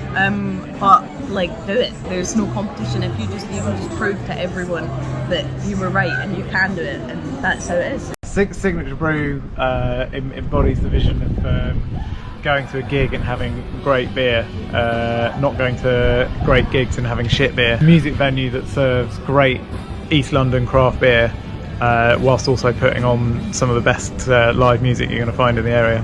Because without venues like us, we won't get the next big thing. We won't get the stadium tours. There won't be any new bands, any new singers. There won't be a new Ed Sheeran selling out the O2 without him playing hundreds of gigs in small venues like this. Most support does come from just people. It's people coming to shows, buying a beer. Like, that's it. Like, just one beer. Like, ideally 4, but it's up to you. Music Venues Trust is always backing grassroots music venues like us, and we do need more support from government. I think that community in this part of London and in other parts of the country as well just means that the venue itself is protected, but more than that, the community itself, like the DIY scene is still alive and well. People still have that space where they can play among their friends and then gain new friends and followers and fans, and yeah, I think that part of managing a small venue is vitally important. What's his name? King Jones. Big ear. That one. He's hanging out with Jimmy Savile for years. They all knew. It's just one big inbred fest, isn't it?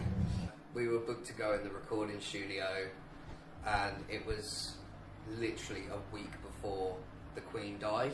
And I was just like, the only thing going through my head was, I've got to rewrite that song now. That band practice that week beforehand, and just like, we have to spend the time rewriting the lyrics to this, and we just sit down and go like, oh, what can we write? I just come in and just go like, you should have written this 10 years ago, man. The only line that actually stayed original was the line, the crimes you commit when your blood is blue, we still have no justice for the victims of Andrew. That's the only line in the whole song that was from the original version. But like, yeah, we changed the chorus, everything got changed. So that was just stressful, because I don't like being under pressure too much, and I'm like, fuck, we got a week, and I was going up to people at work like, what rhymes with this word, just to try and I'm there going, you don't need a rhyme shit, but I just wanted it to sound good. The local. It's kind of funny to call the DIY a scene, because the whole point is doing it all yourself. Labels 20 years ago would help you record, like manage you, make sure to get you gigs, but now it's more like agencies to help you build a portfolio, an internet portfolio, social media. Yeah, that's going to save me time if they do it, but at the end of the day, I can do all that. Just fuck watching Netflix. Yeah. Fuck laying on my sofa. I want to be out here doing my shit to when I pass away, whenever that is, whether it's tomorrow, 27 or 72. I want to know that I've gone down with a bang. It's the same, because the way I see it is, no one knows what they want to do in their life most of the time. People like doing Netflix, maybe playing some video games, but for me, I realise that as much as I enjoy doing those things, I wouldn't want to commit my life to it. And that's what music is a lot of time. It's a labour of love, because you love it so much, but you have hurdles, obstacles, and it's just very difficult being an independent artist. You have all of this software online with all of these, virtual pedals. You can do whatever you want from your bedroom, from start to finish, really. It's possible, and it's accessible as well now. Like, I never really considered the idea of playing in a band. I never thought about how it would feel, but having played in a band for a long time now, it's actually it's very fun. I never would have thought it was such a thrilling experience, and it's fun having your friends come. It feels like a party, but like, you have music, it's just so much better. You feel connected to everyone. If people resonate with our music, with what I'm doing, that we can connect, and that with that influence, be able to kind of helpfully effectuate change. It's what I want to do, and I have that opportunity to do it, and I have it with people that that work well and collaborate with me, and that's amazing. That's nothing I ever thought would be possible at one point in my life. It does mean a lot to me, like it really does, not just because it's like stuff I've put in, the stuff other people are putting as well, and just that's amazing. It's mental. It's actually getting a bit emotional already. It's very, very tired. The fact I can do it, and people will actually listen, and also like listen to what I'm saying in my songs and talk back to me, and like, you know, kind of actually like get it and kind of like get what I'm doing and how I say stuff. You know, I always struggle that I don't word things correctly. I don't have enough time to word things correctly, and I have an opportunity to do that as best as I can with people I care about a lot, and yeah, have a laugh during it. Yeah, it's mad.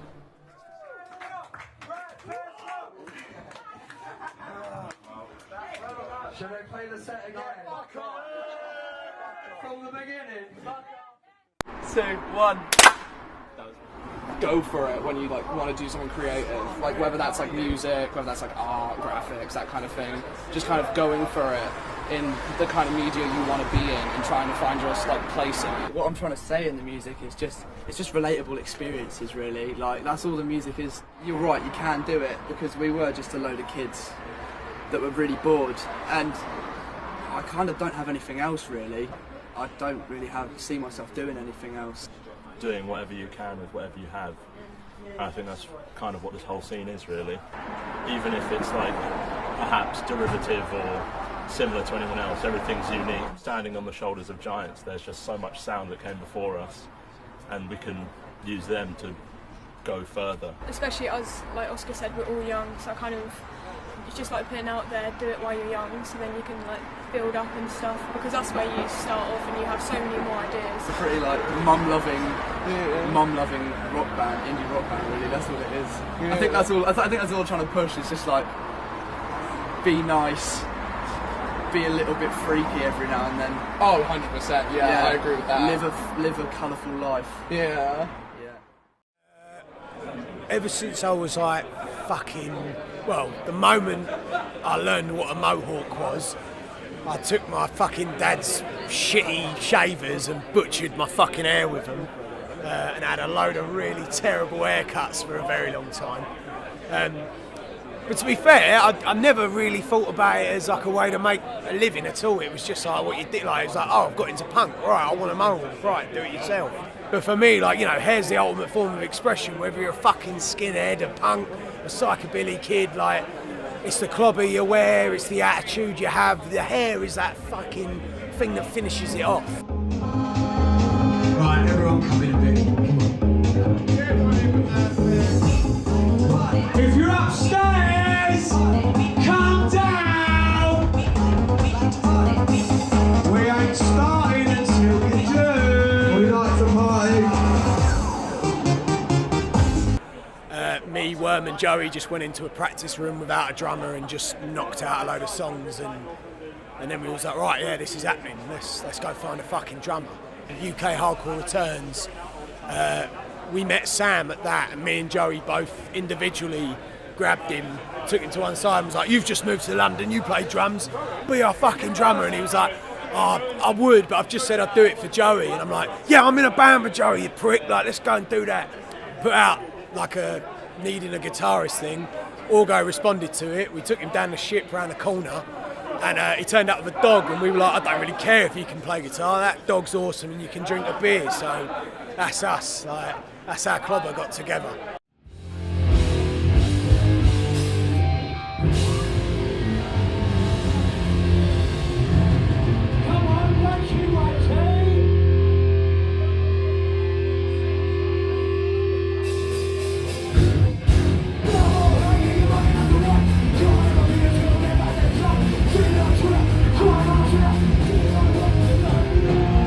First gig we played was in the barbershop I worked for around the corner on St Anne's Court.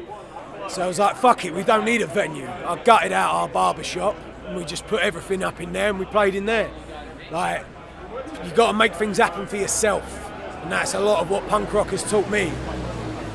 So if I don't have a venue, I'll fucking make a venue.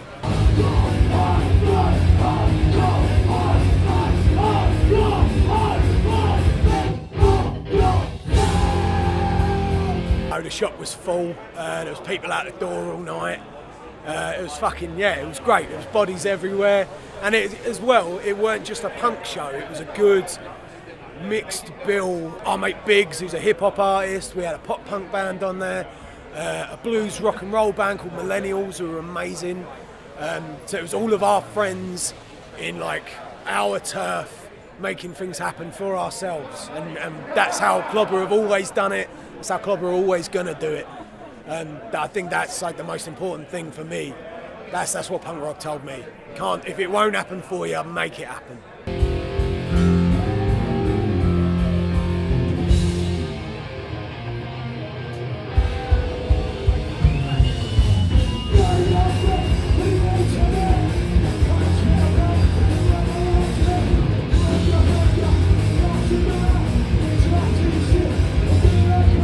Punk and hardcore and all of its subgenres kind of getting this thing of like, well, we're the cool kid club and we don't fucking play with anyone else. DIY music intrinsically all sits on the same barrier of doing things for yourself. If someone has the same ethos, the same lyrical content or meaning or thing behind it, it shouldn't matter what genre you play, as long as all your fucking morals are on point, that's all that matters.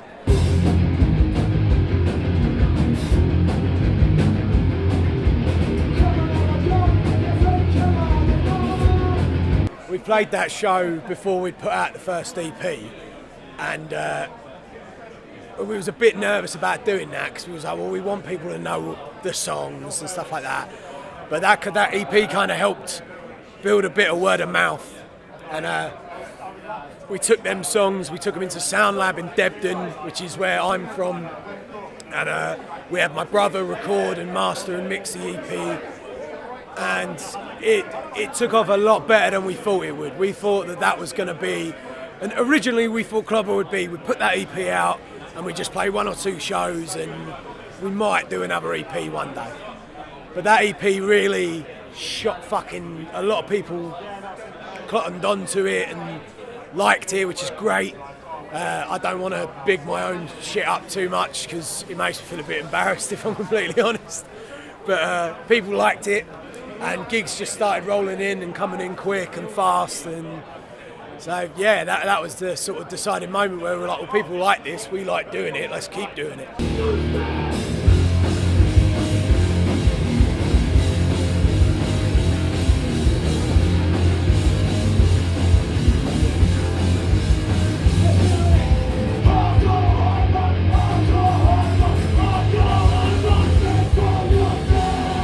Road was a song I wanted to write because it's hard to put it all into like an easy answer, but like when me and my friends from back home in Essex were getting drunk, the moment we realised how cheap at the time trains were, we would come up to London. London's the greatest city on planet fucking Earth, and it's through doing that and that fuck it attitude that we found places like the 12 Bar, the Astoria, the Mean Fiddler, like all these great places where all of these like subcultures would mix. It wasn't like, and it wasn't even like, oh, you know, only punks hang out at this gig or do that. It was like, you look weird, I look weird, you're in the club, that's it, and you know what? They've torn half of it down for a big building with a load of screens on it. You want to watch a load of screens? Go to fuck home. Leave my venues alone.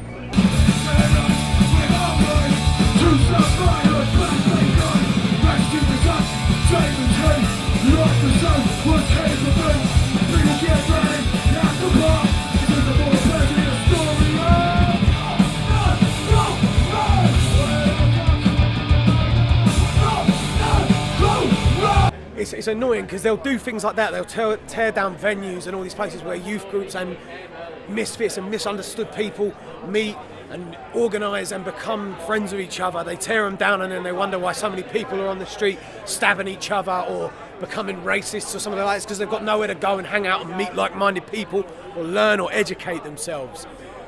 And then they have the bollocks to sit there on TV and somehow tell us it's our fault. No, it's your fault, you greedy fucking cunts.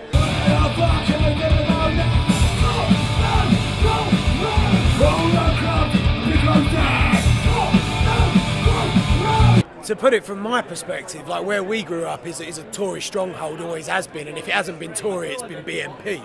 So like, no one gives a shit about the youth around there. A youth club would open up, it'd close within a month.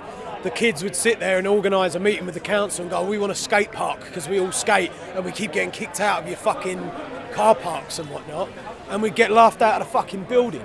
It just seems to be the same. I'm 30 now and I still see kids that are sitting there and they're doing, and you know, they'll turn to like crime or just, you know, getting up to no good. Getting up to no good builds character though, so keep doing that. But like, and people wonder why the kids this, that and whatever. It's because they've got nowhere to go, and you keep telling them that they don't deserve a place to go, and when they get somewhere that's great, you close it down.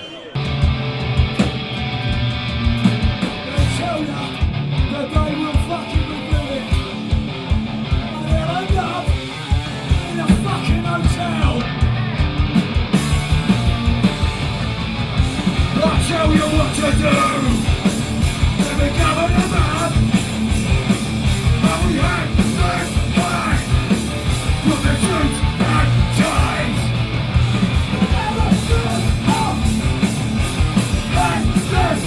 ties. Nightmare Island of the UK.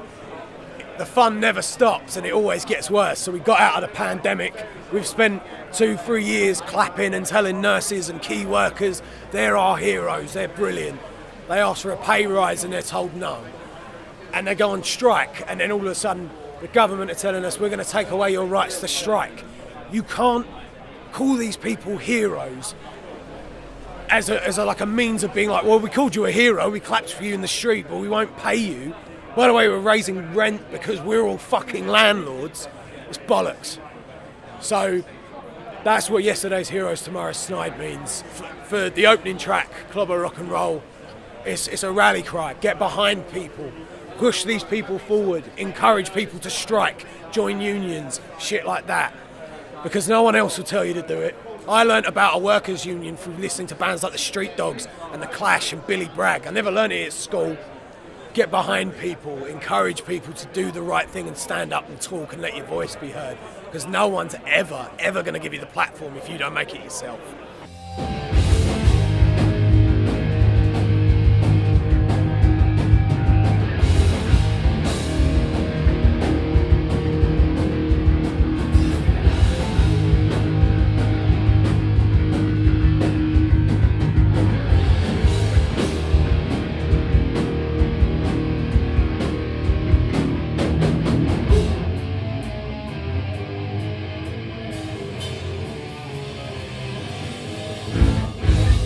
So, plugged in, when I first wrote the lyrics to it, I was just like, oh, this is just your standard, like, get off your phone, sort of, like, you know, the real world's out there kind of thing. And then, like, as we've gone on to play that more live and things have happened in the world, it's not just about getting off your phone, but it's like being more conscious of the information you're taking in when you're on your phone.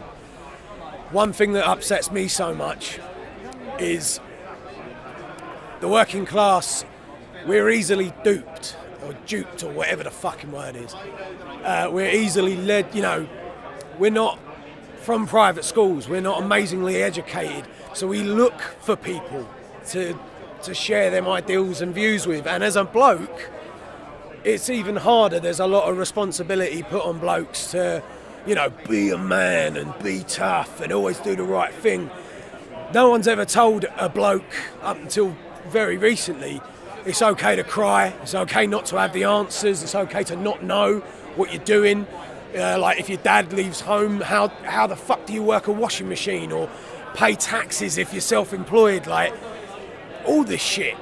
No one tells men anything, we're just expected to know things, and then we wonder why the highest rate of suicide is often men, why it's the biggest killer of men, like, you know, and I'm not, you know, before some absolute twat gets it twisted, I'm not saying that this doesn't involve women or non-binary people, it absolutely does, but I can't talk from that perspective, and I won't belittle or patronise anyone by trying to talk for that perspective. So I'm talking from my personal point of view. And what annoys me is that I speak to a lot of blokes. I work in a barber shop. I talk to blokes every day about mental health and just their worries and the world to them. And there was a point where it was like, oh yeah, well I've found, these social media influencers who will tell, they give really good advice to young men and stuff like that. And you're like, oh, okay, that's kind of cool. And then you realise it's someone like Andrew Tate or Jordan Peterson or Elon Musk, these fucking billionaire cunts who don't give a shit about you, who they're not offering you any real answers or problems. They're just telling you it's someone else's fault, and that someone else is usually a trans person, a person of colour, a woman, a homosexual, anything. And it's bollocks. Like, I don't want to sound like a fucking bullshit, dicked out hippie, but like, for all the terrible things that happen in the world's a really good place, and people are wonderful, and people can do better. They can always do better. Like, but if you're led into this thing of like being on your phone all the time, and you've got this bloke being like, well, I shag birds and I've got a Ferrari and I'm a millionaire and I did it because I'm a cunt to everyone else. Man, there's so much intrinsically wrong with that. Like, and I can't, I'm not saying that someone's going to listen to a shitty punk song that's less than a minute long and go, oh yeah, no, you're right. But I can at least say I tried to be like, just talk to people, go outside, talk to people, because people are wonderful.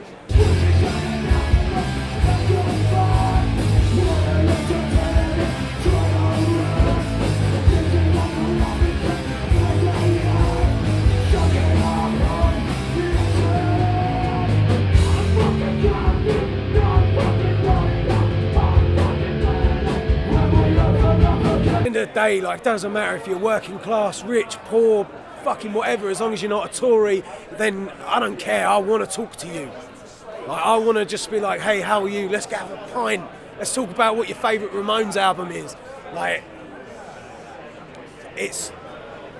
everything can just be solved by getting off your phone, going outside and talking to people. Get in the world. Ask your mates how they are on a daily basis and tell them you love them on a daily basis. Because if they ever fucking kill themselves, you'll feel like a fucking idiot sitting at home writing a bollocks Facebook post about them.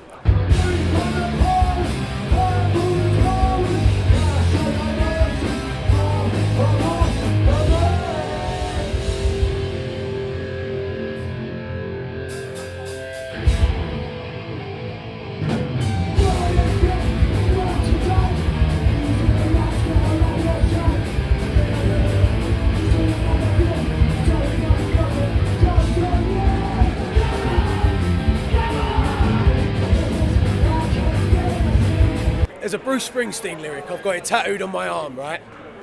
And it's, we learnt more from a 3-minute record than we ever learnt at school. And that, I think that's so important, and that perfectly sums up what punk rock is to me, because, like I said, I'm from like a Tory BNP stronghold. If I had stayed in my hometown and not discovered anything better, I would probably be that dickhead down the pub being like, trans people, I don't get it. I'm not racist, I'm just proud. No. And like, it's the thing, you've got to allow for people to change and do better, because they can do better, they'll always do better. Again, don't want to sound like a hippie being on like it's a spiritual thing, but like, that's the importance of music to me, and I think that's why it's important to write relatable music that reflects where you come from, so that someone else who ain't from where you're from can get a taste of what life is like from where you are. That's pretty much it, really. I'm not deep enough to know anything else. I'm just a fucking barber.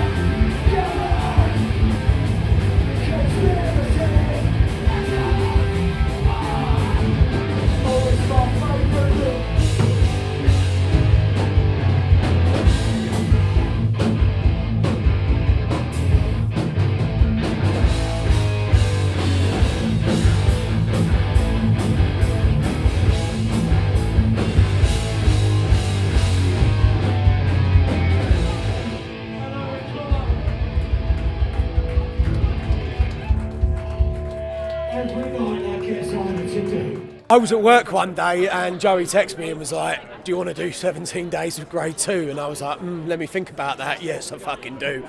I think they offered us it. I don't know whether Sid was joking or not, but he said that I think they thought we were going to do what Rat's Nest and Jip did and only do a few days, and we were like, no, we'll do the whole thing. Because fucking tour, man, like that's what you want to do in a band. You want to go on tour, you want to go to these places, you want to like meet new people. And like, I love playing London, I'll play it any day of any week, but like, mate, I didn't go to university, I didn't fucking travel, like I ain't got a gap year or anything. For me, doing all of that is being in a band, getting in a van and fucking off to places I've never been before. I'm 30 now, and they're like, all the boys in the band are either 30 or older.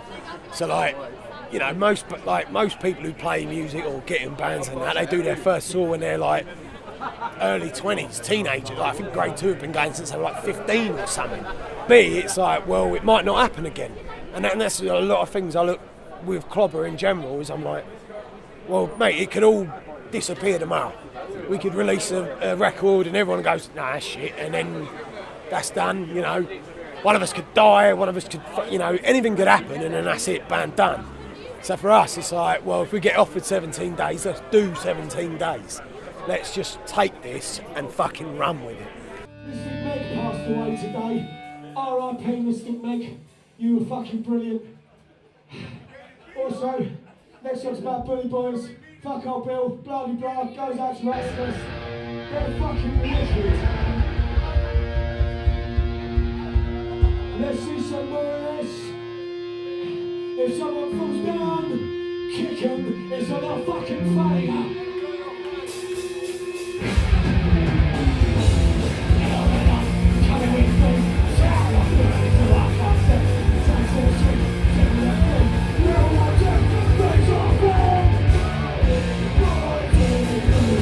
There was a few nights where you jump in the crowd, push a few people, and you could like sort of get back on stage, look at the audience, and they're like, well, I'm covered in beer, I'm just angry now. So yeah, I don't know, like, no one's ever brought it up to me and had a scrap about it, so no problems there, I suppose. But I mean, even if they leave pissed off about it, at least they're feeling something. At least they'll fucking remember it. If they go and tell their mates what a cunt that lead singer is, they're still talking about it. Job done as far as I'm concerned.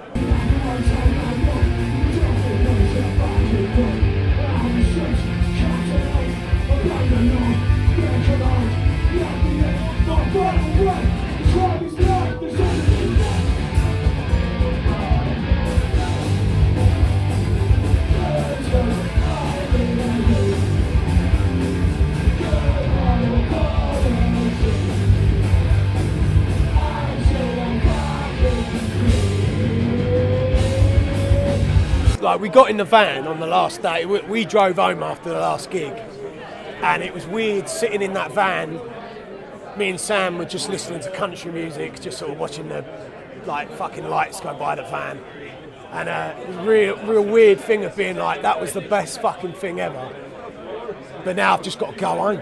And like, don't get me wrong, you're on tour, you miss your bird, your cats, food that isn't out of a fucking service station, but like, you know, you still, there's that thing of like, well, I don't want to go home, I want to keep doing this forever. You go back to work, you know, well, what did you do on the weekend? Oh, on the weekend I spat beer at a load of people, and then I, you know, met a load of people I ain't met before, and I got to play music that I wrote in my bedroom, and, you know, someone wanted a fucking photo with me, it was great. What are you doing today? I'm washing someone's hair. Yeah.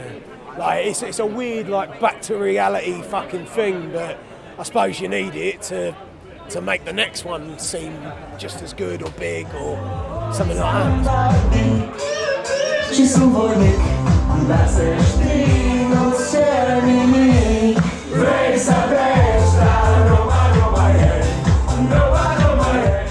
Punk, hardcore, whatever you want to call it, it's the best music in the world.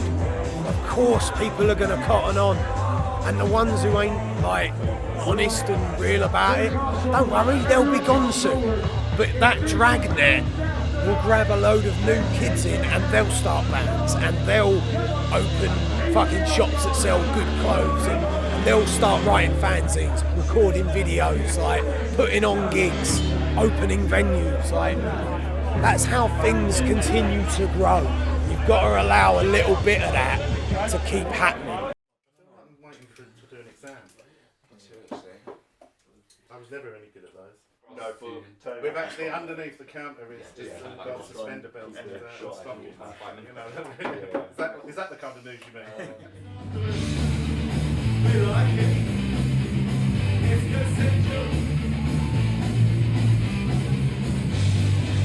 Don't you touch me, Sarah, who the fuck are you? Do even attempt to tell me what to do? Your existence in this time is sick, told and cruel. Now put your fucking hands on me. You stole my life off. You, it's you who kills the children. You who rapes it all up. All everything that lives, created virtual. Get a scorer. Get the fuck away from me. You know how to so scum. You're alien to my life. Take pictures of everyone. Don't you touch me, Sarah, who the fuck are you? Do even attempt to? Allow yourself to explore elements of your memories, say an event, a song, a smell, that connects significant moments in your life. Allow your memories to exist spatially with related elements connecting significant moments from your past together. What steps, people, things in your past, good, bad, distant past, or perhaps a moment just gone, what has brought you here today?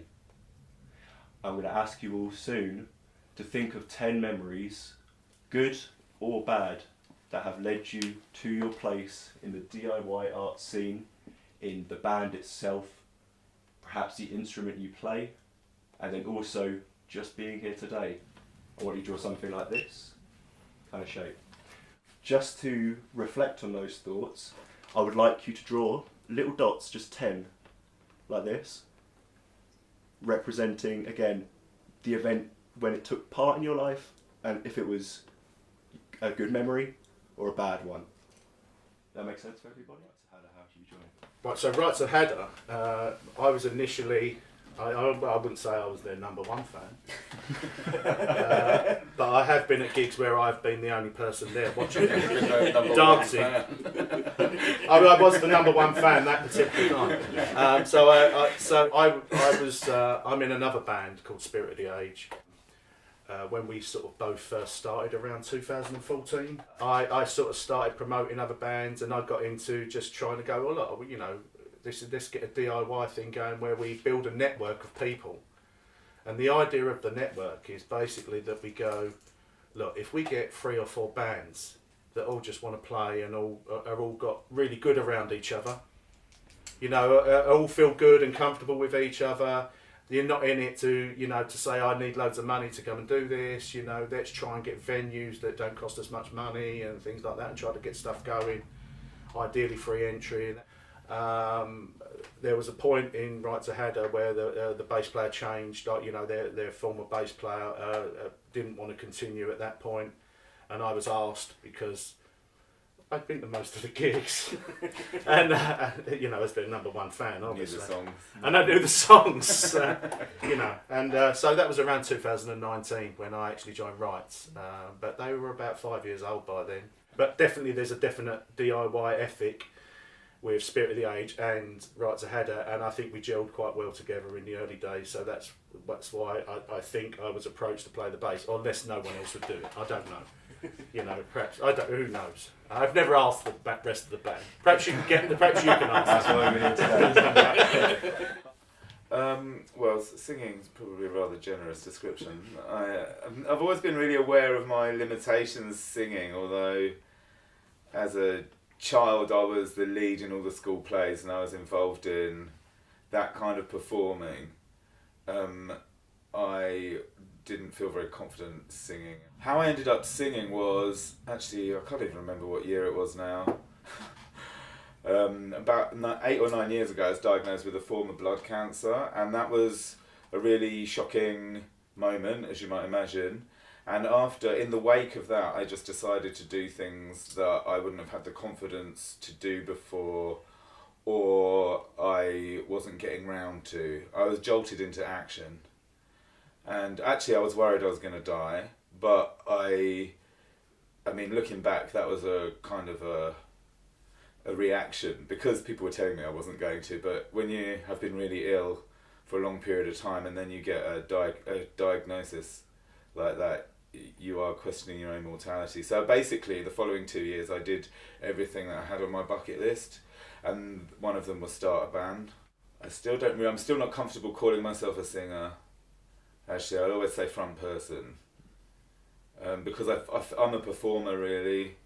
I've got about 3 notes, but I've got octaves and octaves of drama queen. So I know how to use those notes. So yeah, that's really how I find myself here. When Rites were in need of their 4th drummer? 3rd or 4th, I can't remember.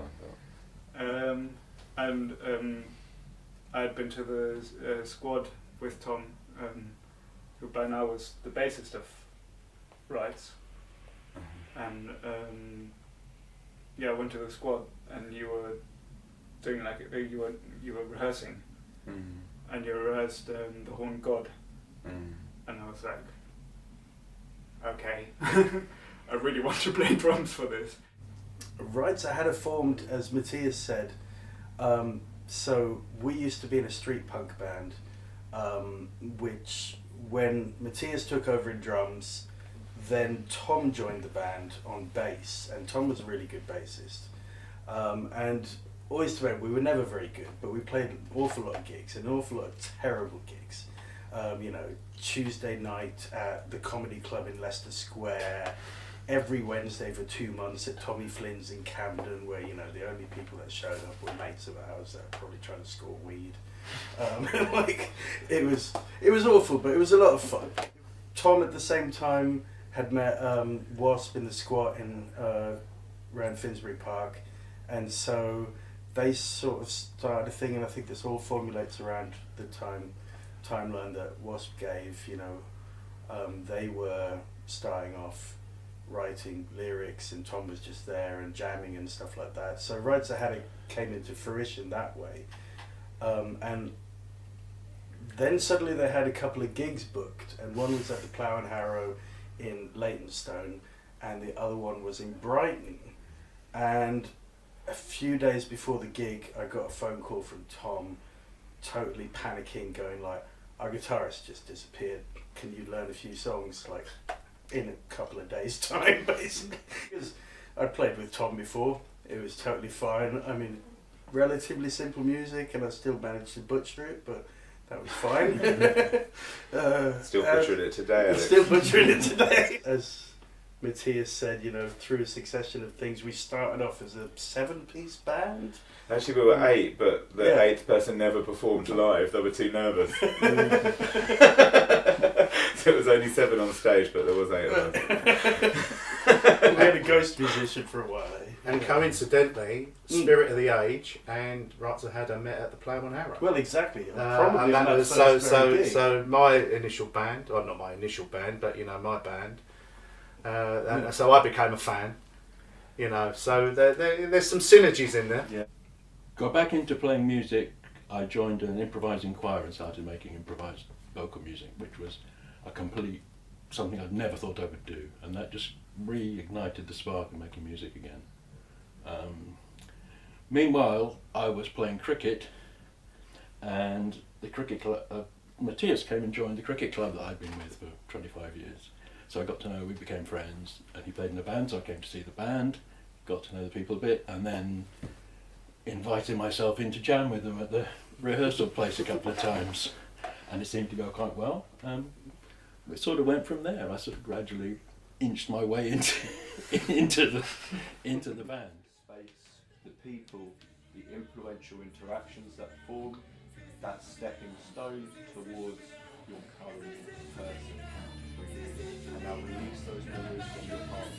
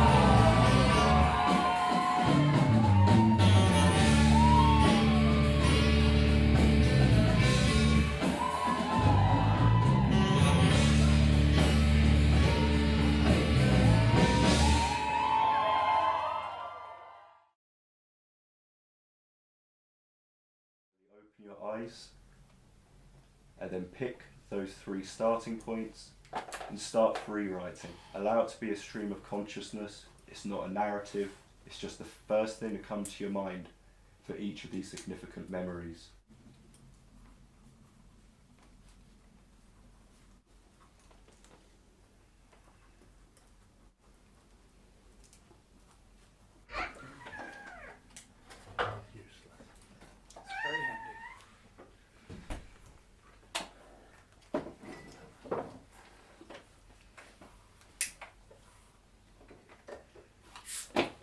Yeah, when I first moved to UK, actually, I moved to the UK in '99 without really having a fucking plan what I was doing here. It was just get the hell out of Norway, which at the time was a shithole. It was really fucking boring.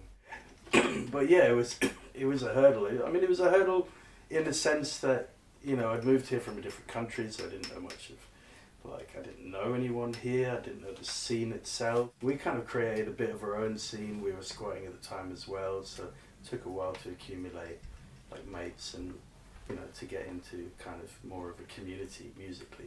Well, I'll go back a long way actually. I heard all that relating to my playing music. I'd been playing saxophone a year or two, and I was playing in a band with some friends, and I thought I was getting quite good.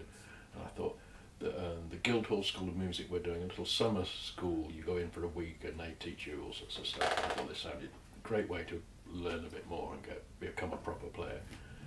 And it turned out most of the other students were school kids or school leavers who'd been playing in school bands, and they could all read music and all knew this, so they couldn't improvise or couldn't do anything but what was written in front of them. So the whole course was based on teaching these people to move away from the written stuff. And I couldn't read and note music, I hadn't got the faintest idea about any of that.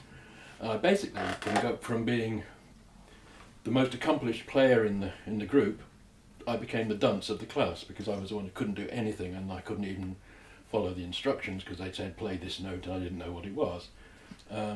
So it completely overwhelmed me. By the time I came out of that, I just thought, this is not for me, I can't do this, I'm useless.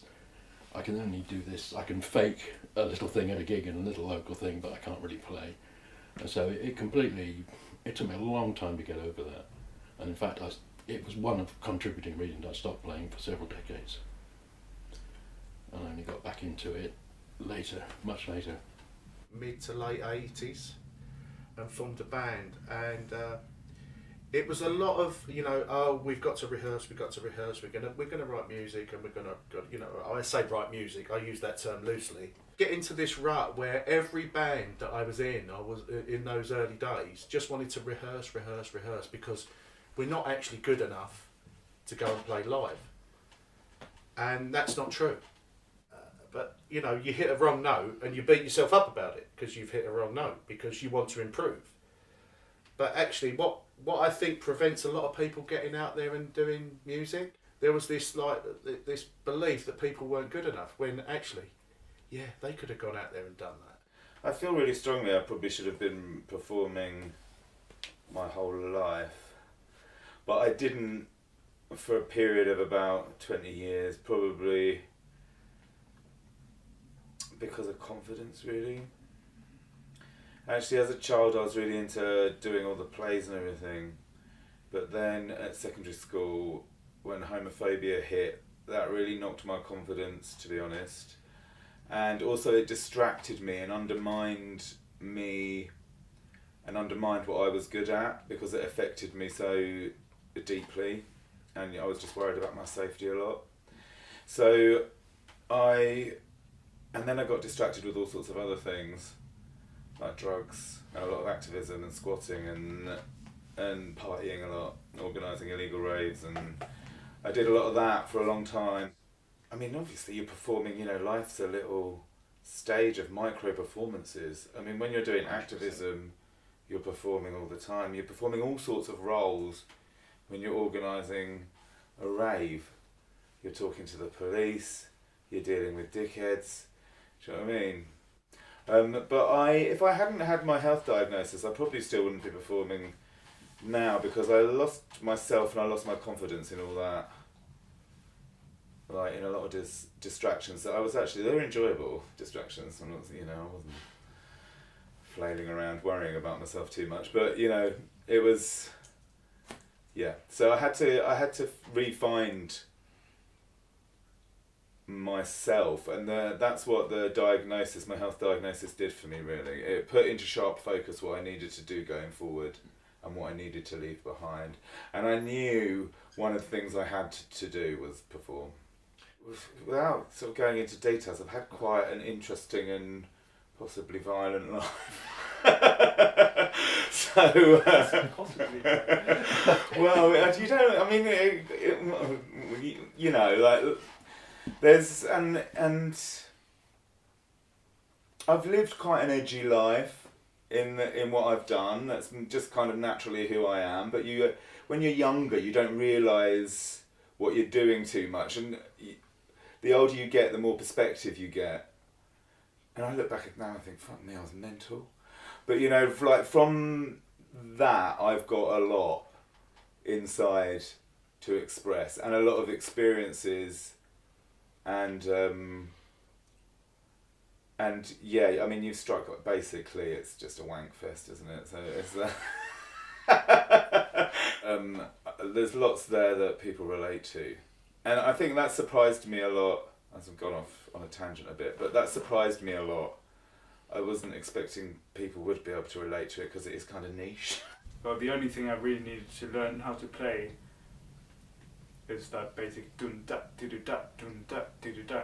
So it just became, that's my drumming now. But I kind of accept it, and in fact,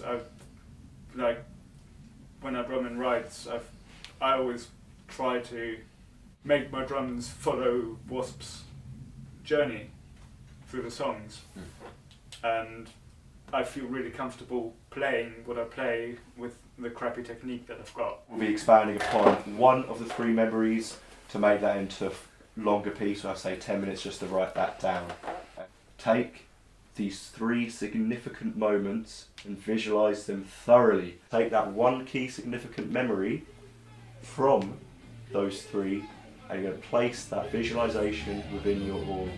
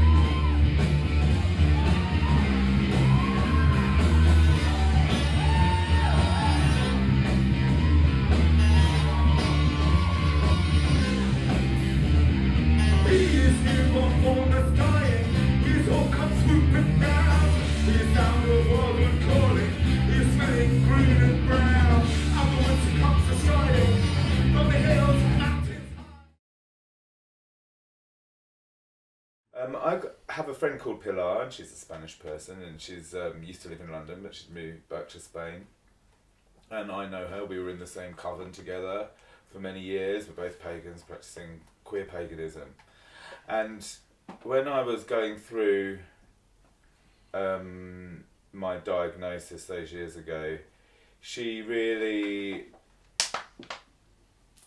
saw that I was struggling, and really was not just supporting me through what was a really hard emotional time and physically an emotional time for me, but also she took me to a house in Leighton one day and played the piano. She played Fear of Freedom by the Poison Girls, which is a song we both know, and we sang it together, and it was really the first time she gave me the confidence and nurtured me in so many ways. It wasn't just her who was like looking after me spiritually and emotionally in those days, but it was her who really instilled the confidence in me that I could sing or make noise from my mouth, and it wasn't too bad. I've just been sitting with that moment for a little while in that room in her house there in Leighton with the keyboard, and really sharing that song together. And the Poison Girls are a really important band to me anyway, and to her. And it was just really pivotal. I mean, Pilar was at some of the first jams we had at the squat I used to live in, which was where Rites of Hadda started from. In fact, one time it was just me and her. I think the first jam was just me and her. So if she hadn't been there at that time, I don't know if this project would have existed at all. We've just recorded an album that's in post-production at the moment, and I'm really pleased with the artistry of that album, not just from me, but I can only speak for myself, but I'm really pleased with it from everyone. But from my point of view, it's the most complete thing that we've made.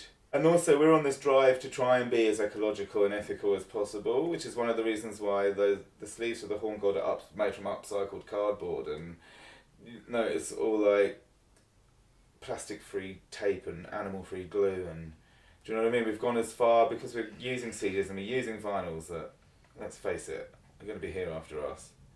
So the least we can do is not produce anything else around it. Also, I think like there's a trail to be blazed through the local DIY scene with this. People aren't as conscious as they should be, and and we're guilty of it as well. But it's just like I say, if we can get post-consumer cardboard badges, then there's no reason why other people won't look and think, oh, that's a great idea.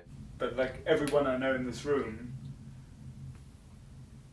like it's all quite distinct, but it's also linked. Like I know Simon because I got into cricket because of a friend I worked with, or two friends I worked with, and had I not gotten into cricket, I wouldn't have met Simon, and Simon wouldn't have been in the band. Okay, well, as we were thinking of different timelines and different thoughts earlier, then there was one person that always stuck in the back of my head. It's not someone that necessarily brought me to DIY punk and that in itself, but it's somebody that's always been in the background and has a kind of unspoken but very important part in Rites of Hadda and in lots of elements of my life, actually. So it's someone called Spoon, Vizza Spoon, and our first gigs and Spirit of the Age, Paul's band's first gigs, and how we met each other was through gigs that Spoon used to put on. And even now that he's not so active in gig promotion and he doesn't look after venues any longer, there's still some glue that comes around. Like I'm still hearing stories from other people that now are good friends of Rites of Hadda, and then you're like, oh right, I didn't get the connection that actually the reason why you know us is through Spoon. So Cos and Rude Mechanicals and Anarchist Wood, who are all bands that are quite close to us, the reason why we know that is because Spoon used to be in a band with Cos when they were 16 or something like that. When I moved to London, then it was kind of, didn't really know anyone, phoned around a few venues and got a few gigs here and there, but really the spark, that was it, was like, well, we could just put on our own gigs, really, and that was a no-brainer because that's what we'd been doing since we started. When I first got a saxophone, there was a guy called Julian Quinn, who was a very accomplished guitarist and an excellent songwriter, and he invited me to come and jam and play music with him twice a week when I was a complete beginner. And why he felt the need to be so generous, I don't know, but it was fantastic because he was just let me learn at my own pace, playing along with him, and we ended up playing in bands together. So he was hugely influential because I'd never have got going without him. I was looking back at the timeline that I've written here. My dad unfortunately got unwell and died in 2013, but I sort of had this catalyst moment that go, look, life's too fucking short. My initial way of thinking was let's put together groups of people, groups of bands that could all put their own gigs on. And this is where I mentioned earlier on networking. I would actually put some of those bands in 2014 that were coming up through like their learning process and their apprenticeship, if you like, in those early days, as revitalising the DIY scene. I think without a doubt, there's some bands that appeared around those years that really played a part, that are still around today. Not just us, but still around today, that actually revitalised DIY and put together quite a massive network now. Not just a network in London, a network up and down the country where we go, look, let's pick 3 or 4 bands out of, and we might have to travel somewhere and they might have to travel to us or whatever, but, we try to minimise that, of course, but, it's ultimately a group of people that know each other eventually. You work together, you know each other. Some people don't necessarily, gel together, and others do, and that kind of. But you build that network from people that gel together and want to work together, and it seems to have really worked.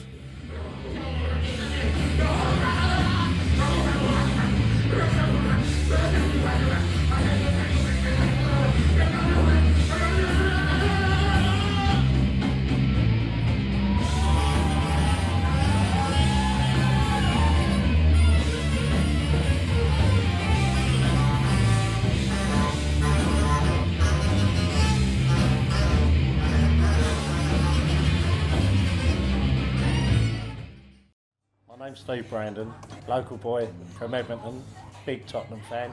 Coaching horses, pub on the high road next to Barclays Bank. Been my local for 35 years. Luckily to run the pub now with my partner Tina. Many people have come and gone, but there's one particular fella, goes by the name of Sammy Skies.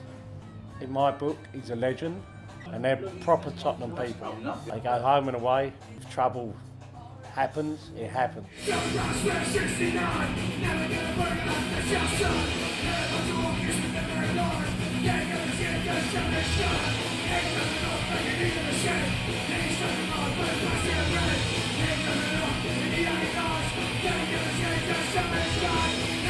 Who is Sammy Skies and why do you write a song about him?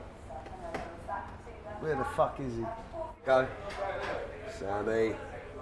Sammy was wasn't alone, but Sammy was an important face down here. He's 72 years old now and still going to Spurs. Man's a legend, his son's a legend. He was also probably the first black top boy of any football firm in the United Kingdom. Now, please tell me how culturally refined people were in 1970. Sammy's been going since 1968. And he's a black geezer looking for a tear up. Alright, that man is a goddamn walking legend. He does not get the credit he deserves. Something to me was the fact that he got out there, all odds against him, from Paddington originally, which is Spurs a little bit, but Chelsea very heavily as well. That man is if you can walk through hell, somebody's got to say something about you.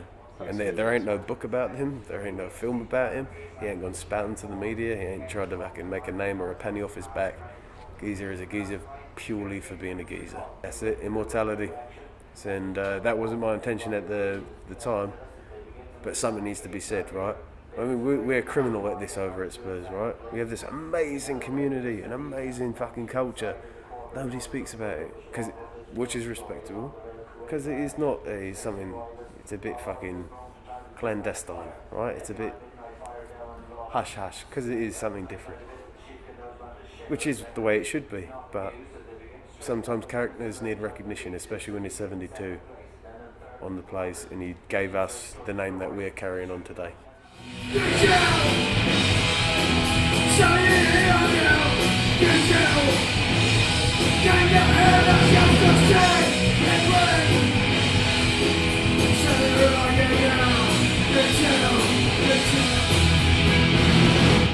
Trevor Taylor, I'm lead vocalist in Crown Court, and I've been there since the beginning in 2013.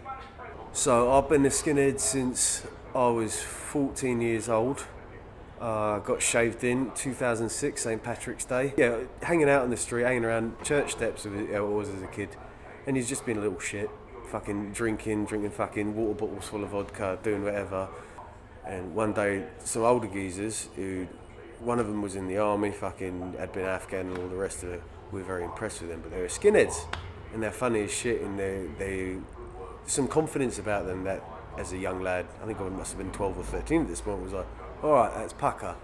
And they weren't on the gear, they weren't fucking just, hard drinkers, fucking proper fucking people. At the time you do things when you're young to fucking try to have an effect, right? Yeah, you fucking feel mental, whatever. But it's the depth of what you're doing, and it is kind of fucking like learning and the paces of being in that, right? You're then going to have to stick up for fucking wearing DMs and a shaved head. You're then going to have to stick up about fucking the implications that has. Not that I'm right-leaning in any way, shape or form, but you're going to be painted with that brush for as long as you do it. It was incredibly proud feeling, but at the same time there's a lot of fucking ground to cover, because it's not a nice thing or something that a normal kid does, right? And you have to fucking put up with a lot of fucking right-wing, left-wing, whatever people on you all the time. Are you this or are you that, or are you this or that? Yeah, it's a lot to learn. A lot to learn.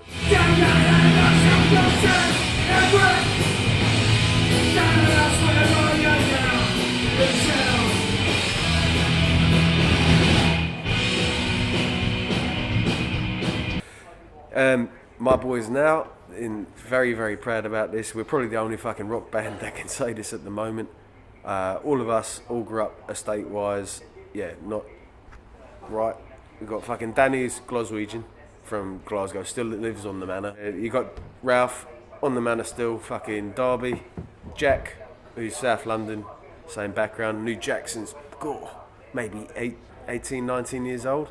He was doing doors. He's a big cunt, right? So he's still on the manor. And me, I'm still on the estate, Tiverton Estate, North London. There you go. So, again, our outlets. We're not trying it on. We're stuck with this shit. You talk shit, we live it. Alright? That's the best way to say it. That is, we don't have luxury of dressing up like something. That is what we got.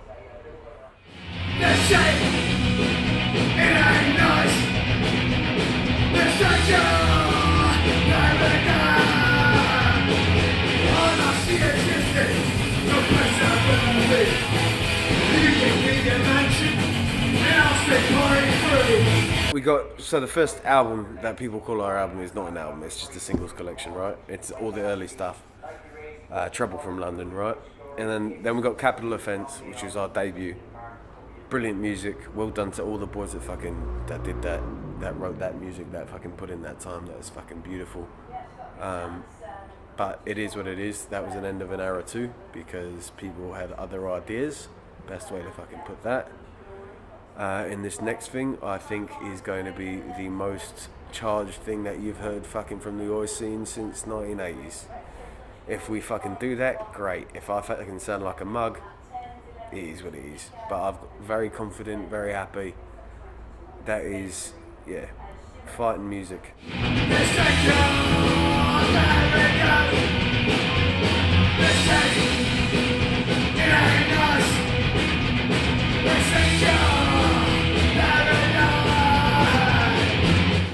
This did not start on any kind of fucking, as any political wavelength, right? Just like rockers and mods, skinheads, punks, whatever. You got every geezer that is probably past the age of 55 in that room, probably donned DMs and fucking maybe a shaved head when he was a kid, right? That's integral part of British culture. Grew up on an estate in London, Hertfordshire, whatever you want to say it, the suburbs. That's going to be in and around you, right?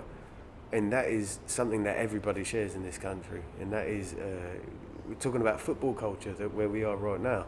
You still see geezers of a certain age dressed in the same clothes, in the same style, that is part of our culture as Great Britain. It might be trainers in barber jackets and flat caps now, but back in the 70s, it was a shaved head and a pair of boots. And whether you're from Essex, East End, South London, Tottenham, whatever, right? That's as much a part of your identity as your own name, right?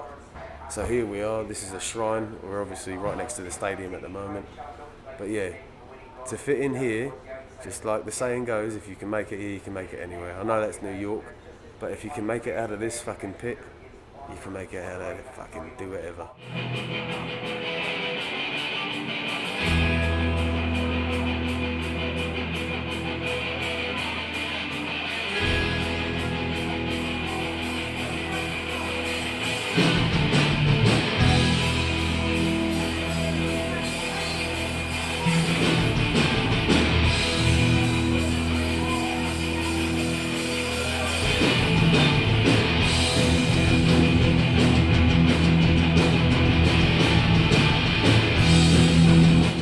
Seven Sisters Road, one side is Hackney, one side's Haringey, right? One side's Tottenham, one side's Hackney. Hackney has absolutely done the people in Woodbury down over. There's a song about this on the new album that's coming up, right? There's a little fucking spoken word bit. 1/3 less, right? That's the spoken word bit. They're getting people that have been there for generations, and they're basically saying if you go and live somewhere else, you go in somewhere else, we'll facilitate that and you can have less rent to pay or whatever. But if you stay on the plot in these new buildings that we're building, you're going to have to pay service charges, which is 1/3 of your rent. Now, to a working class person, a pensioner or somebody on benefits, you fucking good luck if you're paying 300 quid more. Are you having a laugh? So these people are now, the ones that have finally left, kind of like myself, even though I'll come back and obviously done my own thing. If I suddenly had £300 left and I wasn't in work, I'd be struggling to stay in London, which gets rid of the communities, which gets rid of the subcultures and people who are skinheads, punks, whatever, and it just makes way for the really, really, really poor and the really, really affluent, or people that are coming to work in London or buy a property for a few years and fuck off. We've got a community here in Tottenham still. We might not be the most well-off people in the world, but we're tight-knit, because if we can survive riots, we can survive poverty, and we can survive the rest of the fucking bullshit that this world chucks us, we can fucking have each other, and that's an important part of this as well.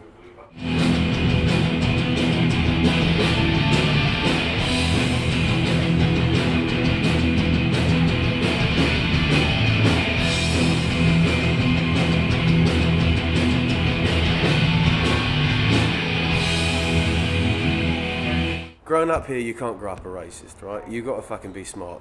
Your mates are going to be all Turkish, Jamaican.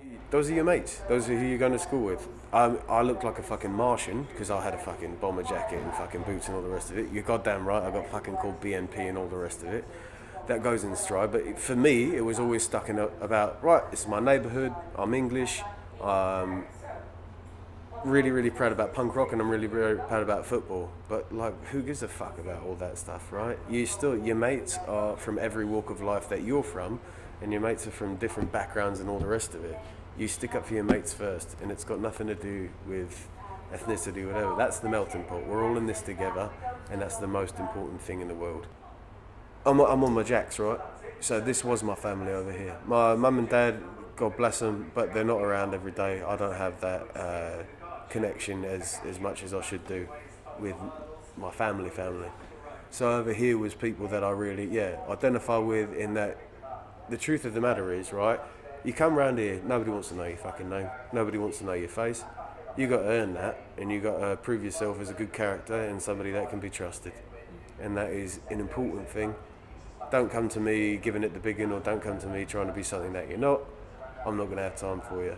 If you can earn friendship and make way in a community that has been through so much, you're doing something right in life. The people that I got here, this is important. These are good people. They do just as much as I would do for them, which is a hell of a lot to say. 1, 2, 3, 4, 5, 6, 7. We have a name. You shake your shades. They have the culture and its name. You locked us up. You shut us down. We can't get out down. Your time is ourselves. If you go to Europe, you're received like fucking gentry, right? It is incredible. And people are really on it. People are buzzing. Best gig that we've ever fucking played. New lineup or old lineup. Eindhoven that just passed. People are so responsive. People are still hungry. People are still... Age has something to do with it. I'm not having a dig at London. I love those people. Those people gave me my start. But come on, you can't fucking be jumping off the stage if you're 60 years old and fucking all the rest of it, right? First opportunity we got was Barcelona. They wanted us. We played some arty, bloody, random gig. We were the only fucking skinheads there, official. But we tipped up. They didn't know what the hell to make of us. They loved us. We had a great bloody response. It was the very first thing we did abroad. We've played a football stadium. We played Panathinaikos Stadium in front of 5,000 people. That's fucking sick. We've played festivals, not just the big ones, right? Not your Punk and Disorderlies and all the rest of it. Yeah, thousands. We're talking thousands instead of a couple hundred. I love playing London. That's my home. That is me making a statement as well. But when you're abroad, yeah, that is pulsating heat. That is.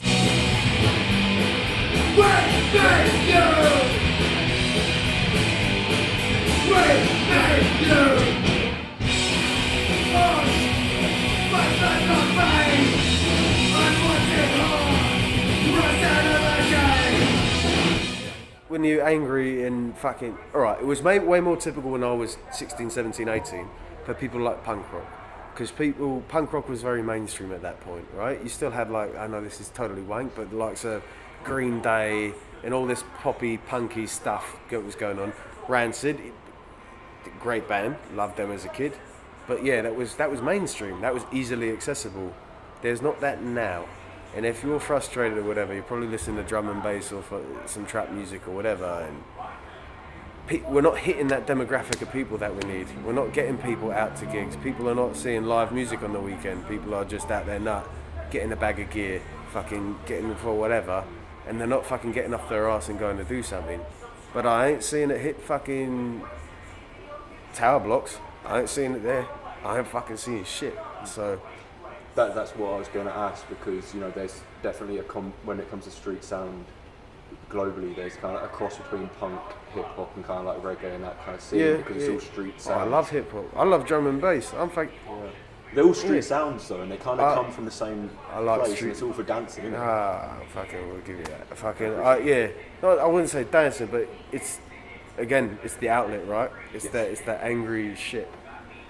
Fucking, there's some shit that I love. Man, Skepta was fucking from 3 blocks over, right? All local. And if you come from that background, then you need to get out. I'm not seeing that going on with punk rock right now. I'm seeing arty, frou-frou stuff that I don't fucking want to be part of. So I can see why other younger kids are saying, no, that's not for me.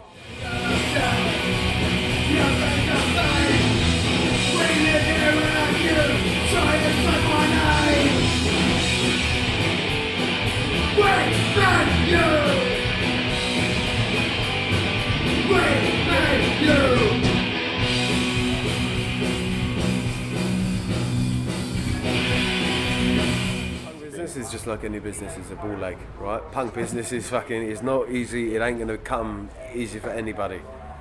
You're gonna have to front that money out of your pocket. Hopefully your label picks you up and fucking says, yeah, they're great, but for 99% of us, that's not gonna happen. It did for us, thank fucking whoever's up there. But it's coming. It's coming later this year, early this year, but it's gonna be good. I'm fucking looking forward to it. We did it over in Muswell Hill. It took us a couple of months to do it, because when you get the boys together, that is all good. We've got some really good connections in terms of promoting and all the rest of it, but that's all got to be done yourself, right? You want to talk about DIY, I've got to be fucking Del Boy of the game. That's the fucking truth of the matter, right? I've got to speak to the right people. Sometimes people don't want to fucking speak to you. Do you think I'm fucking charming? No, I'm some fucking ugly bastard. How do you think I'm going to go talk to people that want to put me in the Guardian? I try, mate. I try. That's the fucking truth. Got to do it. Got to do it. You don't ask, you don't get. And that's the gospel.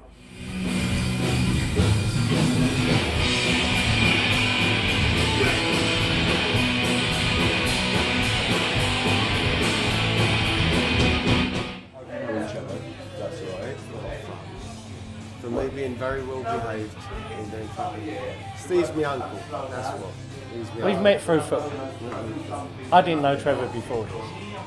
And this is, like I say, with the football team and the community, you speak to one another and, oh, he's not a bad bloke. We have a pint and we carry on from there.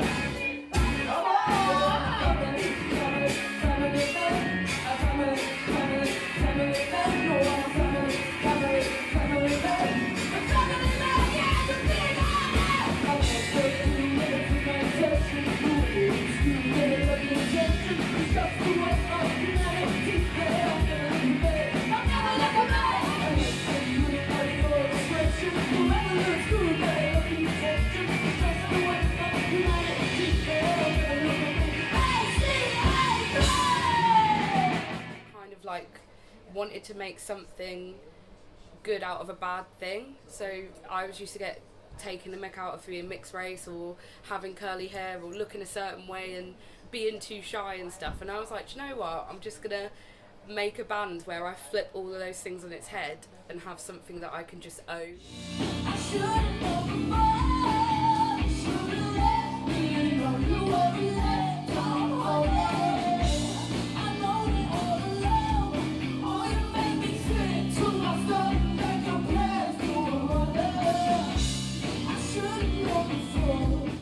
Jack is now officially our bassist, so technically a trio now. And I can't wait to like actually officially announce it, because it's like one of those things where people have seen Jack and they know Jack, but then you have people like ask like, oh, so are you a duo? And I'm always like, no, but we had to market this because it would look really weird. And like I was like a fan first before like I came into Currls, because my other band Cutting Ties played a set with Currls when it was the old formation, and like I thought they were just amazing like to start with anyway, like especially like Nerve and stuff. And then Hannah joined and I was like yes, because I was mates with Hannah already, and like literally I was like that's fucking perfect, like Hannah's gonna be amazing in that band. And then luckily, in a way, the bassist dropped out and Hannah was like, might have some gigs if you want to dip in. I learned the songs in a day. Like I was just like, and Jack came into the rehearsal and just full on done some high harmonies. And at that point, I was like, you're like, yeah, you can stay. You're like, no, you're like. I was like, whoa, you're hitting some notes, Jackie. I was missing them, but. Falling down the stairs, you know you gotta have some.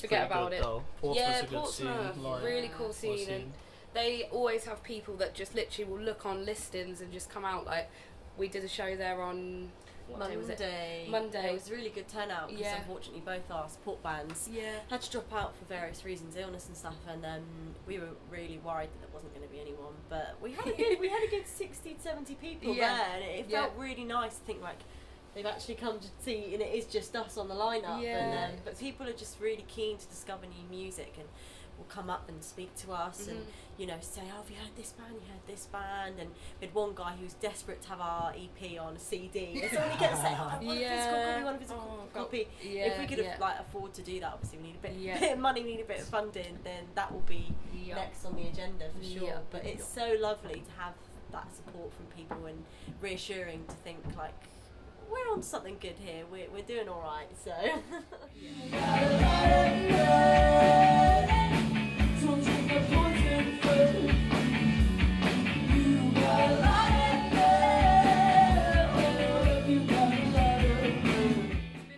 Things where we really didn't know how it would go, because our actual booking agent said that maybe it wasn't the best time to do a sort of tour because the World Cup and everything. But we were like, oh, we'd planned it, and we were kind of like, oh, I don't know, people do love to come see music, so we was like, do you know what, we're just going to risk it and hope that people come. So we haven't had like any sort of expectation. We've obviously hoped that people would come, but we've not kind of given ourselves like, oh god. Well, I kind of have been like that, to be fair. I was like, we need to sell this out, but I think regardless of whether we did, we've had so much love from it, and it's really kind of been really wholesome and like what's the word, just kind of redefines why you want to make music, and just being able to chat to people you've never met before has just been really lovely. And the hustle was equal. Sorry, I don't interrupt, but the hustle was equally important. Yes, in the punk business. Yeah. It's so important, and I mean, I think it's just when you've got that sort of determination. Like I would love for us to be able to reach across so much, like the world, or be able to travel and tour and actually be able to do this for life, you know. So there is that sort of hustle aspect of it. I'm very hustly, like in terms of like, I'm like, we've got to do this, and this. Like Hannah and Jack probably are like, for God's sake, but yeah, you're always just being a girl boss and stuff. You know? Girl boss. Don't cross me, you have been defeated. I know,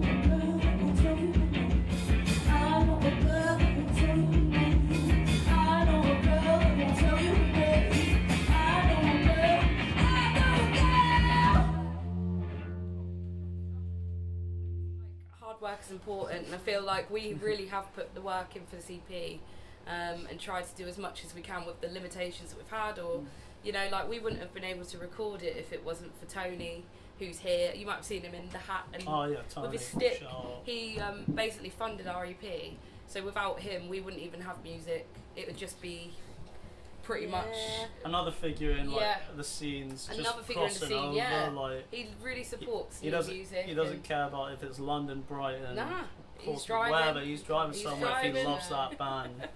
And he's bigging up. Yeah, so Love that. Very grateful for him. So grateful, and I think that would be my take on the EP sort of like run, is that it's just kind of redefined the reasons as to why it's important to have music, and I feel like we can hopefully offer something different for people as well. Such a drug to be criminal, can't contain it. Super agents of Blacksmith. To contend it for a metaphor. In terms of, I haven't ever had to do like a tour with any of my I did a support tour with my other band, but like in terms of a main, like you're the headline sort of tour, it's interesting, but it kind of affirmed my own thing of like why I like doing music and stuff, like because like although I like do wacky shit on stage and it looks like dorky and weird, I genuinely can't help my body doing that shit. Like I've got to move, I've got to do something because I'm feeling the music. And like it more puts it as like if there was literally one person in a crowd, I would still be doing that shit. But it's been even better that it's like that it's more than one person. So it's been really sweet. Also with two epic cool people, I guess. Oh, you will not hurt my feet. I'm still here.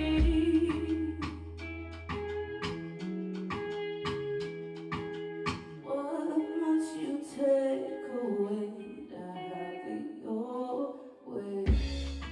But yeah, there's a lot of groundwork you have to put in, and we try our best. We're very determined. There are some obstacles, hurdles that we've had to overcome, but I think it sounds really cringy and cliche, but it has made us like stronger.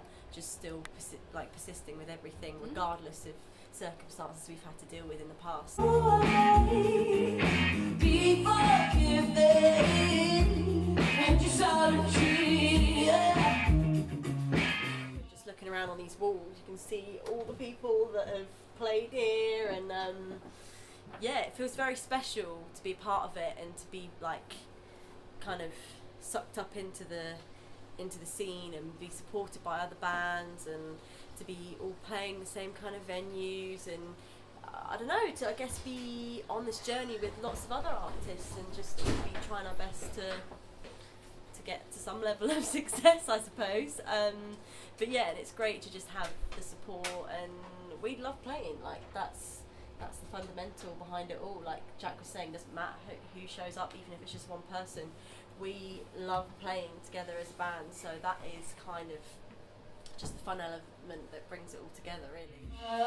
Don't you paint the picture if you cannot explain? I want to be a victim of your charming ways.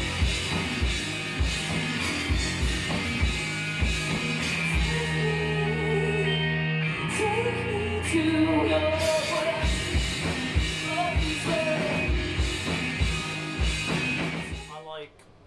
I like playing in sort of, it's very therapeutic, and like I get a tremendous amount of joy just playing in general. I think I'd go crazy and probably, like, to be frank, I'd probably be a lot more like depressive if I didn't like do this shit.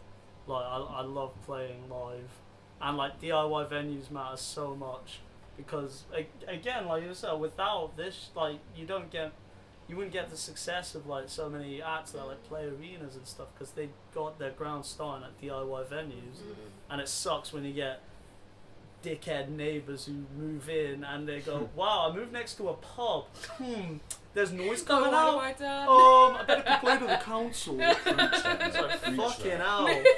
Seriously. Get out of here, middle class twat. I'm middle class. I'm middle class on top of it. And that's me saying that. Just brother, like.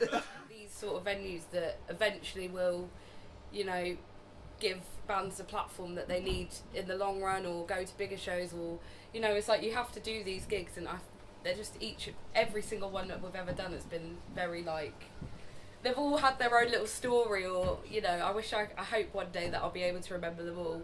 But yeah, I just feel very blessed. As, again, Hashtag blessed. Hashtag blessed. Yeah, Kobe. Yeah. Hashtag blessed. Hashtag blessed.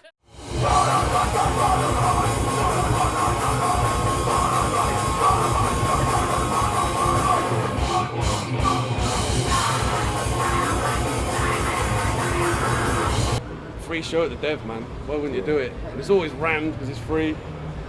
Well, and that stupidly let me put on my own choice of bands as well. So it's four sick bands, man. Well, 3 in us. I'll let everybody else decide what they think of us.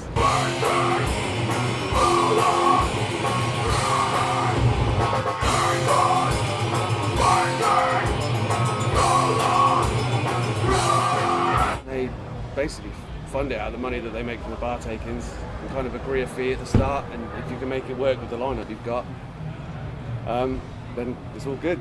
And if you have to put your own money in, you do, which, you know, is what it is. But anytime you can get a free show where people come in for free, and exactly that, especially in current climate as well. Yeah. Everyone's getting, you know, free admission to a gig. And it gives Four them, amazing you know, good bands, if you can so- get 4 bands on their lineup and they get a rammed place like that, it's just, you know, you want to support them as much as they support you.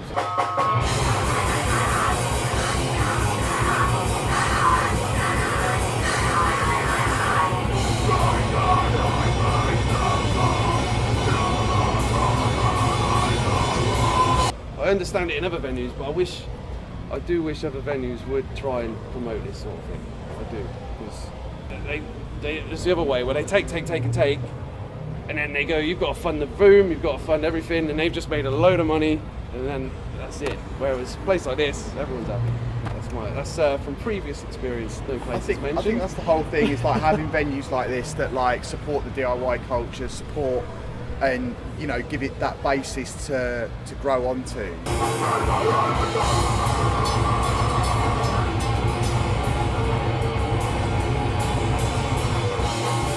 It's done no end of good, and, you know, you can see it in the people that are turning up. It's people that not a lot of them can, you know, in these days can't afford to go to, you know, your £12 entry shows. And I get, you know, everyone's got to make money in the end. The bands have got to be paid and stuff like that.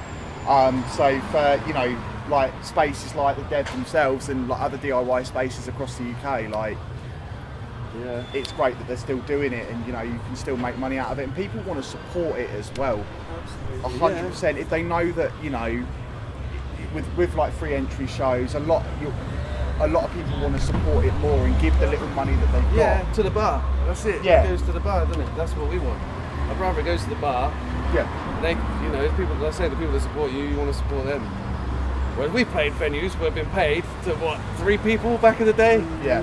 We've done it where we broke even on 12 people.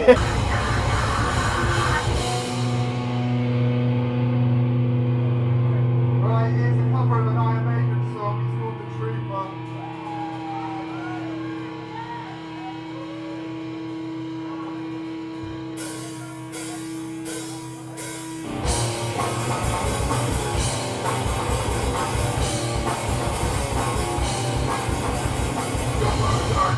There's so much traffic going up and down Camden, and people do just pop in. Like, that's why I love this venue so much. Oh, that's amazing, man. They're all so good to us. Like they were saying, they respect it, don't they? They just do anything to help you. Yeah, and you know, people come in, they'll come and they'll watch shows and they'll stay. You know, they'll sit around. They know that there's gigs on every weekend, so they'll just turn up. Oh no, you know, you may not be particular into the kind of music that's there, but you go and see it, and yeah, and it's quite a central location as well, quite busy, and, you know, Camden's the hub of basically the London alternative scene anyway, so everyone's always around, and yeah, it's quite nice that a few people tonight have come down, really. Anyway, this song is about us. It's called I'd Rather Pay £10 Not to See You.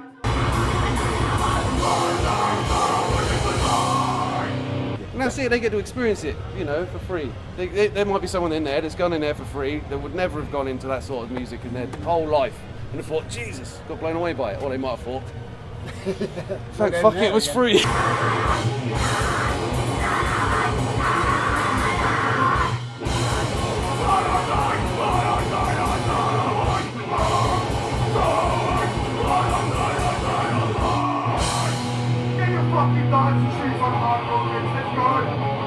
Genuinely, what got me excited about DIY and free shows was actually like, back when I was younger, there was loads of bands doing videos in people's like front rooms and stuff like that. And you look at it and you're like, do you know what? That's sick. So whenever you get like the opportunity to play like these like DIY venues, I recently went to a show in my mate's basement, and you know, it's sick. Like, I don't know, it's just that thought of just making something out of nothing.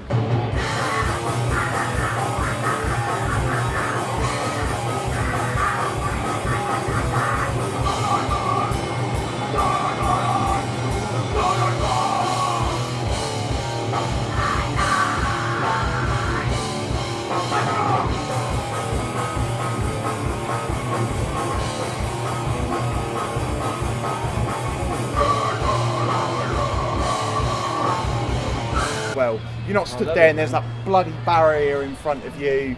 You know, they're right in front of you. They can see it. You could, you know, and for good respect, you can also, for your ego, you can see them as well. So if they look happy, you feel better about yourself. About 6 years I've been doing DIY shows, and I've never looked back really. I never want to play a venue again. No, you wouldn't want to.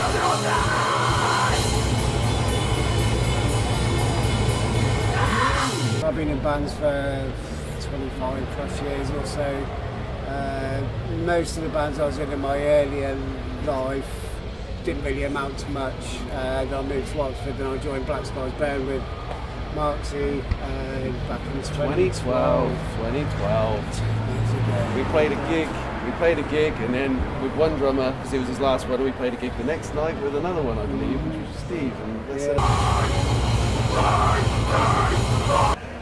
with Black Skies Band, so I managed to play some amazing fucking shows, tours here, there and everywhere. My heroes, Benediction, No Punk Death, Extreme Noise, said about that show the better as well. Jesus. All these fucking amazing bands that I grew up with, and then some of these sort of sharing the stage with them and stuff.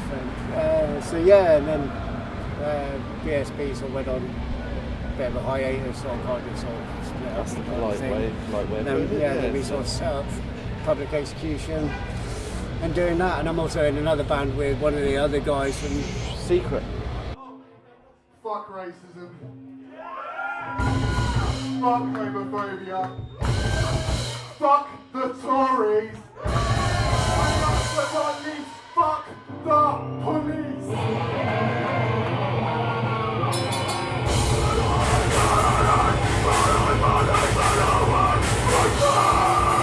So I couldn't play guitar or nothing until about 8. Well, some may say I still can't. Some may say. But 20. Oh God, what was it? It's a band called Faith and 8. I used to go and watch all the time back in the day. So again, DIYs, these sort of shows. I don't know what 2000s, early 2000s. So then I got to about 18. I thought I'm just going to play guitar. And Lee from Faith and 8, who was Black Skies Burn's first drummer, sort of taught me a few Machine Head riffs and stuff. And then it progressed. And then we started Black Skies Burn in 2005 when Faith and 8 split. We actually played with Gojira in our second gig, which is ridiculous if you're looking at it now. We hadn't even heard of them at the time, and they were on the front of Metal Hammer. We were like, nah. I was in a sort of a little venue, to be fair. Look at them now. Where did it all go wrong, eh?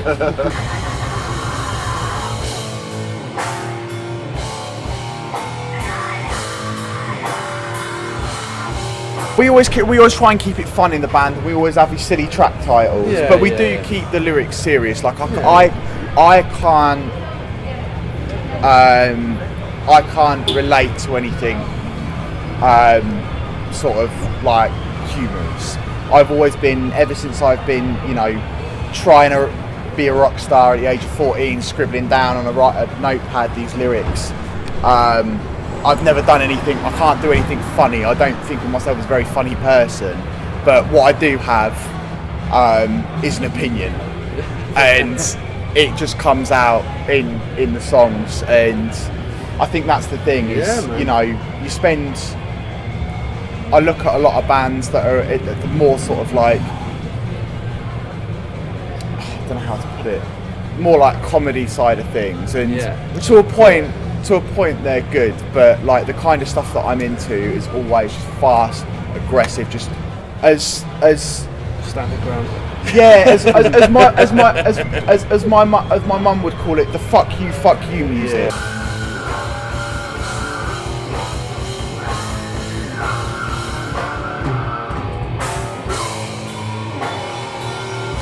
Hey, Kyle, to be fair to him, he's done 4 gigs as a vocalist. Sort of 5 maybe. Yeah. without a bass in front of him, like he's back in vocals. Oh shit. Yeah, so I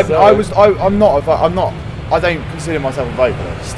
I just sort of I came into this band playing bass, and I didn't want to do vocals or anything like that. Just wanted to play bass in a band. I do a bit of vocals in Trading Hands, but you know, it's more like sort of backing a few. I have a couple of lines, sort of thing. And then our vocalist left, and I was like, well, sorry, I'll give it a go. It's been absolutely nerve-wracking. Like every time I get on stage, I don't have that comfort blanket in front of me. My bass, knowing that even if I mess up a couple of lines, somebody's going to sit in the crowd thinking, oh well, you know, he's trying to do 2 things at once. Right then, I've got to like, you know, I've got to have this persona and the confidence, and slowly I think it's getting. Slowly I'm getting a bit. From Dreadfest, you could see you were very stand-up, which I understand. I'd have been the same. Very stand-up-ish. Today, you're coming out with, you know, it's on there. I do remember our first show. I was literally shaking. I was so nervous, and it was a big thing, and a lot of people have come and see me and like show support. But like, obviously the boys from Teeth Grinder, shout out to you boys, I love you all. They'd come down to come and watch us, and I massively respect them guys. And to come in now, I think the one thing I have learned in the couple of months that I've been in doing the vocals and gigging is like, I've stopped giving a fuck what anyone else thinks. Do you know what I mean? You just go out, you do you. You know, you get your opinion, you get your emotions out there, just get them straight out. It's the same with our old vocalists. I'll give Wormy a shout. I don't want to be nice to Wormy on camera, but he did a grand job for many years. He was originally a vocalist, but I think he just got fed up with us in the end. He just didn't want to be a vocalist anymore. So he started something else, but Carl stepped in, he's fucking nailed it, man. Absolutely nailed it. Just the perfect style. He saw that hardcore style within a grindcore. You know, it's just the perfect, like, stamping ground vocals in a grind band. It's like, you can't get any better than that. That's exactly what you want.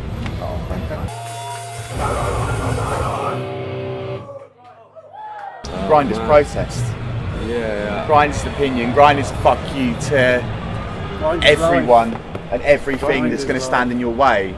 Like I said earlier, like, fuck racism, fuck homophobia, fuck the Tories, and fuck the police. 100%, and I'll back that till the day I die. It's fucking aggression, man. It's just a fucking aggressive form of music, but with a, you know, with a, like Napalm Death always say, with a nice meaning behind it. You know, they're aggressive music. I don't know what Barney says, but it's whatever he says, man. That's what it is. He's the fucking man.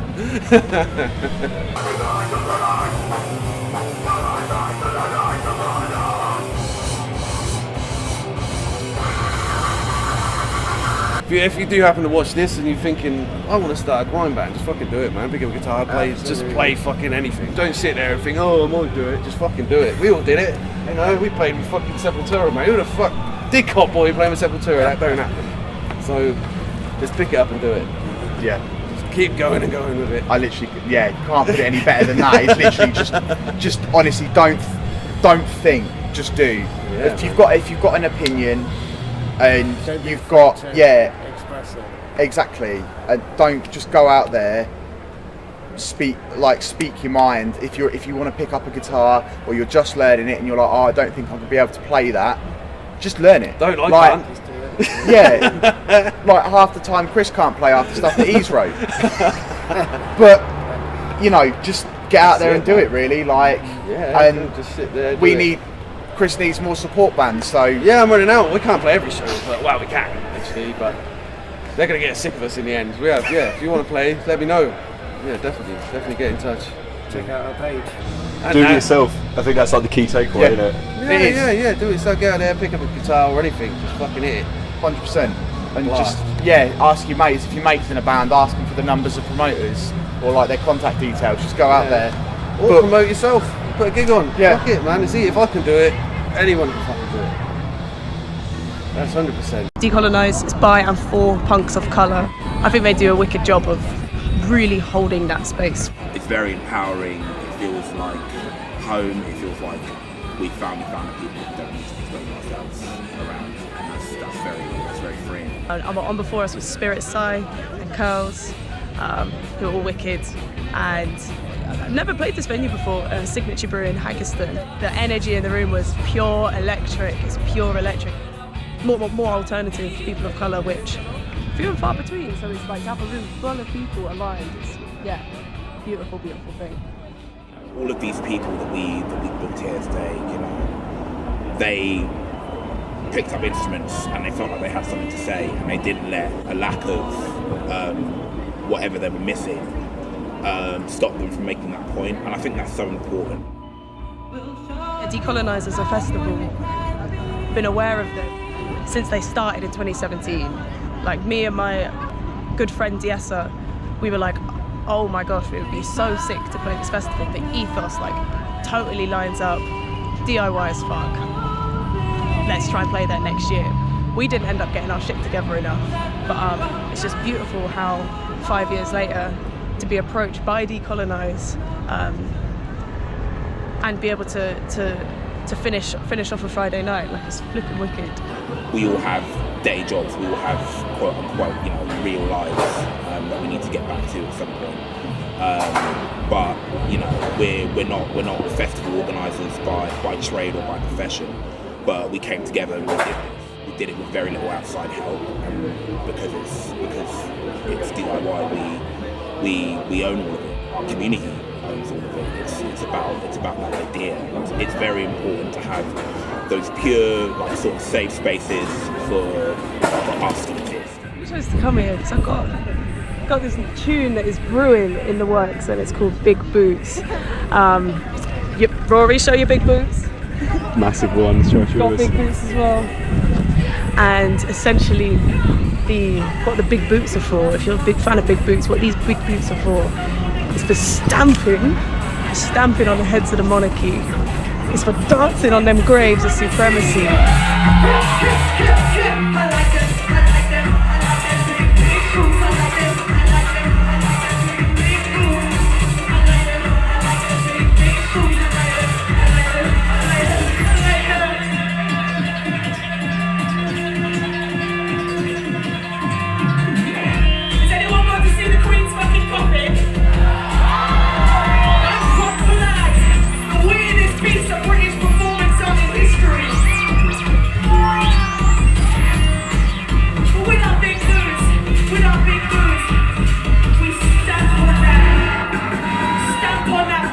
Tradition. They ain't no better than us. But yeah, chose to come here because I think monarchy abolishment is a feeling that's in the air, especially within punk and DIY communities, and hopefully reaching out further as well, because we're being like ringed out as a society right now, and there's going to be a point where things are going to start. Well, things are already like this, and boom, something's got to break. And what I'm going to say is off with their heads when they do.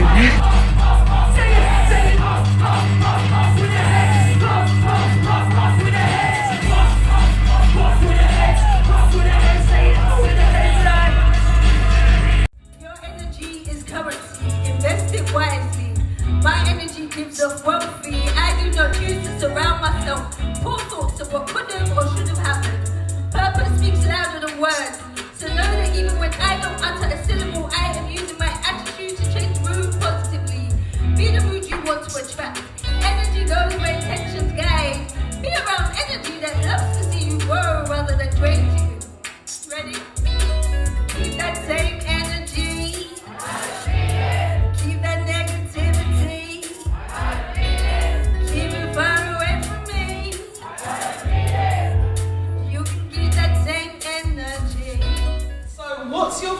about the community that's been created, because looking out here now, we've got so many diverse different faces, so many people are engaged, it's really nice to see. So what's your favourite thing about the community as a whole? So obviously like platform artists who may not always find it as easy to book shows, because like especially at the time we started, I think like the music scene or like the music industry, TM, has always kind of had like quite a narrow view of what it is to be alternative, what it is to be punk, and what those artists look like and what communities those artists come from.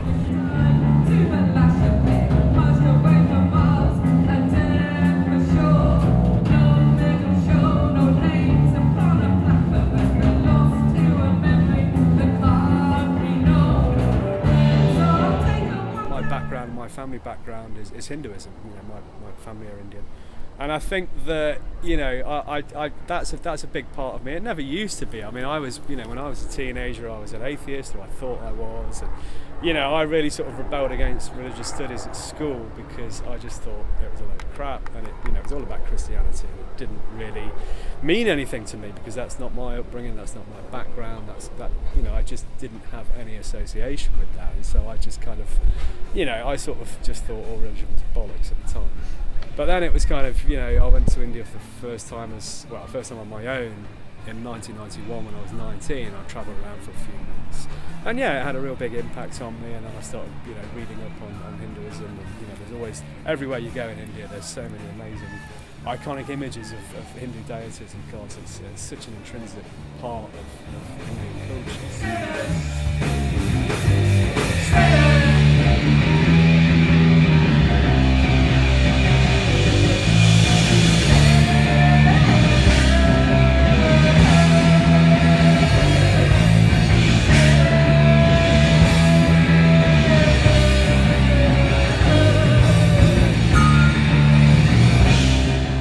Such a special place to be, and no one's kind of like false or in your face or kind of playing a game. Everyone's just like really authentic, and I think being part of these sort of spaces also, you find out that you also listen more and others listen more too, because we actually genuinely want to hear each other's experiences, as opposed to other spaces where we don't even get to speak really. What really annoys me is that when you go to a gig and you're the only brown or black person there, on stage or in the audience, it's like, well, hang on a minute, what is going on here? But when you look at a festival that's on for 3 days or 2 days, and it's all white, male, heterosexual people, it's just that's not representation, and so Decolonise is massively needed. It really is.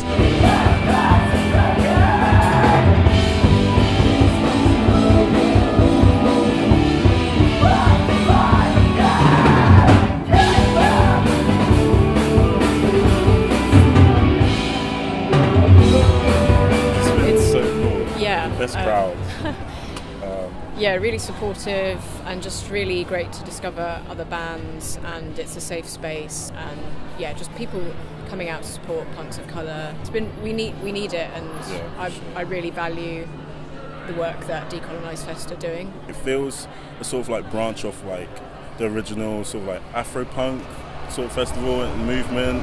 I remember I watched that film, how old was I? Maybe when I was like 11. I found it on YouTube, the full thing, and that was incredible although it's quite an old sort of like documentary from like 2004, just to see, just sort of those interviews with like black musicians within like the alternative scene, just talking about their experiences growing up, and feeling that alienation, and it really sort of like resonated with me while I was growing up, and like I said, it was quite reaffirming.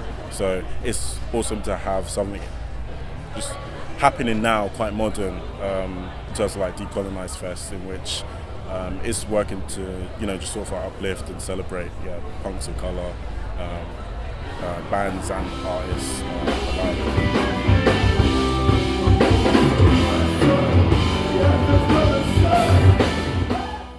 I feel like there's definitely a lot more voices, so there's a lot more spaces for other sorts of people now, I'd say. So yeah, it's expanding for sure, which is great because there's more places for people that sort of look like me, and then people from all sorts of walks of life really. It's changed a lot from when I was starting to go to shows when I was like 16, which is over 10 years ago. So yeah, it's awesome to see. Yeah, and I think also a lot. I'm finding as well, like a lot more promoters are being more conscious about the bands that they book as well, which is really good.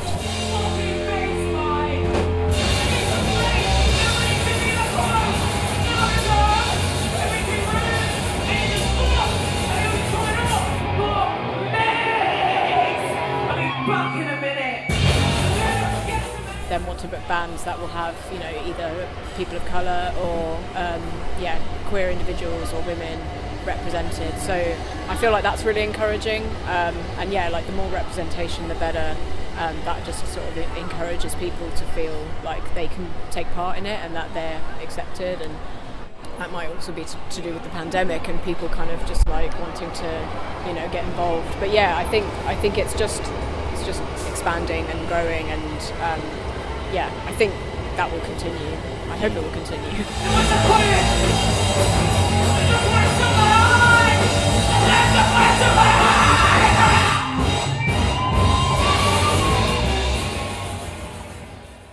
There's definitely still gatekeeping, and that needs calling out a bit more, I think. And I think a lot of it's subconscious. How do you attack that? How do you fix that? I absolutely agree that there needs to be a faster process to it happening. But I also think that whenever I do see someone, I just feel like it's a win for all of us.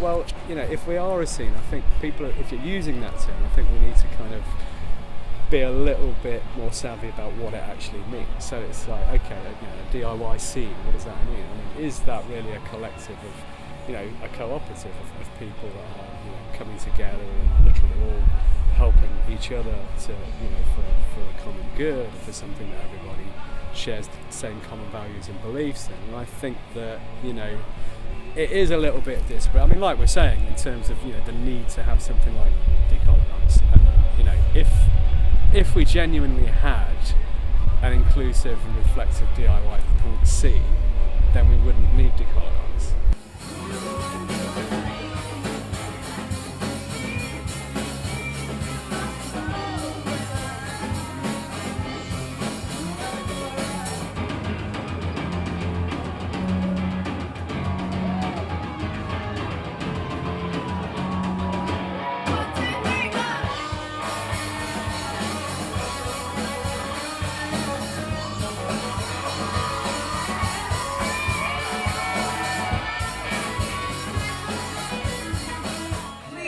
God, we need a freaking revolution. I'm not joking, like nothing short of a revolution in so many ways that we need.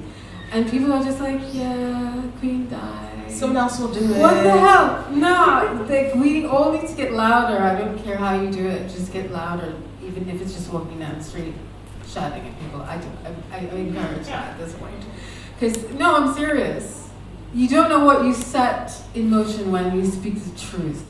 Well, that's why spaces like this are so important, for these conversations, and what you said holds so much weight, because we can all make differences. We just have to be like, right, I'm going to do something.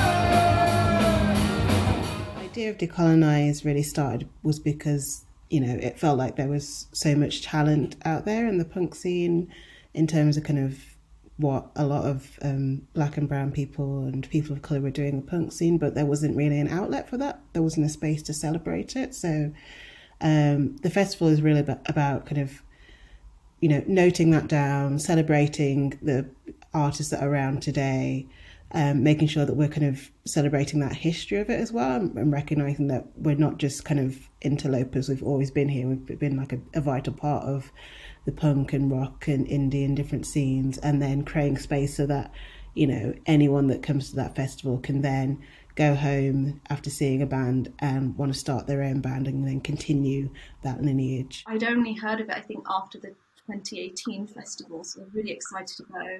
And when I went, I couldn't believe that something like that existed, and I felt like it was really, really special. And I took my partner with me as well, and she thought it was really cool that I could this space existed for me to sort of meet other people who also people of colour, doing music in the alt scene, and just see that they're just smashing it as well, I attended the fest in 2019 for the first time, and I was just like, I think it has achieved everything it set out to do, because it is one of the most welcoming spaces for people of colour that I have ever been in, and I've heard lots of people echo that, both this year and in years before. In 2020, when it was dearly missed by the community, I think it's become a very important part of the scene life.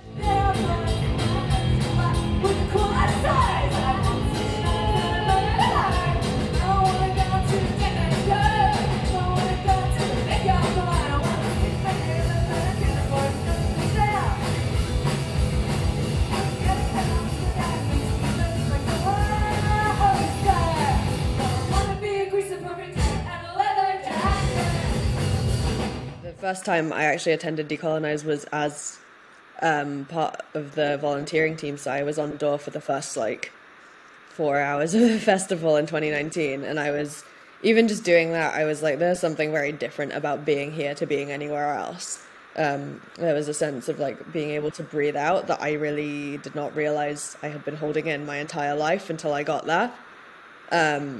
Because I don't know, I've been in context where maybe the majority have been people who look like me, but the expectations of them have been very different.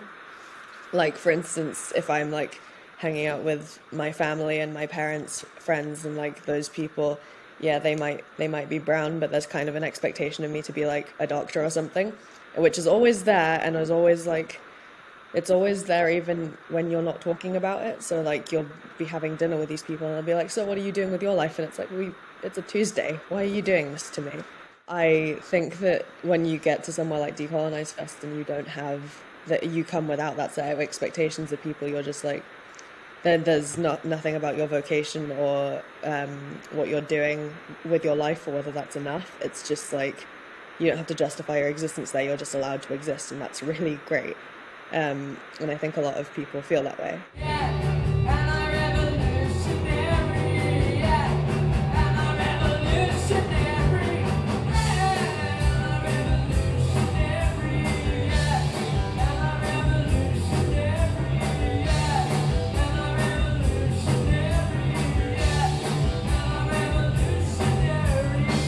Decolonise Fest is one of those spaces where I think we've all wished we had it when we were teenagers or when we were kids, just somewhere where you could kind of be and realise that you weren't kind of the weird kids. In reality, there are loads of other people like us, and it's important to kind of be like us as well and to have that kind of way of expressing ourselves. So it's always, it's always amazing. Sometimes I take it for granted, actually. I always forget that this isn't, not everyone has this, and not everyone is able to be in this kind of community. And, it's, I guess, it's important to kind of try and remember that this is something that we want to bring to kind of so many different people of colour, not only in the UK, but in Europe. We've had people come from different countries to come to Decolonise. So, it does feel really safe and sacred. And again, we always get those kind of compliments that people say that they can come decolonize and listen to Rage Against the Machine 1 second and then kind of chill out and listen to like some kind of like really intense club music, you know, the next second. And all those things matter at the same time. They're all kind of valid because we are complex human beings. Also, just add that, you know, for some of the artists performing on the day as well, that for some that'll be like the first time they've played a gig where they're surrounded by other people who look like them or have similar life experiences to them as well, especially in sort of like the punk alternative scene as well. And that was really sort of special to sort of hear that kind of feedback as well, and people feel really comfortable in the environment. I think one thing that we try and do is make sure that people, you know, feel safe and that they can be themselves. And I think overall that was the case there, and that was really positive as well. You come back to me.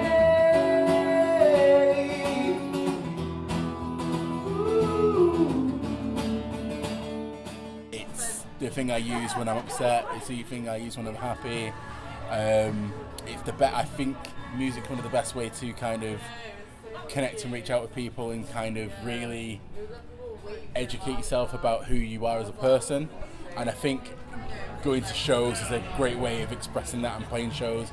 And I think what's good about the DIY scene is it's not just individuals, it's a community, and it doesn't matter where you are, you're part of a community because you're part of the DIY scene. Community is such an important thing because you can't do something on your own. I feel like community and being part of a network is so important because it doesn't matter where you are in the country or in the world. If you're not part of the community, it's more difficult to get ahead and be known.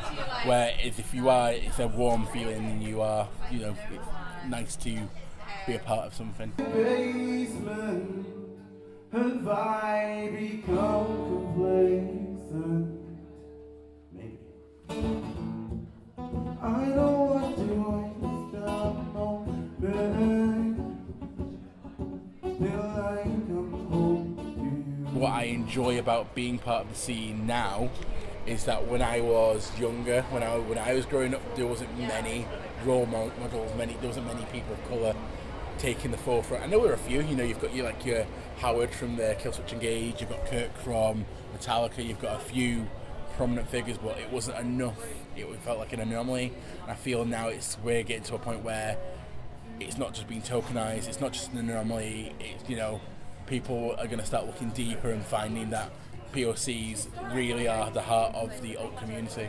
Now it's sort of getting to a point where it's being more inclusive, but then the inclusivity is on a termed basis. I don't feel like I feel like it's an anomaly or inclusion for inclusion's sake, rather it being just the norm. So that's why things like Decolonise Fest is so important, because it's an anomaly and it shouldn't be. There shouldn't just be like one festival where queer punks and, you know, black punks and women can be in the forefront and be right, and it shouldn't just be like a thing like this. It shouldn't be an anomaly. It should be where, you know, we know, not even just noticed on the attributes that I've mentioned, but noticed on the talent as well, and that's kind of a part of it too. And I feel like a lot of those things get overlooked for sure. Like I feel like myself, in terms of the scene, I have to work 5 times as hard as a person of non-colour or who's a cisgender man. I feel like I have to try harder to write better songs and get good opportunities, where I feel like in the same space, people who aren't part of that just get it handed to them. So I feel like there needs to be more equal opportunities for everyone.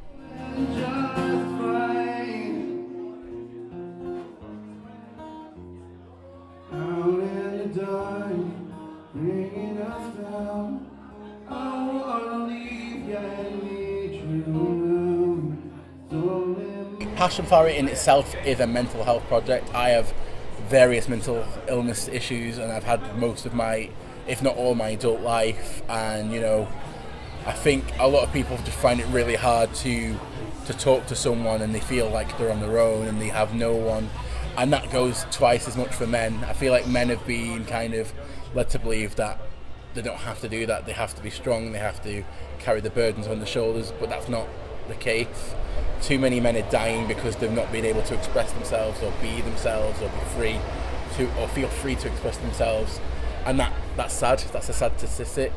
But then it's also, I feel, the way that mental health in men is portrayed and how women's mental health is portrayed are completely different. I feel people are generally more supportive towards women when they're going through these struggles and not supporting men in the same way. And I feel like that's not correct. So I feel like more men should be encouraged to speak the truth, speak the feelings, and reach out to their friends and family, and then in turn their friends and family should be able to acknowledge their feelings, recognise that these people are hurt and struggling, and then kind of be a good support system to them as well.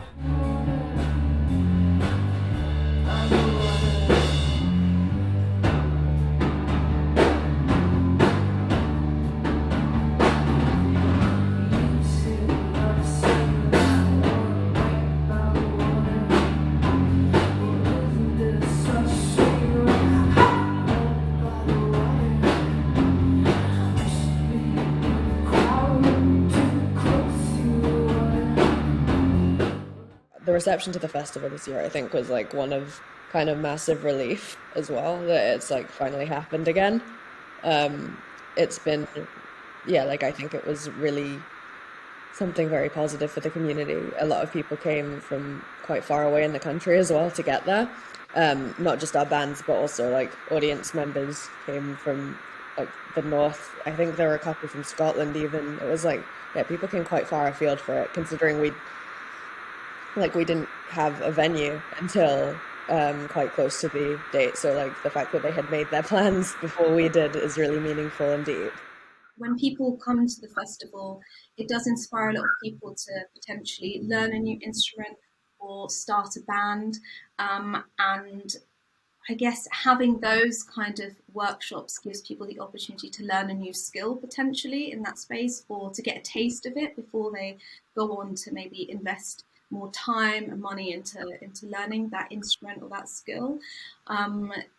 Specifically with the two music-based workshops that we did this time, so black banjo playing and then also the synth workshop, those are quite unique, and I think often they're not particularly associated with sort of the punk movement either.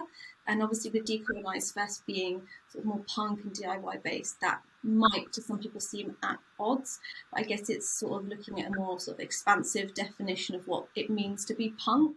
And then we also had a panel discussion celebrating previous people who have actually been, who have performed at the festival and seeing where they're at today since performing, which is really exciting because the festival's been going on for about 5 years now.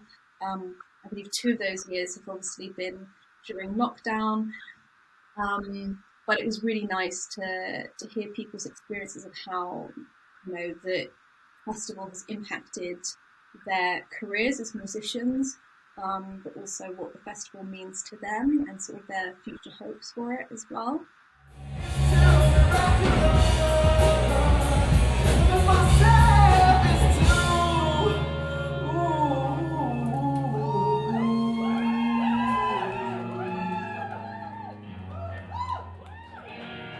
So, I mean, we've been really lucky that because we are who we are and we do what we do, it's kind of niche in a way that we've been able to kind of draw so many amazing bands to the festival. So we've actually had, been able to see so many acts just kind of rise and rise and rise. Definitely kind of one of the big ones was Bob Villain. They played our 2018 festival. And they actually formed to play Decolonise Fest, like a lot of bands do. They kind of had that in mind, that they were going to kind of come together and like play the festival, and they did. And it was amazing, and kind of just seeing them kind of continue to kind of grow and find their space. And now they're kind of, touring with, I think they've just come off tour with Aman and the Sniffers in the States. And just kind of going on to bigger and bigger things. It's amazing that they got their start here with us, and they still kind of rep us as well, and we're still in touch with them. Also, Nova Twins, who are doing amazing things. They just had their album out, and that got nominated for a Mercury Prize, which we're so happy about and so amazed for their success. But again, they were kind of just taking off as they played our festival, and they almost didn't make it as well. They got stuck in the Eurotunnel coming from France and had to like rush onto stage. But they did it and they played, and yeah, it's just amazing to have them as part of the alumni. But yeah, there's so many more bands that I know will kind of keep going, keep rising, and there are probably loads that I haven't mentioned. So the music I write and I make comes out in quite a particular way, but you know, punk music, learning about people like Polystyrene, Rhoda Pauline Black, The Slits, Sue Catwoman, Chrissy Hind, you know, I'm probably missing out lots of people, you know, like Deborah Harry, you know, not all of these women were women of colour, but these are the women that I learnt about as an alternative force, and they gave me the confidence and the strength to get out of bed. So even though my music might not necessarily be punk, it definitely comes from that spirit. And I know that Polystyrene later in life went on to express more of her interest in sort of South Asian culture and stuff. But a lot of that primal female voice, that DIY spirit, is very much in what I do.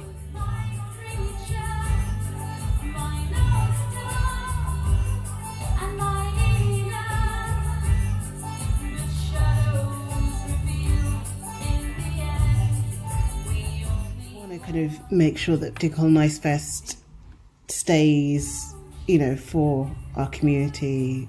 You know, we don't want to sell out and start advertising for Nike or something. But also kind of making sure that we have the funding available, that we have the resources that we can provide and give our artists and our audience the kind of experience that they need. You know, it is quite difficult, and that's kind of been our, you know, main struggle over the years. So trying to kind of get out there and reach new people and make sure that they know that this is something that is worth kind of investing in, making sure it'll be around for, you know, years to come, is kind of been one of our main kind of focuses in the last couple of years.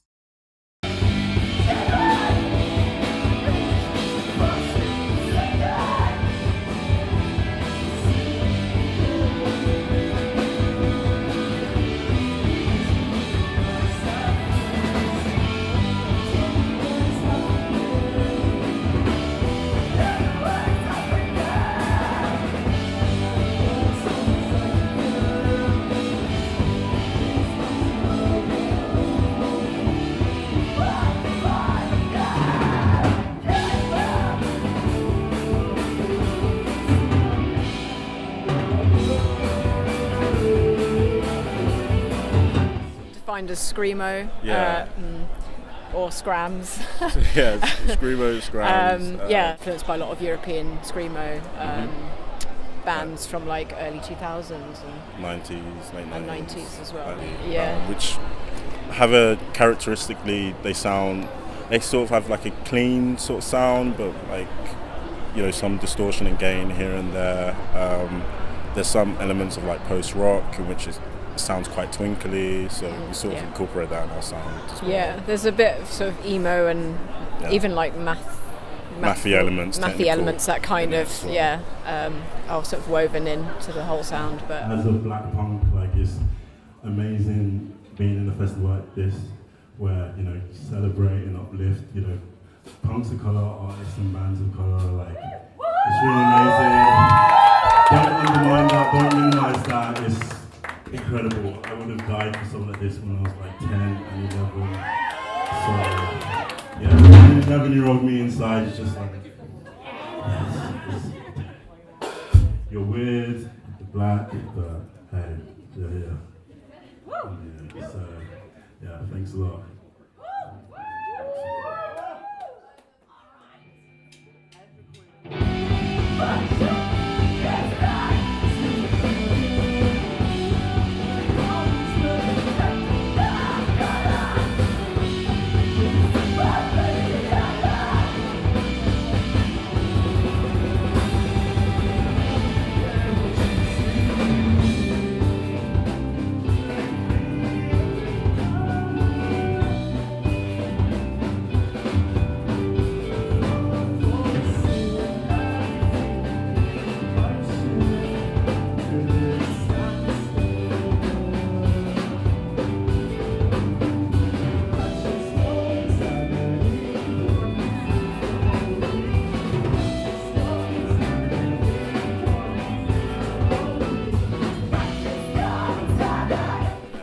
consider myself like part of like the iPod and like YouTube generation, and so you know, you go into like wormholes when you're listening to certain types of music, and then you know, autoplays on, and you know, you end up discovering a band, like a random band. Like for me, it was this band called the Mighty Princes. They were like a typical screamo band, post-rocky. They had like spoken word in their sound as well, which seemed quite raw. It sent me down this spiral, which I sort of listened to every sort of like subgenre of like sort of hardcore as well as like screamo, from like, you know, 80s hardcore to, you know, 80s hardcore, screamo, 90s emo. 90s emo. Oh gosh.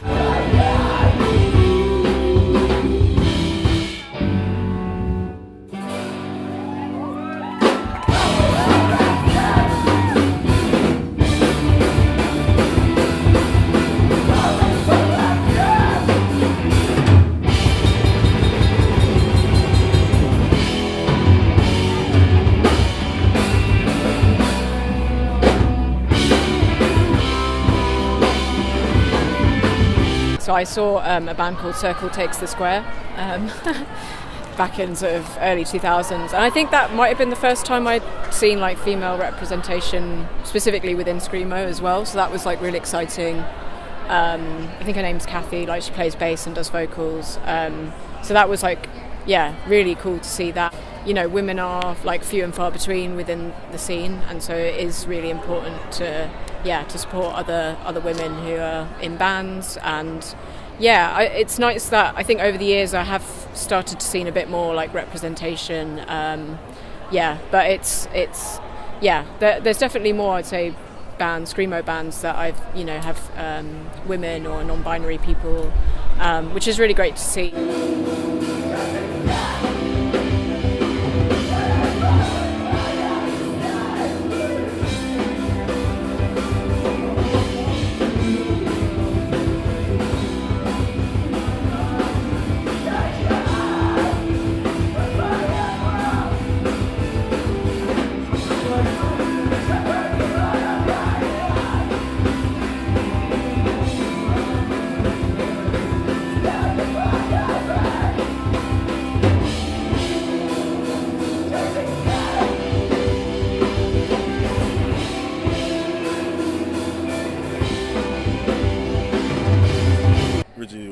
Based in Southeast London, around the time in which I was growing up, like my formative years, like there was a big sort of, I don't know, there's like a big like proliferation of, I don't know, there's a lot of emphasis on like grime culture, you know, UK hip hop and so on, and so I never really saw like alternative black males that were my age or even a little bit older than me when I was growing up in itself. So I definitely felt quite alienated from like some of my peers who looked like me at school and so on, and like family.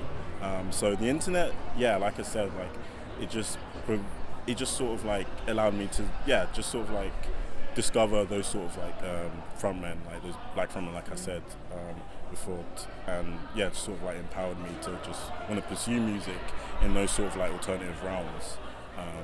So on a local level, I never really saw that. Growing up, really. Yeah, I'd agree with that. I'm also from South London, and I don't remember like seeing kind of similar bands that had sort of female representation at all, sort of growing up. But obviously, like just thanks to the internet, it was sort of just like, well, I could see lots of bands on like YouTube, and actually discover women in bands in other countries that were playing and sort of seeing success as well. So I think that in itself was inspiring for me to kind of keep going, and I've just always loved playing music anyway, so I never kind of saw it as like a barrier. But it's obviously important to connect with people, and I think that's growing now. I think seeing more women coming up in the scene. There are bands in the UK that with female representation, and I'm sort of discovering that more the more that we're sort of being active and sort of gigging.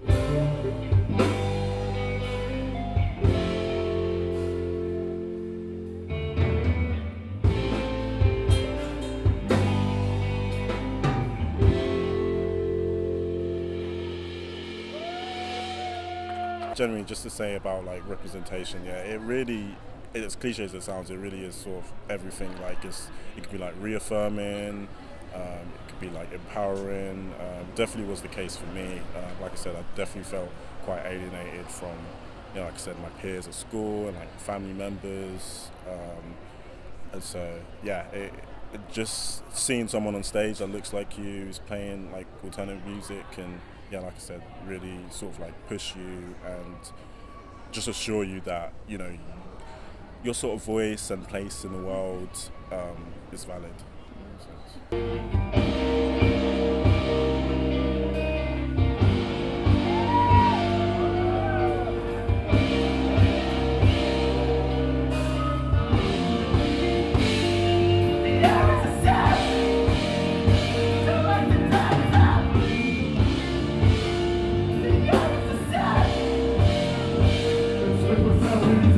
Feel like you have that representation now that you maybe lacked when you first got into the music and into the local scenes?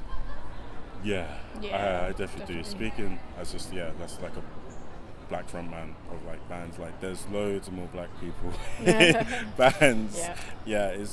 It's incredible. Like it's something that I would have wished for when I was younger. So yeah, it's really cool. It's really surreal actually. Now that I think about it. So yeah, I always make an effort to just sort of listen to those bands, check out those bands in particular. It's just nice to have like to listen to music where there's like a different perspective. A lot more bands definitely. A lot more bands with like black members are pushing more of like a visibility around like blackness as well in general for the first time.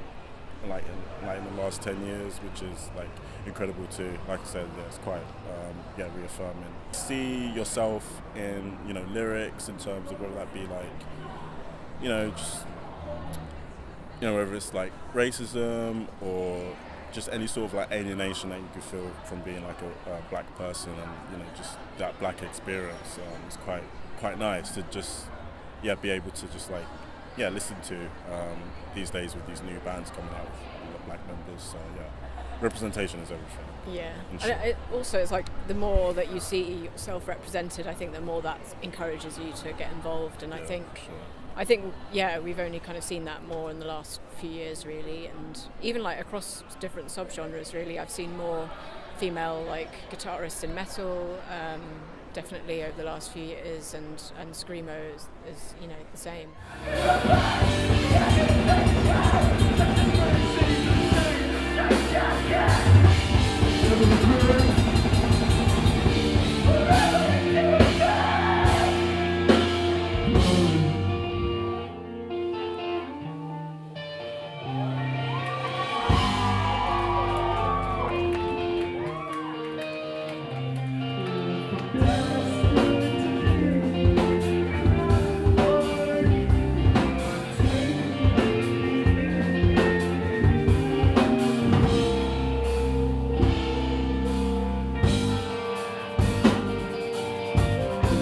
Like a young band at the moment, and you know we sort of started out really in sort of 2020, and then the pandemic hit, so we were kind of really set back a couple of years. We've had lineup changes as well, so I think for us at the moment it's kind of been a bit of like regrouping.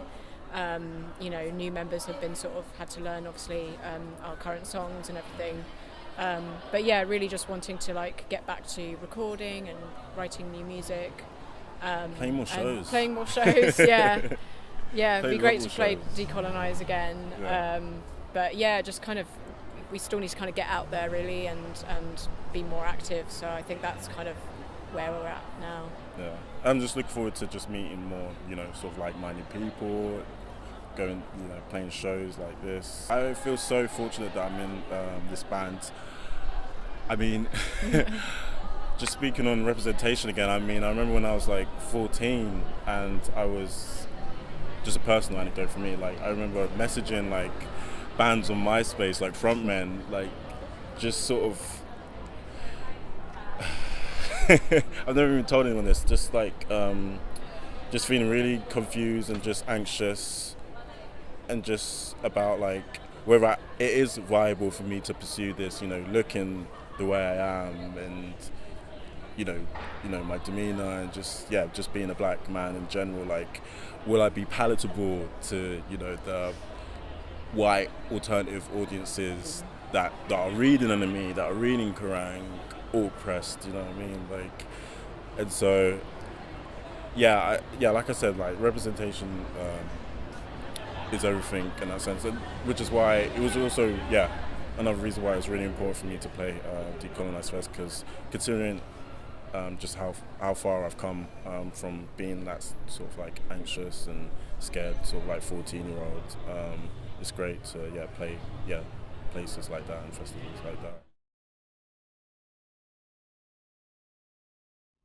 My name is Grove, and make kind of a mixture of like breakbeats, rave, dancehall, punk ethos kind of music, and do a lot of the production myself, and just essentially music with intention. I think that's what it boils down to. Like, every tune has got like solid intent, whether that be like politically based or exploring sensuality.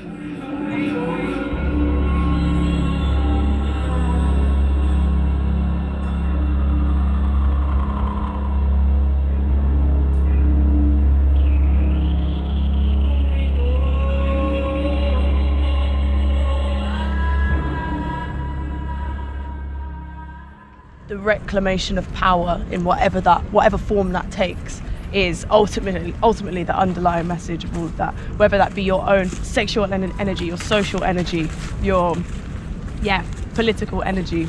I think that's at the core of everything, because I think grew up in this like town called Cheltenham, which is well known for horse racing and being home to like lots and lots of Tories and very well off people. And it felt like there was never really a sense of understanding of class struggles there.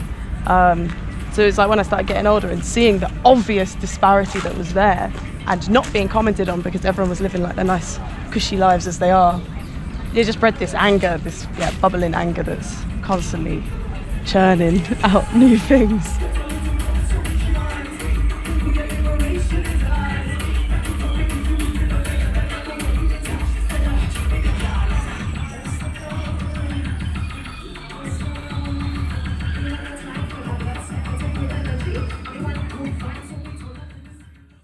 There are so many creatives that are so good at invoking anger, like shining a light on what I'm sure us as humans are already angry about. But I think something that I really want to focus on is like where to then channel that anger, which is not something that I have got all the answers to at all. But it's like, I went to like lots of heavier gigs when I was younger, and everyone was like riled up, like rah rah rah, like ooh ooh. But then like a gig finished and like, cool, what are we going to do with it now? So I think it's just like having like a clear message of what is ways in which you can transfer that energy to progressivism is like something that's really important.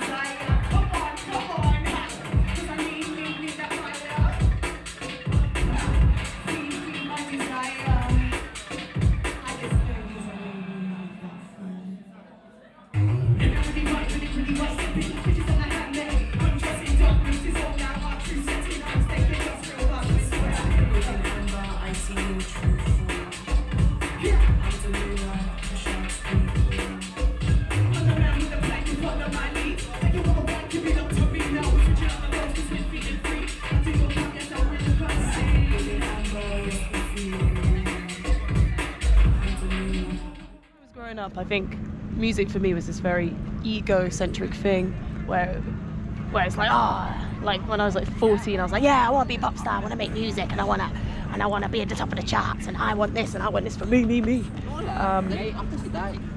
Being part of like community music studios, taking part in like community teaching models, where I, for example, when I was younger, learned loads from this community studio called Studio 340 in Cheltenham.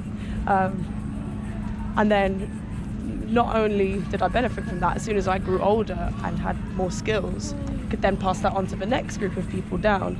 And that then took music away from being this egotistical, thick swinging contest to like, this is a beautiful thing for healing, for community, for people finding their purpose, and for people going for that purpose with everything that they can, with the full support of community around them. And I think that's, just like big up people in Cheltenham. Malachi Patterson, he runs this community space. If it wasn't for him, my life would just be very different, and loads of other people's lives would be different in Gloucestershire. So just got to give my respect to him.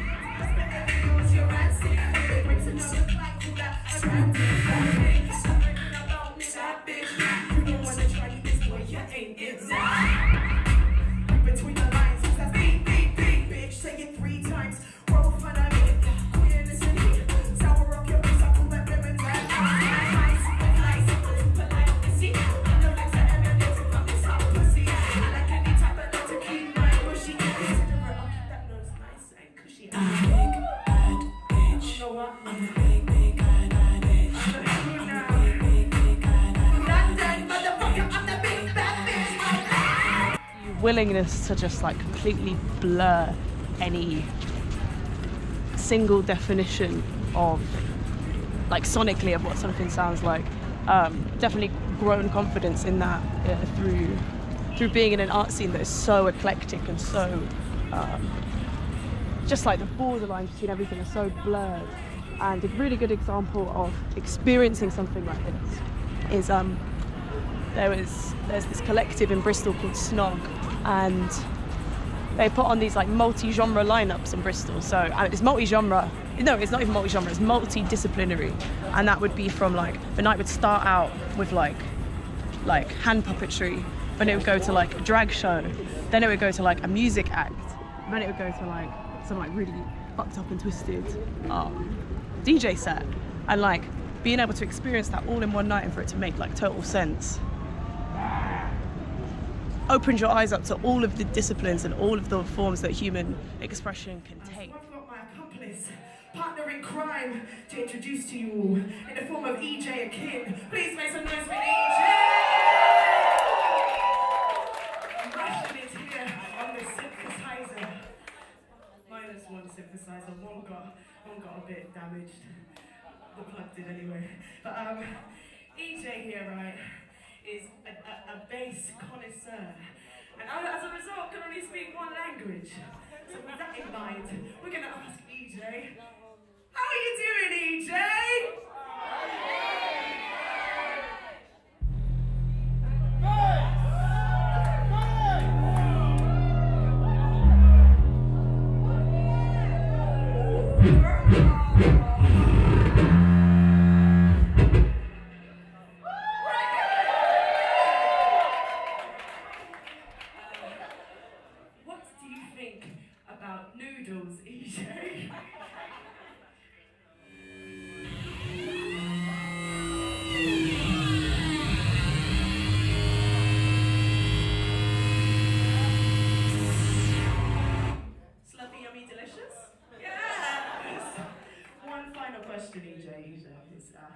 It's a burning one. What do you think of landlords?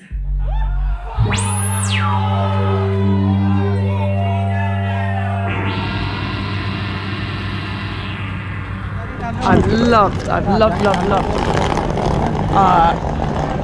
dancehall music and dub music, reggae music, and with like dub and reggae especially, I love the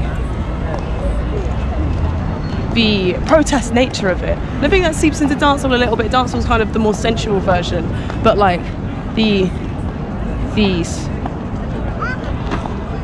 self-awareness that's in it and the protest that is within it. And yeah, always love dancehall music, like the little but then like obviously hearing songs like Boom Bye Bye, other such songs, you're like, damn, like there's just like a homophobia problem, not only in dancehall music, but it's very prevalent there, but just like in society as a whole as well. And I think This is fun. Should we go this side? Yeah. But yeah, being like someone who is queer and wanting to hear queer dancehall tunes, I was just like, wow, why not? Like, why not just chat absolute smut but make it really gay? Like Skin to Skin is like a good example of that. Like the whole verse is just disgusting. Like the amount of the radio edit I had to do for that tune for BBC Six was so funny. I couldn't say the word cervix. I said, like the first line is, me no want a self-service, me want something that I can touch up me cervix. And they said, and I was like, but it's just the body part. Anyway, making really, really gay, queer dancehall music, I think is going to be something that's embedded for the rest of my musical journey, whatever form that takes. I'm making like really punk dancehall as well, like noisy dancehall, like boom, boom, boom, boom, boom. So we say up with a head, up with a head, go!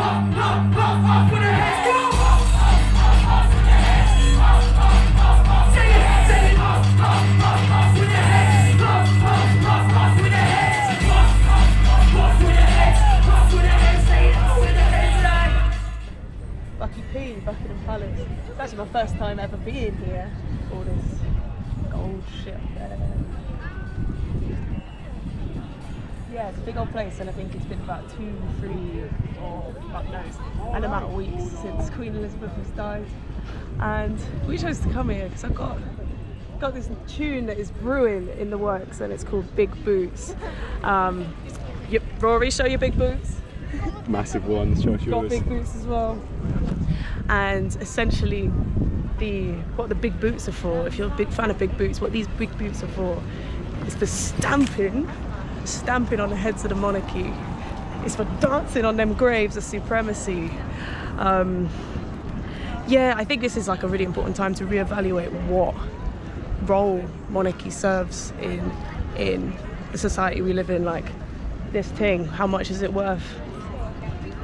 Hundreds of millions of pounds, yet there's still people not able to heat their fucking houses. Like, it is so surreal. It is so surreal. And that's what I find whenever I come to central London. Like, it's like this, it's so beautiful, but there's this ugliness all underneath it. Like, within all these like regal imperial houses, I'm like, where did this money come from? Oh, it's from like my ancestors who have like worked for this to be here, and them themselves lived terrible, painful lives. Like, it's being in central London really does bring up a lot of that. So I have to like actively suppress it when I'm here, because otherwise I just be fuming all the time. But yeah, chose to come here because I think monarchy abolishment is a feeling that's in the air, especially within punk and DIY communities, and hopefully reaching out further as well, because we're being like ringed out as a society right now, and there's going to be a point where things are going to start. Well, things are already like this, and boom, something's got to break. And what I'm going to say is off with their heads when they do.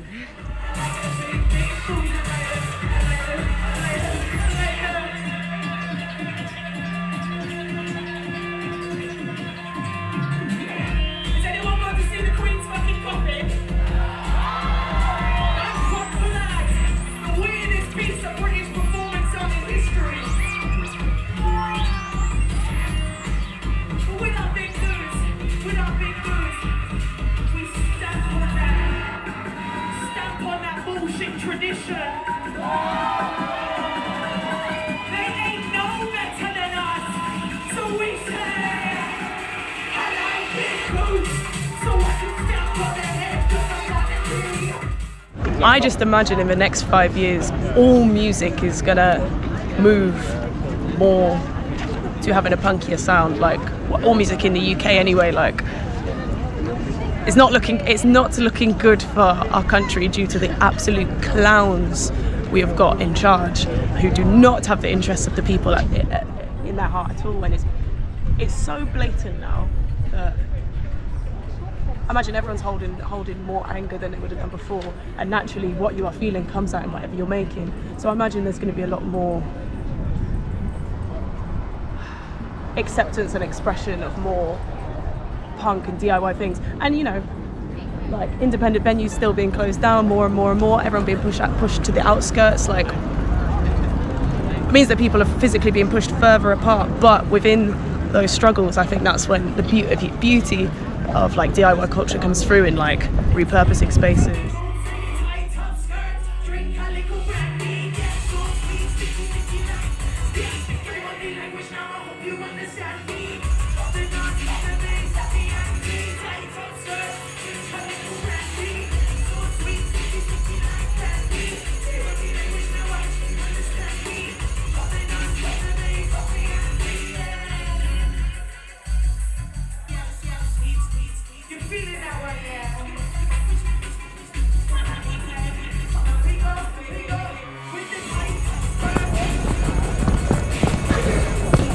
That is on the grave. Yeah, that is for all a little dance, little grave dance is for all class oppressed people, it's for all diasporic people of the diaspora, for all oppressed peoples of any kind. Bunya.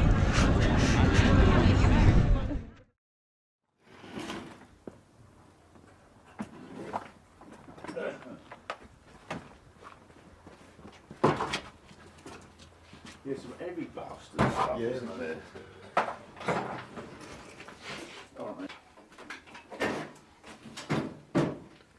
The greatest part of playing music is loading the gear. I don't like actually being on stage. I just really like loading the gear, man. Like fuck. I'll tell you what, the Lurkers would have signed to CBS or EMI just like the Clash would. You know. That's the way it was. That's the way it is with most people. They just want to make a good living out of it and have fun and travel the world. There's nothing wrong with that at all. And avoid normal jobs.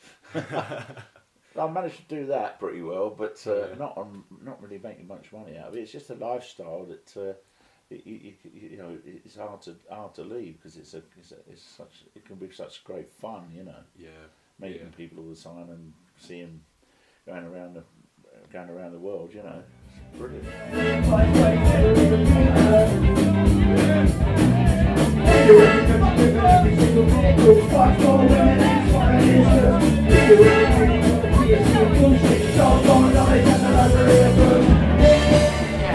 Yeah. Travelled enough.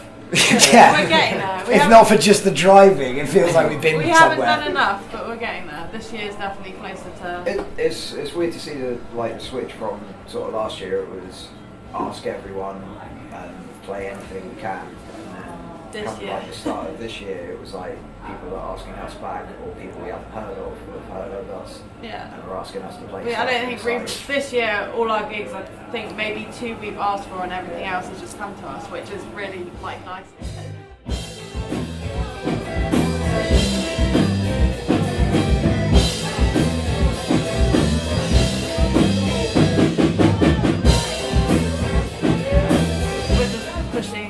Our name out and our music out as much as we can. I think that would be the thing. It would, just push it as far as we can take it.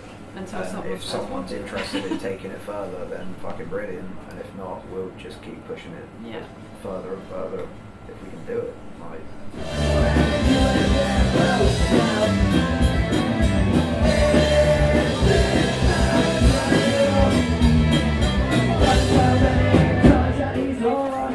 Yeah, no, go for it. No interrupting at all. Are you going home now? Yeah. Javier, sorry. Thank you for coming down as well. You crazy. Where's Matt? Awesome crowd circus. He's out already. Bye. Yeah, we'll sort out it. Where is the camera? Arno. No, it's fine. No, just I was listening what they said. The camera's over there if you want to talk to it. Yeah, there you go. Directly at it. Talk to it. You might think that we're racist. I assure you that's not true. See, we love those Irish bastards. Honestly, we do. They haven't had it easy. It's our resilience we want source. We're fucking bothered, that's in England on the coast! I just think that what these guys are doing, and I say this from my heart, is like, it's fucking amazing because they are fucking playing every fucking Friday, Saturday, Sunday, every fucking wedding in London, England, any fucking wedding in England. You play Friday, Saturday, you are giving up your own fucking life, used to be having your dreams coming true, and you are not expecting money, you are not expecting beers, you are not expecting anything, but you are just expecting to spread your word. And that's what these guys do. And that's why we came over here from London to support them. Sinful Maggie, it's been amazing, not for the fact that their drummer wants to come over and play with us, but for the fact that they have been playing everywhere. They are hard-working band, they have been doing videos, they have been doing their fucking albums, they do their own recording, engineering, producing, mixing, mastering, and that's alright. He's from fucking London, he's in an entirely different band. You'd think, oh, it'd be competitions. Like, no, I want to do... Yeah, we've played with them, what, twice, three times maybe? Yeah. And, yeah, it's like, you know, it's like a brother. Definitely. Not like a fat, bold brother, like I've got, but, you know, it's like a brother with cool hair. Yeah, I done Pinpoint then, it was much more, and I played guitar, not bass in that band. And yeah, we had a lot more sort of social, political lyrics in Pinpoint than the Lurkers stuff. But when we recorded the album, because we didn't record anything with them for over a year of actually being with Albion Records, which was a bit weird. We actually recorded an album with Martin Russian, who was a very good producer for the Buzzcocks and other people. Very naive, I didn't know what I was doing. And it took 4 months to make this album, and it just destroyed us, because the bass player, Dave Allen, really enjoyed doing all this micro-composing stuff and whatever, and I didn't. And he ended up becoming Martin Russian's engineer, and the next album Martin Russian made with Dave Allen as his engineer was Dare by the Human League, which was a massive record. And if you listen to that record and the Pinpoint album, you'll hear a lot of the similar sounds. We were kind of guinea pigs for this sort of thing. And I didn't like Martin Russian at all. He was a very rude, piss-taking bloke, you know, bullying type of horrible bloke. And it broke the group up. We've only done 2 gigs after we'd done that, finished that album, and that was the end of it, really. What's the wise man said to me? Destroy their hope and prophecy. Sounds too pop punk. Yeah. What about the Rust now? Yeah. Songs in 3 days. So we've been on average about 7 songs a day. I think it worked out. And so you know, it's still up in the air if like a certain few songs get finished or not, or that's a later project. It's been brutal. It has been brutal. Been good.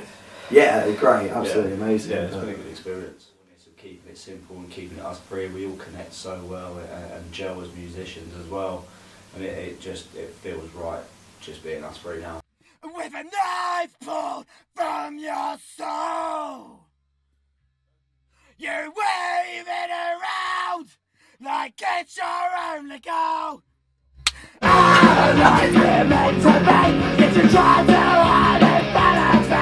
It's all I am, seen it all before. These things will never change, you'll always stay the same. Please say that was filmed. Punk is dead. I mean, whoever says punk is dead probably hasn't listened to anything apart from like the Sex Pistols, really. So they kind of don't know what the fuck they're on about.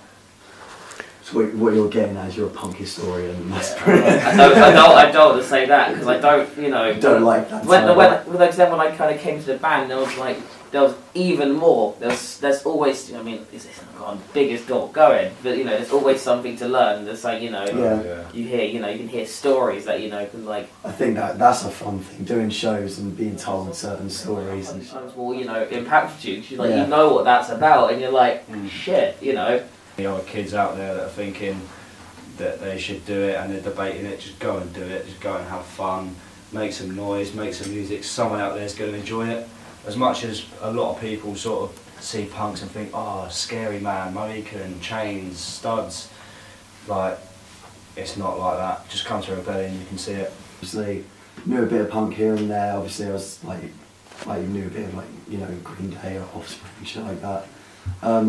It wasn't until we were in college and he introduced me to a band called Hattrickers, which was the first proper which was the first proper punk band I ever really took inspiration from, really got into, because it was just a genre that never really branched into. I'm not too sure why, I just never did. From there, I got into a few other bands, and then I think the first, besides your dad's band, first real punk show I think I ever went to was the Casualties at the Underworld. Yeah. After seeing that, we went there as a band, I think, and I was like, fuck, this is what I want to do, this is what I want to play. And really found what I wanted.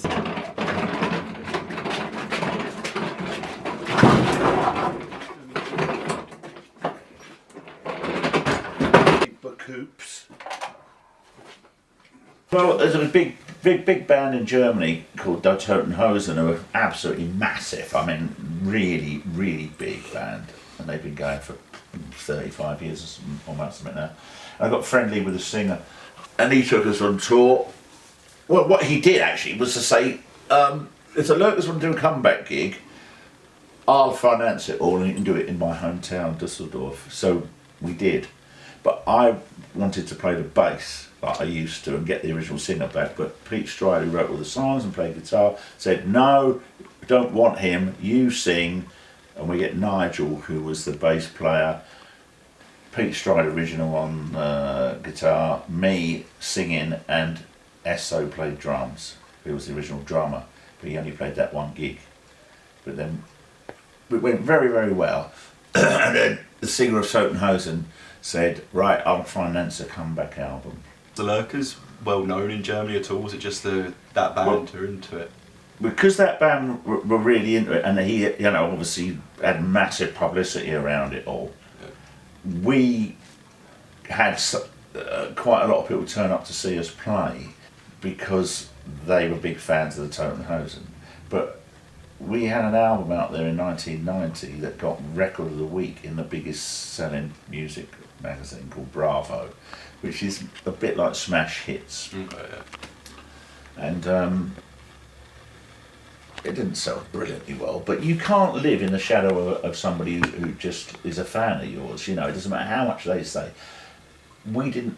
Once he'd done that album, we were on our own, and it was back to sort of square one really. And we didn't have a major record label and whatever, so we were putting out these records in Germany and it started to dwindle, as it does. The initial burst goes there, and it didn't build up any bigger than the initial sort of few tours. And then 25 years ago, Pete Stride left. So, I carried it on because I put all the work into it. It was all my effort. Yeah. Pete Stride would just play the guitar and write the songs. Nothing else, but I was doing all the managerial stuff, agency stuff, t-shirt stuff, van stuff, organising everything, because I'm a good organiser. But he left. He left, and he expected me to give the band up, because he left.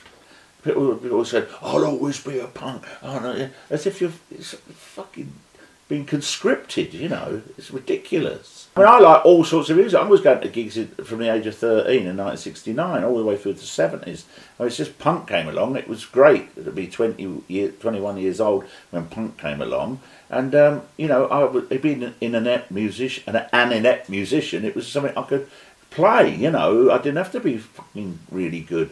Doesn't mean I didn't like people who could play really well. I still, punk isn't my religion. It's something I do because I enjoy it, and I make a few bob out of it, as a living, and I have a laugh, and I know loads of people in it. And I should do it until I drop down brown.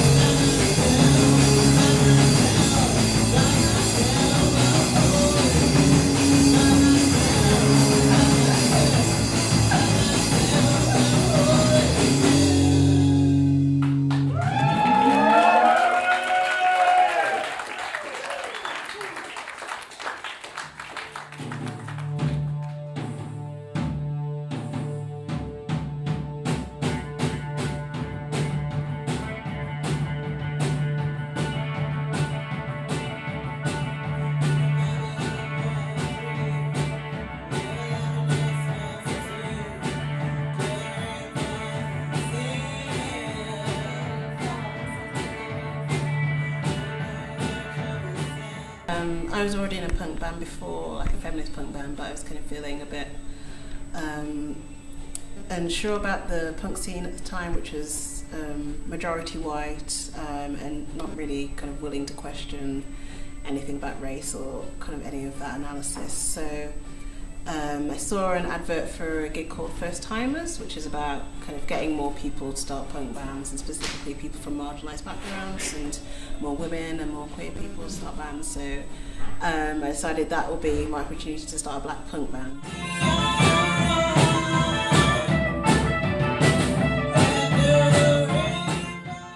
I was like living in York in the north of England at the time, like because that's where I'd gone to uni and I was still working and stuff. And but I was born in London, so it was really exciting for me to hear in York that there was like this new black feminist punk band in London. So when I moved back, I was like really excited to get to see the band play. When people see us on stage, you know, that will mean that there will be more black women bands or black people led bands that will come out after us. And you know, so then it won't be so, you know, hard to find people. And I think it's just like people are there, you know, Rich Rags around and all that kind of stuff. I mean, there always has been a legacy and a history of both women in punk, but especially kind of like people of colour in punk. It's the kind of, sometimes the scenes are kind of disparate and it feels like it's not linked, but like our influence and our kind of contribution to the scene has been really essential.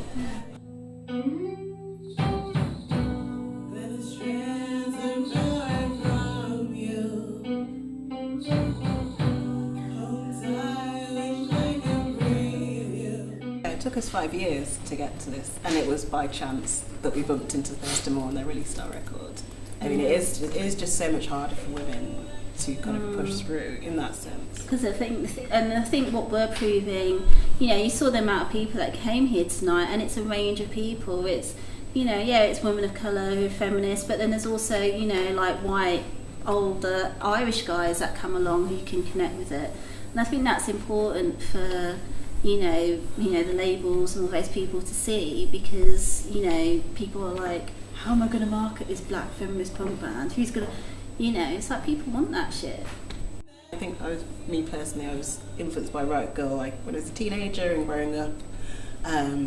So that's kind of more about the DIY element of punk, and kind of, I always loved the idea of kind of creating rather than consuming your own culture. So I guess that's kind of where the Riot Girl influence comes in.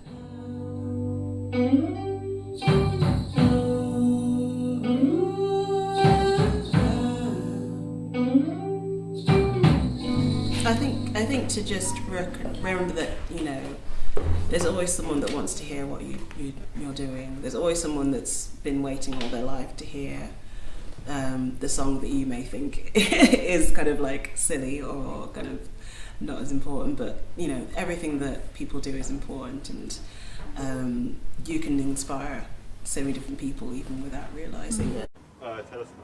That's going to go in that one. Being on top of it.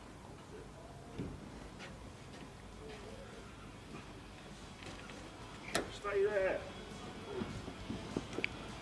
Hold the end of that. Hold it, yeah. Nostalgia is a lot of fun. Now that I've turned 51, if it's new, I won't go. They won't play a thing I know. The missus thinks it's no good. I've got my second childhood. I won't even buy new stuff by the bands I used to love. Come on, this if you think you're old enough. Come on, this if you think you're old enough. Come on, this if you think you're old enough. Come on, this if you think you're old enough. The Lurkers, class of 77, 77, 77, 77, 77.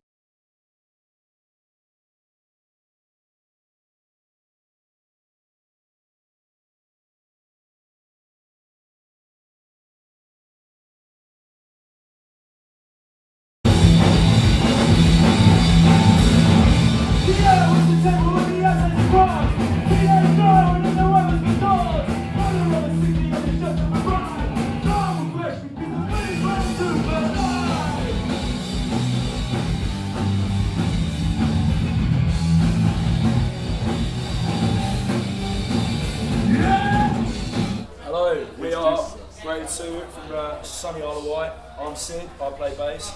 Jacob, I play drums. And Jack, I play guitar. And this is Sai, he stalks us wherever we go.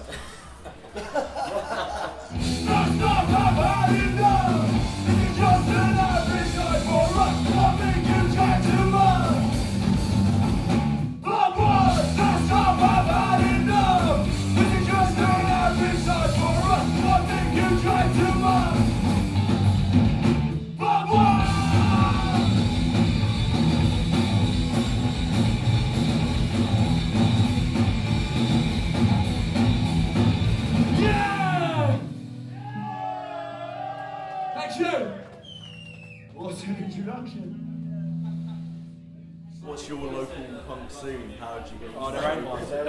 Yeah, good joke, mate. We're from the Isle of Wight. Exactly, that's what I wanted. Where's it come from? The fact it's come from the Isle of Wight. That's not the first thing I think of either. That's a good question. No, I haven't really got. Where's the punk scene come from? No, from like us. It's only him. It's just because his dad was a skinhead. He was raised as one as well. Yeah, before me and Jacob met Sid, I didn't know what the fuck punk was. Do you know what I mean? Unknown territory, otherwise known as shame. Break the routine, every day doesn't get to be the same. Check your phone, delete every message you don't want to know. Leave your house with your eyes to the ground. Not to escape this time or time. If you want to do well on the Isle of Wight, you've got to get off the islands. You just have to get out there. How do you do that? Well, actually, we were lucky enough to know a guy that run a pub in Gosport, and he booked us just like purely for shits and giggles. Like, that was the only way I can put it. He was like, yeah, like whatever, come over and do a 20-minute set supporting a local band called Night of Treason. And we ended up playing with them a few times. Yeah, we had a couple gigs over in Portsmouth and kind of expanded out from there. And then we got noticed in Europe because we released a demo. And Contra Records noticed us, so we signed them quite early actually. And then from there on, we just started getting some gigs out in Europe actually. We played Paris before we played London. Yeah. Early days for us, we did more gigs in mainland Europe than we did in our own country. It's a lot younger in Europe as well. I feel like it didn't really die out, or it just carried on like throughout late 90s, early 2000s. So we have the opportunity to play with bands like that are older than us, but they're still late 20s. Like, there's bands from like Madrid, like Rue Pride, like Gnaisdorf in Paris. So when we were starting, we were still the young band, but there was still young bands that were starting as well. So we got introduced with them. So it's kind of like a group of bands that all come through Contra, and everyone kind of separated, did their own things. But I think we started at a good time in terms of that. Same places, tomorrow we'll do it all again. Yes, we will.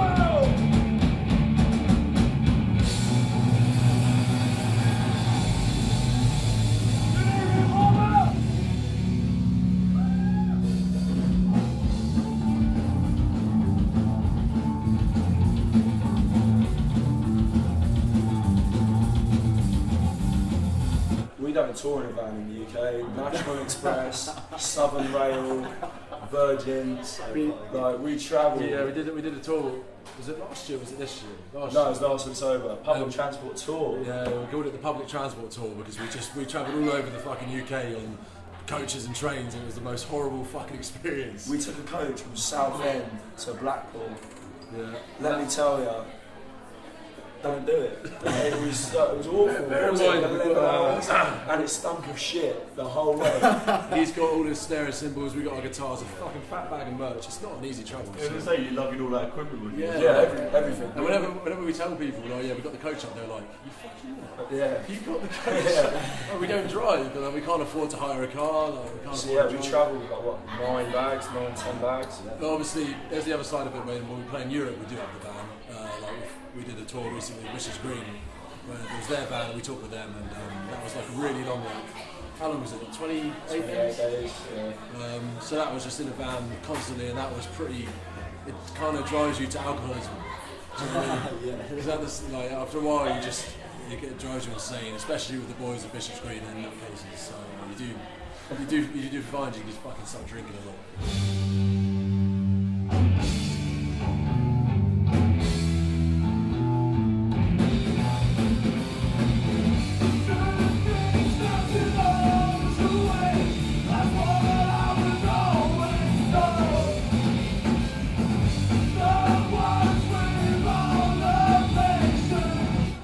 So much over in Europe when we first started, because it was just so much better for us. Like, playing the UK is so hard, we had no money to front anything, so if we wanted to go play Bristol, for example, so we couldn't afford to get there, whereas if you played Germany, everything would be arranged in advance, and it's like, oh, we can actually get there. And people would be like, well, why don't you play the UK? I was like, well, we actually can't afford the train. I know Switzerland have it, like, something going on with the government, where it's like creative arts. Yeah, in Switzerland they have government fund venues for gigs. If they don't make enough money to fund the cost, I think the government funds the rest of it. I don't know. It's something to do with creative arts. I remember someone explaining it to us. Yeah, we played there twice, and both times it's terrible turnout. The promoter definitely lost money, but he said it was alright because the government somehow funds it.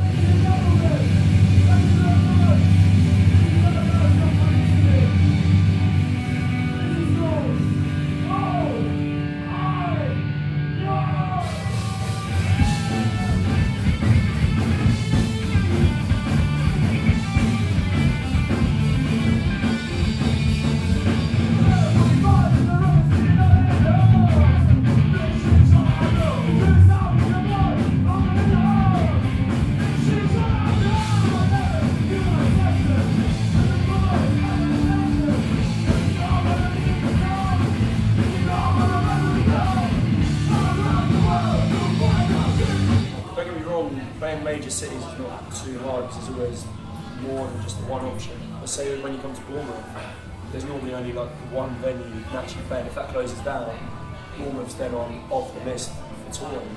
Yeah, it's just you need those bars and little venues to promote the scene, don't you? Like, do you know what I mean? And when you're coming up as well, all the new bands, they've got nowhere to go if they don't have those bars, do they? So you can't go from a pub gig to an O2 Academy. You need growth. Without a venue that holds 100 people, 200 people.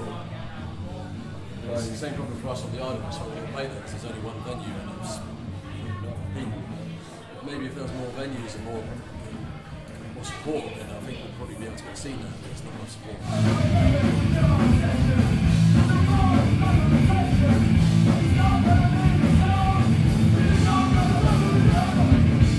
We just want to be gigging as much as possible. So if we've got an offer like this, come in to do a small gig, so why not?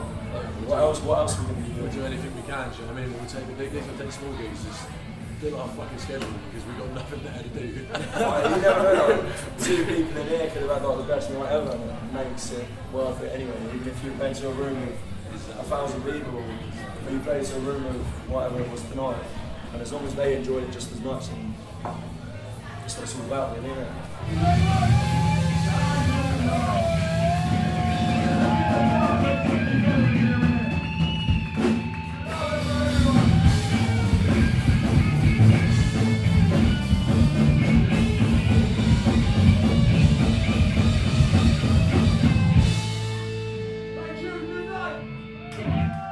When you're on tour for so long, it doesn't feel like that month happened. So you'll go away for a month, then you'll come home and it'll be like, oh shit, we're in June. Like, where did May go? Yeah, it's been absolutely amazing. Like crazy experiences like we've had when we were only kids. Do you know what I mean? Like from what, like 14 to now 20 years old, we've done so much shit that nobody could say they've done. And we're just fucking lucky now. We're so lucky that we got this shit. Like, it's crazy.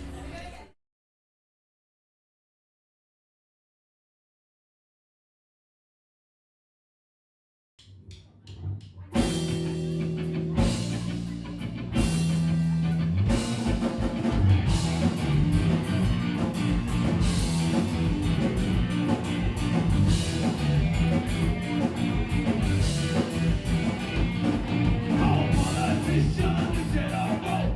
Think myself,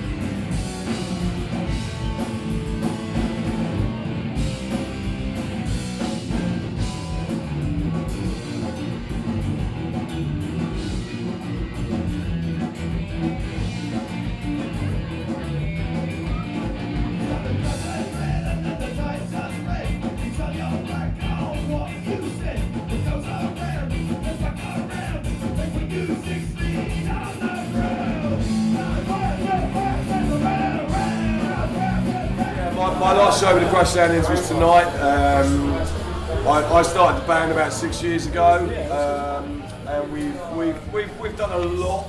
Put an album out, played Rebellion Festival, went around Europe. But the problem I had was time and kind of dedicating enough to the band to keep it moving forward was difficult. So it's the right time for me to step down. So it was a funny evening, great night though. Good to do my last show in Bournemouth, which is where we started. But these guys are going to carry on, so I'm really pleased about that.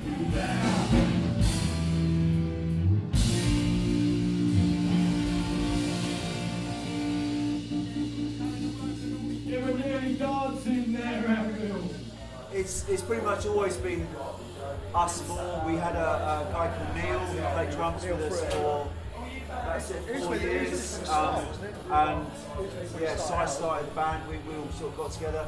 Basically all just kind of Rancid fans, and we loved Ramones and the Clash and Motorhead and the Ruts and that kind of and the Ruts and that brought us together. I was going to say, can I use and we did have to bring Steve-O in. Can I say a word? Although he's a complete fucking twat. He's an excellent drummer. I wasn't going to say the K word. How do you feel about the band moving forward? Well, I think there's there's a lot of work to be done. Obviously, losing Si is a big loss for us. Si's been a great front man, so we have got some work to do to figure out what happens next. We've got plenty of talent in the band. It's a question of how we reconfigure it, what we're going to look like in the next phase, and I think it's going to be an interesting journey. So I think we just have to watch this space.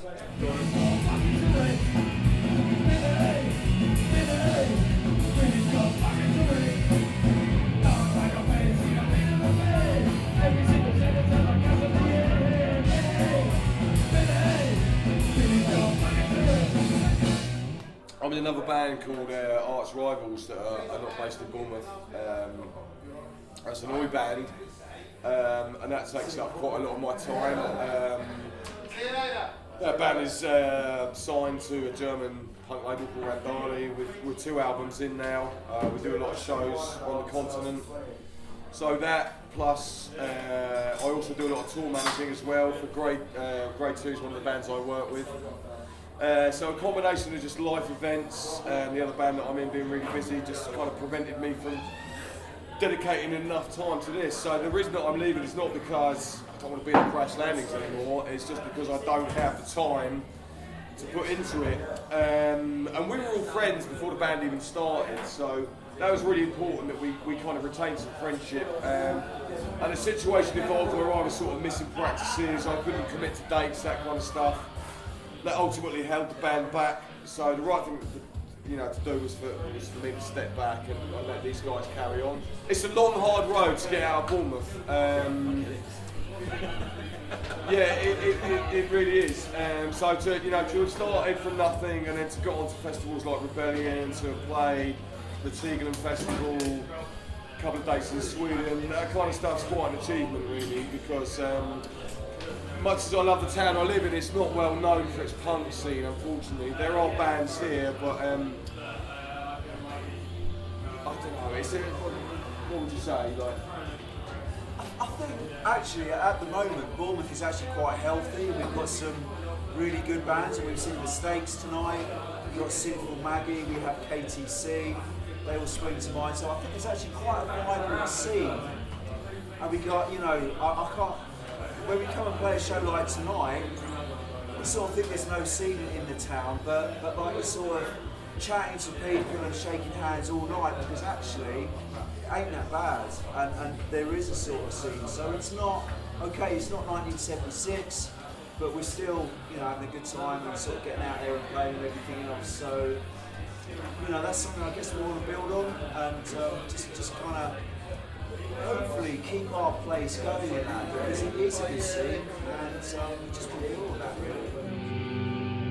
By the time we got to the highway state, girl, I almost believed it was true. When you squeezed me up, moving back and fast, I was glad to see the back. Yeah, it'll always be there, like that DIY thing will always be there. In any kind of music, whether it's punk or metal or you know, if you're starting a band, unless you get very lucky very quickly, you're pretty much on your own. But actually, the real benefit to that is that the more you have to do, the better it is actually for you in the long run. The more self-sufficient you can become, the more you understand how the business works, the more you understand how every single part of the journey works. So I think being DIY, which every band when they start is DIY, because you know unless you sign to a major label or a really high-profile booking agent straight away, you've got to do it all yourself. So just kind of writing the music and rehearsing is just one part of the whole machine. The rest of it requires you to go out and network. It requires you to produce all of your artwork, book your own gigs. I think that's really healthy, and I don't think that'll ever change. I think it's really healthy, man. I mean, it's excellent. It doesn't. It just it's what it is. It's not going to go away. You know, as long as people get together in studios and have some fun. Like Ian Mackay from Fugazi said, if you're doing it and you're having fun, you are making it. Yeah, because loads of people in big bands have a fucking horrible time. Whereas bands like us, we come and play down venues like this with friends, with local scene, and it's awesome, you know. So it's all good. And the same applies if you travel around. You know, you can go to Sweden, you can go to Holland, wherever, and the same thing goes. So yeah, it's all good.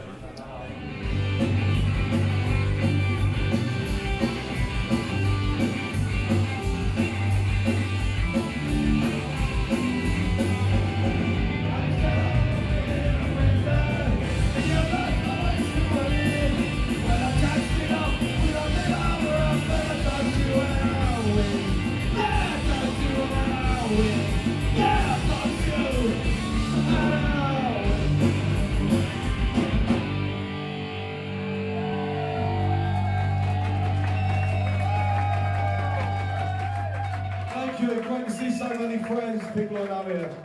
Means a lot, thank you very much. And thanks for supporting a gig like this. Have a great night, see you at the bar, cheers, bye.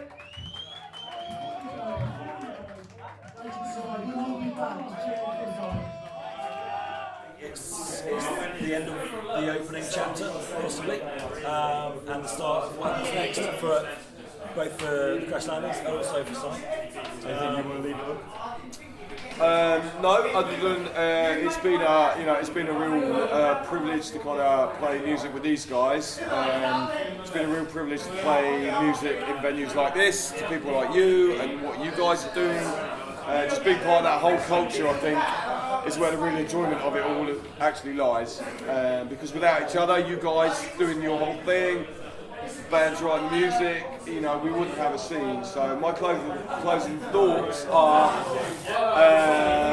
keep going to shows, keep doing DIY stuff like you guys are doing, like these guys are doing, keep buying the music. Just keeping on. Keep the alternative spirit. Get involved in it somehow. Keep the alternative spirit alive. That's what it's all about. Right, that's beautiful. That's beautiful. Couldn't put it better myself.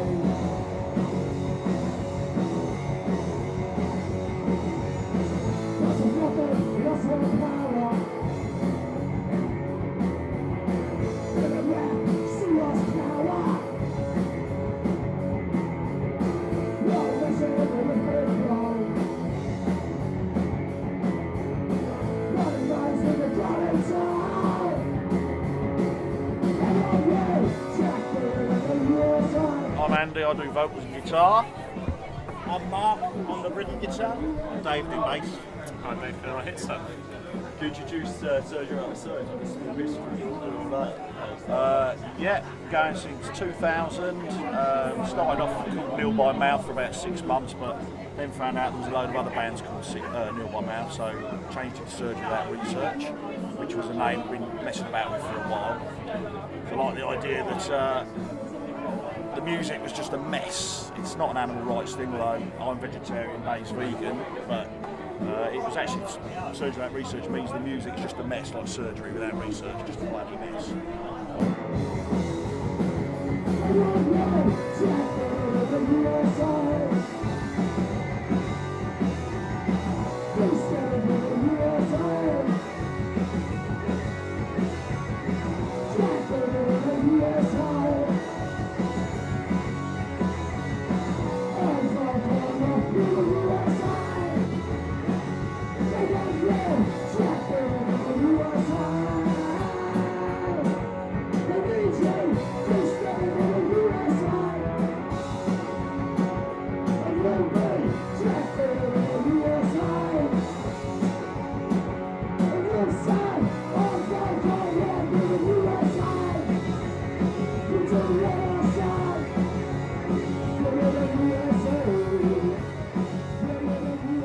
I hadn't played in a band for 30 years, and I was a fan of Surgery. And it was because of Andy. He said, "Do you play bass?" And I went, "No." I said, "But I'm willing to learn." And that was it. You do now. And that was it. So I hadn't played anywhere. 30 years it was, and 2016. So you see or hear Surgery Out of Surge before you joined it then? I loved the band. I was a big fan. I've got all the stuff. Before I joined, me and one other were probably like the super fans, if you like. And, so it was two great. Super fans. Getting the chance to actually play with a band that you love is fantastic. How did you hear about it? I came across it. I was Andy was obviously puts out a lot of stuff, and bands always put out stuff cheap DIY. and DIY. It's always DIY, and it's always affordable. And I was looking on eBay one night, as you do. You had a few beers, you're looking, searching around for a bit of fun. It's stuff you hadn't heard of. Came across for like the sound of the name. The description you had up there was like Kennedy's, like UK2, Anaconda, all that sort of thing. For whatever the price was, a couple of quid or whatever, I thought I'll have some of that. I'll check that out. Bought it, played it. It was Killing in the Name of. It was the first one I bought. Loved it. Noticed on the insert that it was a Kent band, and I just moved down from London to Margate. And I thought, I'm going to have to check these guys out.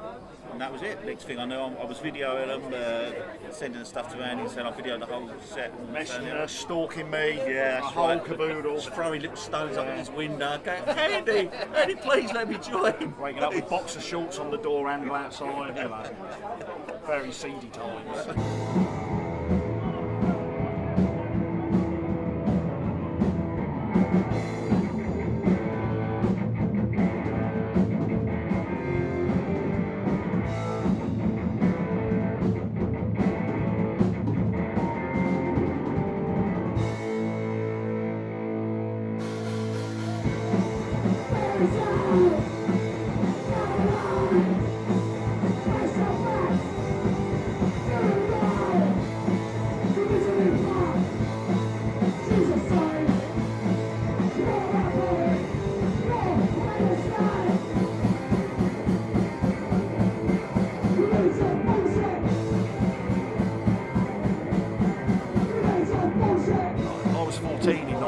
So I missed the first wave of punk, but unfortunately I was just old enough to get into the second wave with like the Discharges and the Crass and the Exploiteds and all that, Chaos UK.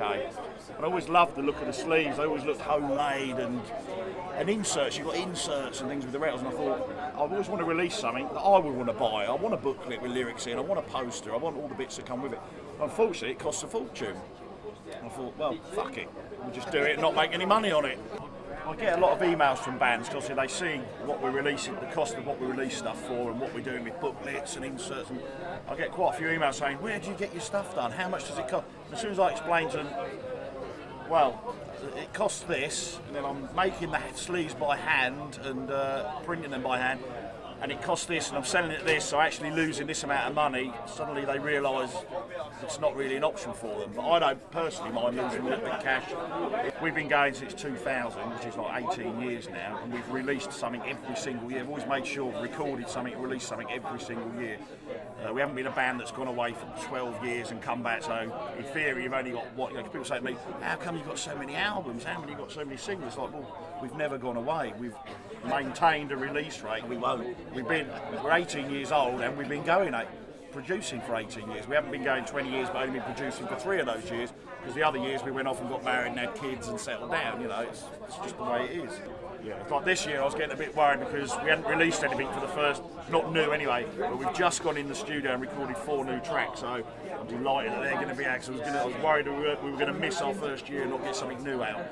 There'll be a single out before Christmas. It's quite amusing. At any given time, if you rock up at Andy's house, he'd be in the front room with a guillotine cutting stuff. Whenever I've been round there for a cup of tea, there's always something being made, folded, or sent up, So it's constant cottage industry from Faversham. You could virtually say that nearly every single record or CD that Serge have released I've touched.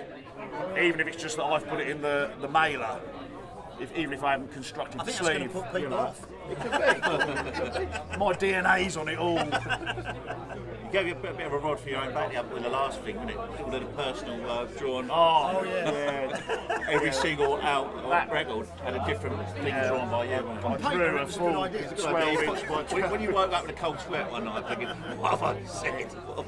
Each one of those took 15 minutes to half an hour to draw. So there were 60 of them, and that's making the sleeve as well. I had to print the sleeve, glue it all together, staple all the booklets together, etc. It took a long time.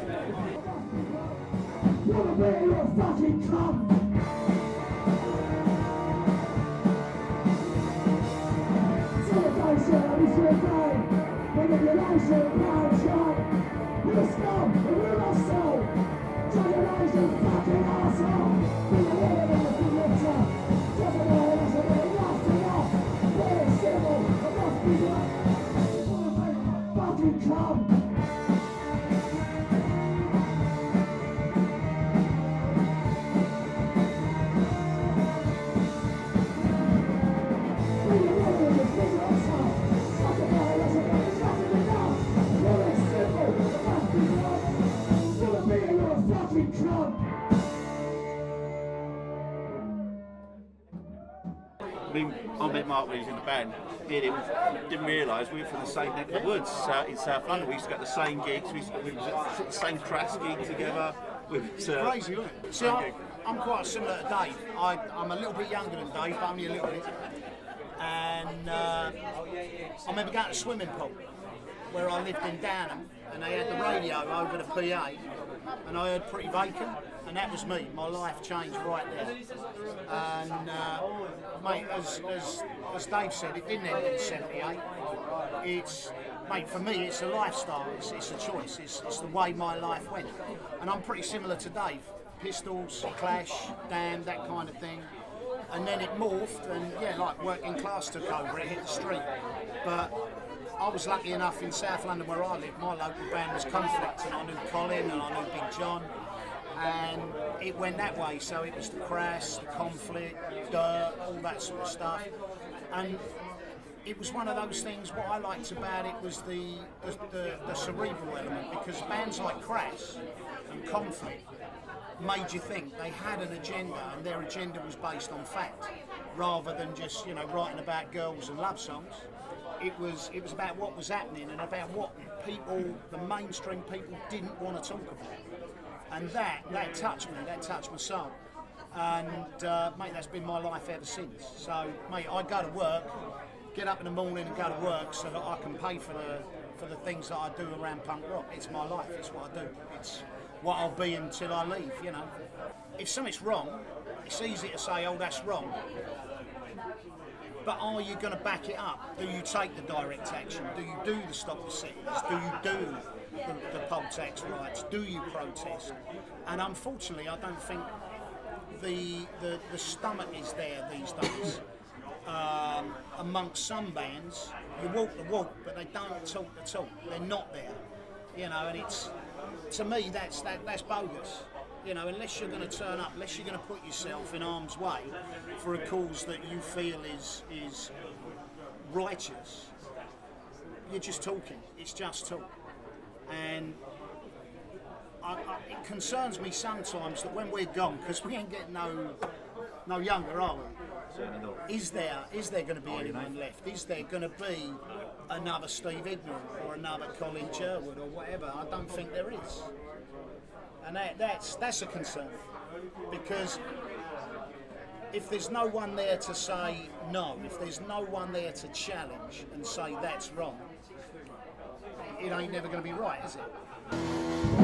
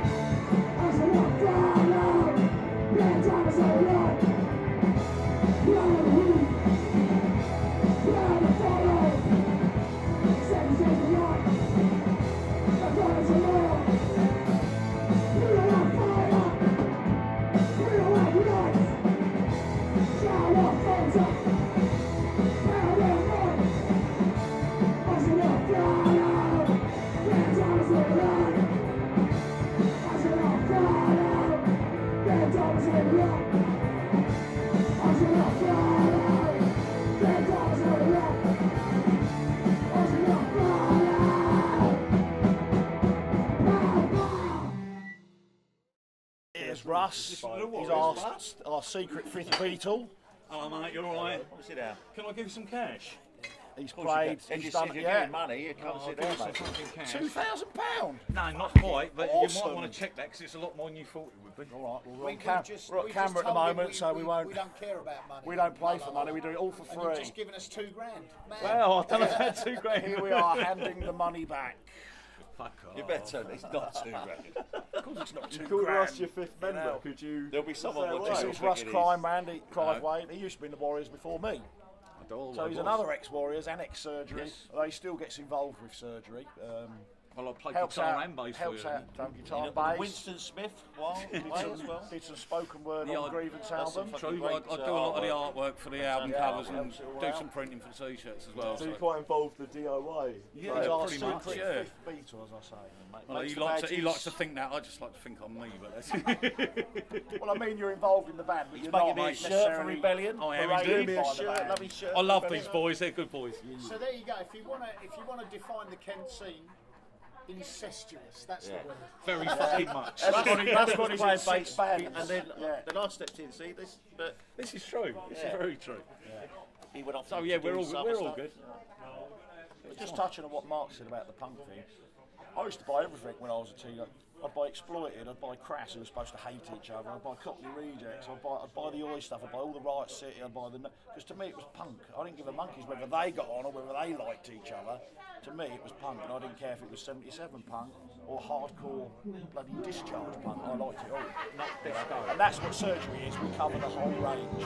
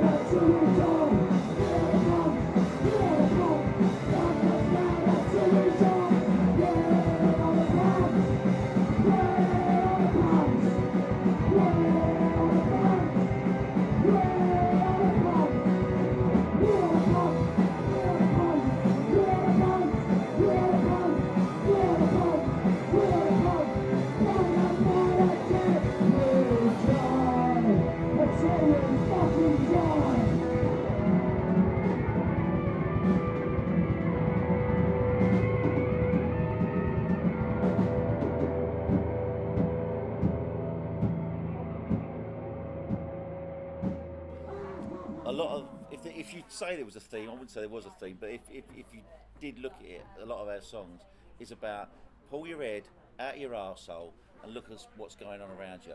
Because too many people are compliant and fucking docile, and the term sheeple comes up in a lot of our songs. And that's the one thing we're trying to get. Wake the fuck up, shit is going on around you, be aware and fucking make a change for yourself. Stop watching fucking Love Island, get your asses down to a gig, make a difference, write some lyrics, make a change. Or to quote some of the lines we use on our t-shirts and things, we will not be programmed, we will not fit your plans. Just do what you want. If you're angry, use that anger. Use that anger, pick up the guitar, get yourself a set of drums, and channel the energy. Do you think enough people are channeling the energy and the anger? I don't think so. I don't think so. It goes back to what Dave just said. There seems to be a lot of compliance, a lot of go with the flow, a lot of stay asleep and cruise. There's a lot of angry people, but they don't seem to channel their energy the way they used to do it in the 70s and the 80s. Why that is, I can't give you an answer. But if you're angry, show them you're angry. So the best way to show them you're angry is make a difference, get out there, get a guitar, form a band, take that anger out there, because there's plenty of angry people out there that will join you in your cause. Well, go on a march, campaign, and don't let someone else, don't think someone else is going to do it for you. Yeah, do it yourself. Always do it yourself.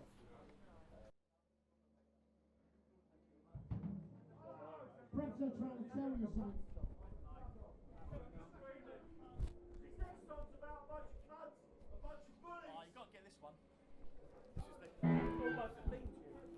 I'll get a good look. It's about man.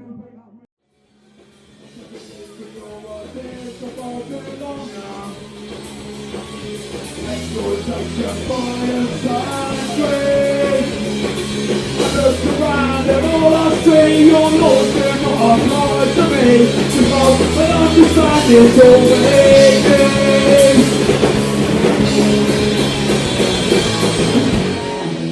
Guys, man! Punky's love!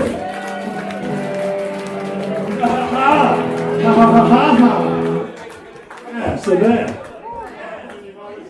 Right, the next song, I can see fucking loads of them out here tonight. Sometimes we do this song, and there's not an awful lot of them in the audience. Tonight, it's fucking rammed. This one's called Freaks. If you went, yeah, it's for you. You little bad say someone.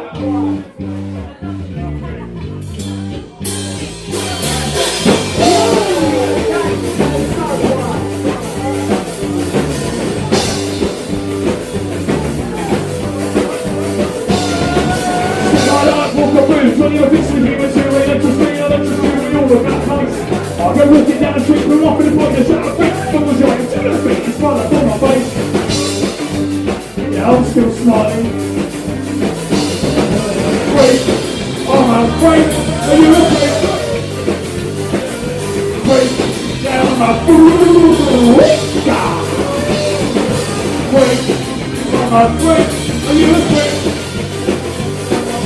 Freak. Oh, you're unique! You look at that and say someone!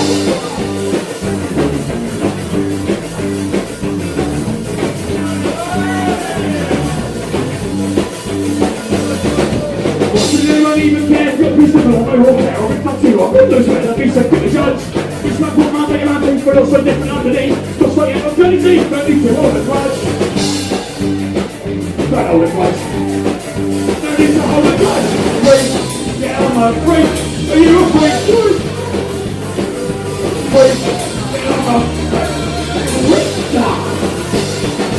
Freak. Yeah, I'm a freak. You're a freak, mate. Freak. Oh, you're unique. What is animal?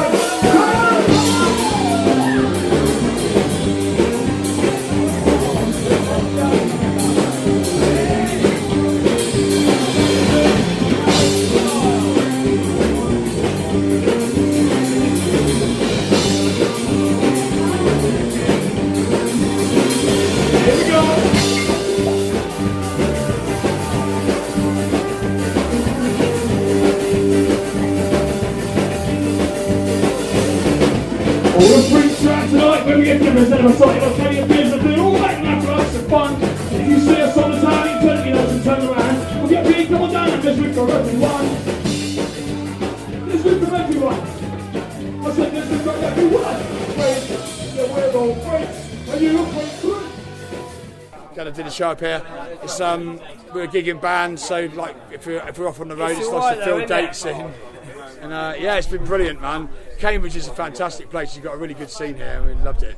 Really good time. Could you introduce us to your band as well? Okay, so that's Peter. That's Pete the Beat. The other two are swiftly on route to Nottingham. I'm Sean, the singer, with Dave Bimble, the bass player. This is his van. Here he is. Dave, come say hi. Dave, just come say hi. Say hello.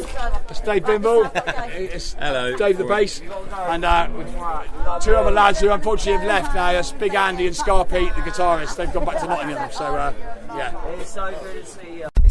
It all kind of centres around an old festival called the Dorset Festival down in Dorset, and basically I saw him do punk rock karaoke. And did you sing Neat? Yeah. And he had that kind of like, you know, look at me wanker thing about it. and I turned to an old mate of mine, an old mutual friend of ours from an old punk band, Self Abuse. And I just said, fucking hell, is he in a band? And Andy said to me, I don't think so. I said, well, he fucking wants to be, so you come off, didn't I? And I said, do you want to do a band? I had no intention of doing a band again. I wish I'd never spoke to him. Yeah, and it kind of, and it was just like, I mean, I think it was me when it said I wanted to do it. I wanted to have some. You were living in Brighton at the time, weren't you? Oh yeah, I lived in Brighton. You were looking at moving back to Bournemouth. Yeah. And we talked about it really for about a year and a half before we did it, didn't we? That's what it's called, Sporadics. Stop massaging your anus.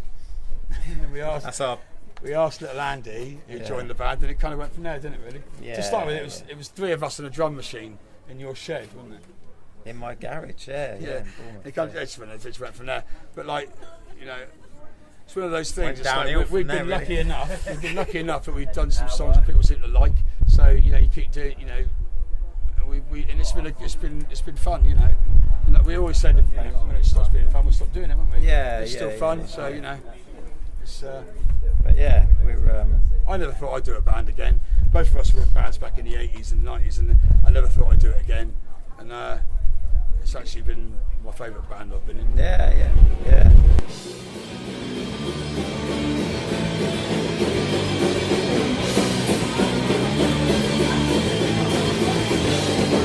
You used to be a punk when you were young, but now you've got responsibilities to go in the sun. What have you done? So all that rallies here, well get up, put your man on a holiday, what week a year. If you take your ideals to play, but now you throw away your balls and the chemicals to play when you behave. Cause all that can matter in life, you come out everything night, you're satisfied. You said you was right, and whole lot was right, and that was the whole load of junk. You never let all the things that you said back in the day, when you used to be a punk.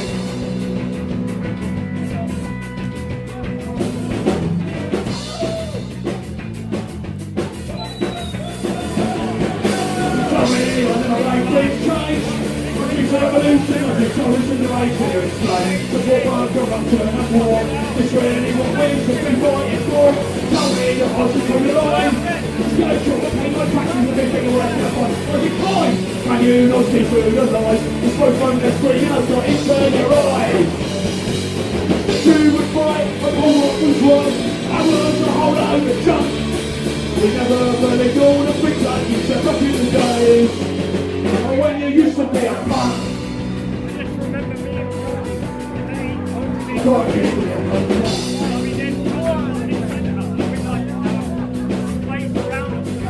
for what is right. Not change my ideas overnight. Cause who are you deceiving? Cause I can't simply stop believing. I see no passing fashion. It's full of people, full of passion. People you cannot deter. They ain't no punks and they never were. The festival scene was always really big for both of us as well, wasn't it? You know. Yeah. I grew up in Salisbury, and Stonehenge's just up the road, so festivals are always a massive thing for us, you know. And I always felt like the edgiest punk was always at festivals, because it was people doing stuff for free, fuck the system, and like getting on with. There were no promoters, there was no money involved. People were doing it just because they loved it. And it's always nice when you do a gig and you get paid, but basically we always said we do it because we love it. And I think you can tell the difference between bands that do it for fucking money and bands that do it because there's their heart's in it, you know. We go around and we play in places like this, which is run by people we've met on the road in the past. We basically really mostly play for people that we trust. Don't always even have an agreement as to what they're going to be able to pay us. And, you know, so we're actually going around playing and to see our mates, really, that are based all over the place. And that's why festivals are so good, is because it brings people from all over the place. It's our social life, isn't it? You know? Yeah. And I see a lot of bands that really try to kind of push this scene we've got here. I don't know what you call it, crusty punk, whatever it is. There's a real beauty and a real fellowship in it, and you see bands that try to kind of push out of it and try to get like a bit more well-known, whatever it is, and it doesn't seem to work. We've learned long ago there's no money in this. This is what we do because we love it, and there's a real joy in playing in this scene. We're lucky enough that people know us enough that we mostly cover our costs these days, you know. But we basically do it because we love to play. And like tonight, we played in a little pub. There's no stage. We're ground level, and I've got people right in my face, like 2 foot from my face, screaming my lyrics back to me, and it's like that is priceless. They're the best gigs. You can't buy that stuff. It's just like, it's so beautiful to be. We actually feel privileged to be part of this. People go, "Oh, it must be great being in a band," blah blah blah blah. I actually feel really privileged that we get to go to shows, we get to go to festivals, we get in for nothing, and people come up to us afterwards and go, "Fantastic!" And I feel like going, "No, fantastic that you were here, man. I fucking love it. I feel privileged to be able to do this, you know." Dangerous, perhaps the answer is no. We go to war to keep the peace. Does that sound right to you? The policies are obsolete, the opposite sounds true. When the world seems like a desperate place, put some love in your heart. When they tell you you're a hopeless case, put some love in your heart. We have to stand together before we're torn apart. Since the hate, it's not too late to put some love in your heart.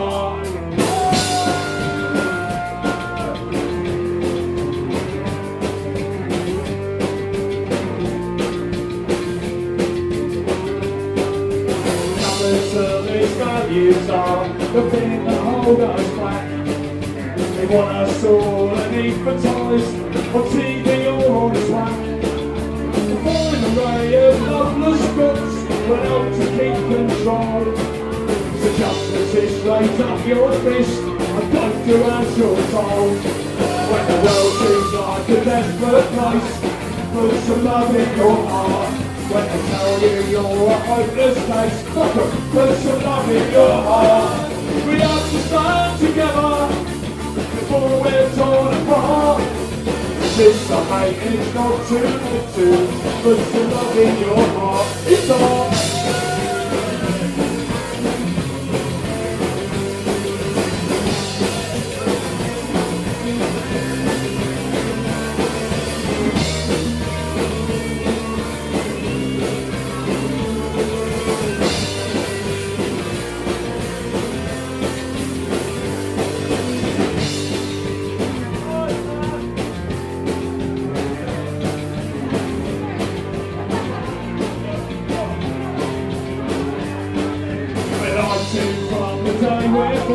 The system is a con. I choose a different path from you, cause so far you've been wrong. With joyful heart, we'll raise a glass and all unite as one. You've had your say, get out of the way. This storm's day has start.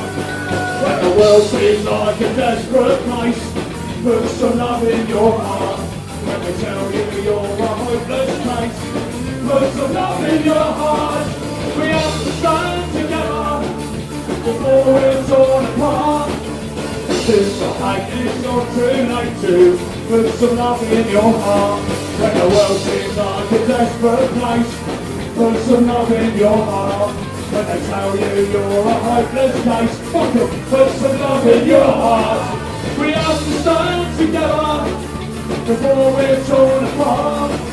Resist the hate, it's not too late to put some love in your heart. Nice work! But there we go. That goes out to the fantastic Polly, Alec, last gang in town crew. Cunty Kenneth for putting us up last night, and his sister Anne. We love you guys. Right. So putting some love in your heart is a really good way to change the world. One thing I kind of thought about with love was that the huge part of love is forgiveness.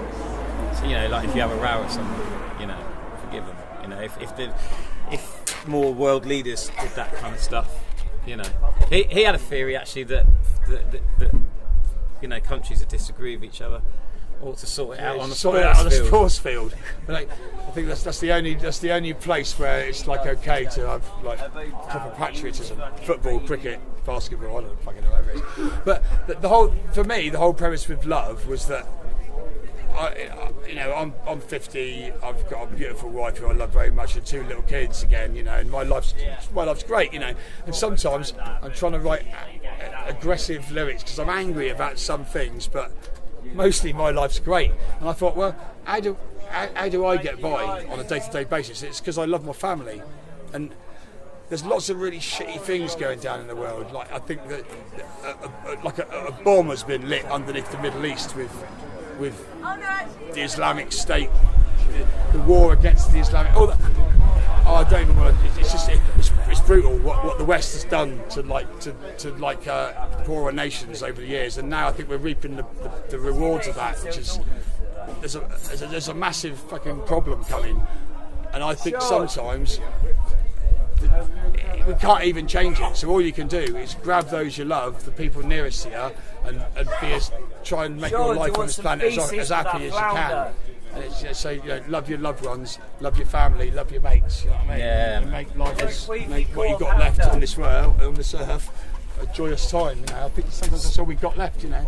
Sometimes as well, like it's all about a personal revolution and about like changing your own life. During the lifetime of this band, my life has changed massively, and I think massively for the good. You know, I live in a kind of like sort of a narco kind of community, really, down in that's come out of an old punk band called The Mob, and I think, you know, it's that thing, isn't it? If you don't like your life, change it. My son's 20, you know, and that's the message I want to give him now. It's like, mate, it's a big world out there. It's a positive mental attitude, isn't it? Yeah, exactly. You know, so. You know what? We've all been through the mill, haven't we? You know, we won't go into details, but both our backgrounds were fairly kind of bit of turmoil in our early lives. You know? And do you know what I've come to realise is that there's only one yardstick for success in this life, and that's happiness. And for some people, it might be a big car and a Range Rover. It ain't that for me. That shit does nothing for me. For me, happiness is the only fucking thing which is a yardstick for success. Because when you're lying on your deathbed, you're going to say, oh, I wish I'd earned more money, and I wish I'd bought more houses, and I wish I'd kind of oppressed more people. You know, I'm going to say, I wish I'd spent more time with the people that I love. I wish I'd travelled more. I wish I'd seen more good stuff. And that's what I'm trying to do in my life, and my children and my friends. You know, and I think that's the way forward for us as a band, and for us as the world. You know.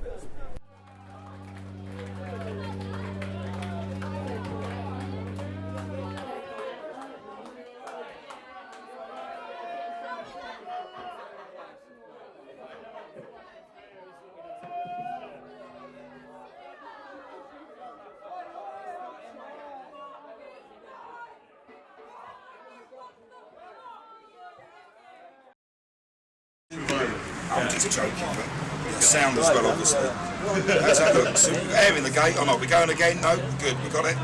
Superb. Thank you very much for that. No worries, fellas and ladies, you get back in there. Almost premier gigging venue, the Anvil, you know it.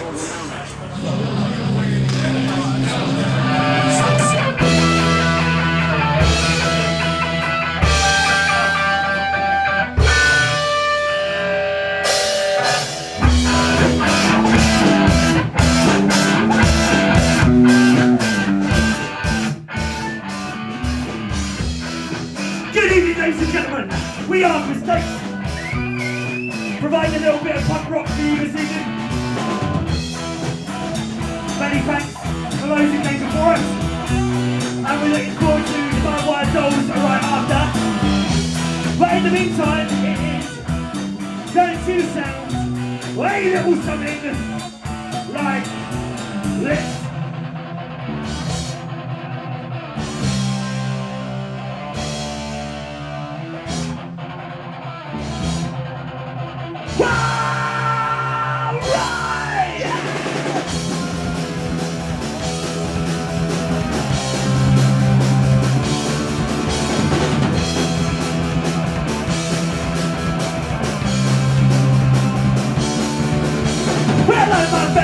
You big take off your coat and come on in. Some are ready to fucking go. Some of us are so far. No one cannot speak for me. But I don't smoke and that's something. So I don't wanna die. One embassy, but alright. We'll see ya through this.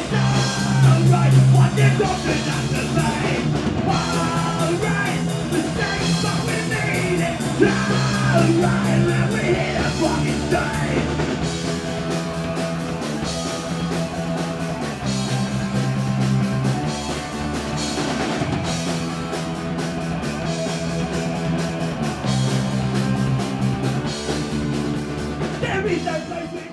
A few years ago, yeah, I mean, right at the start it was busy, big scene, and then maybe, I'd say from about 4 years ago, it kind of died out a bit, or at least it seemed it did.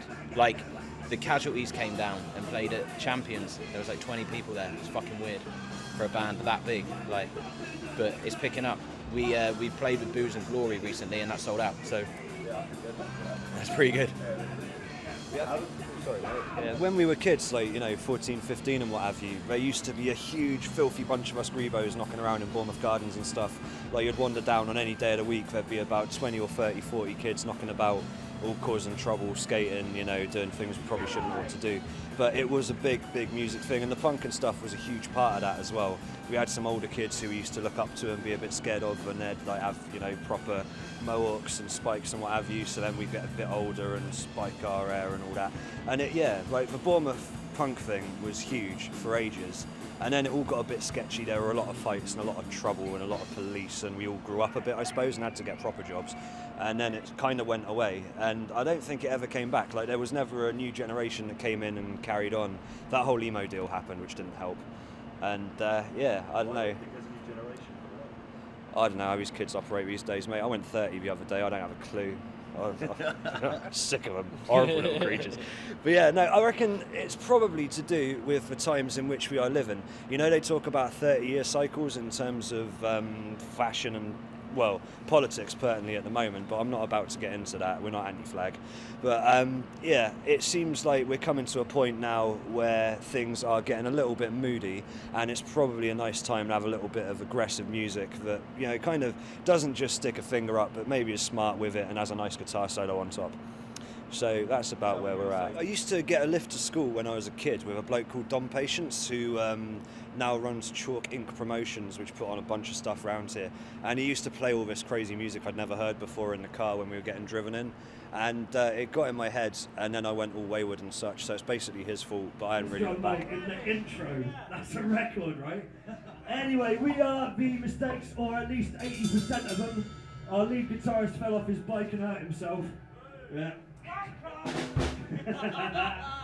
So we're just going to have to bloody manage. But we're going to do a damn fine job playing songs like Bipolar Curious. Set in stone? Well, let's play that then. Yeah! Right!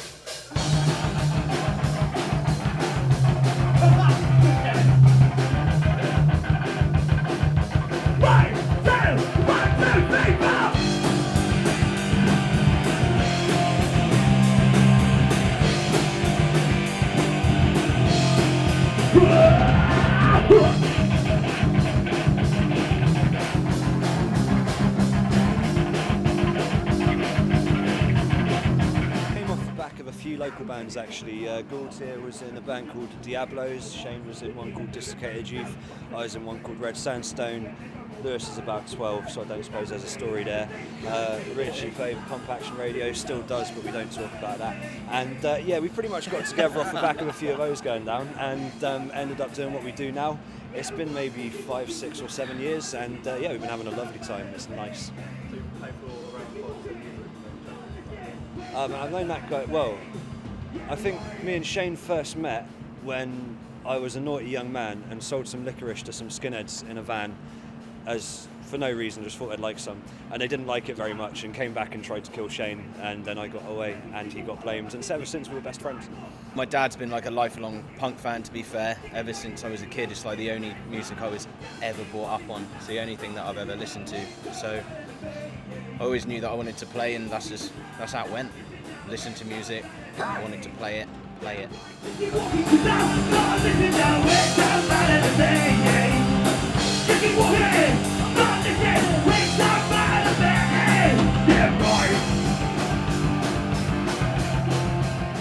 It was Dislocated Youth.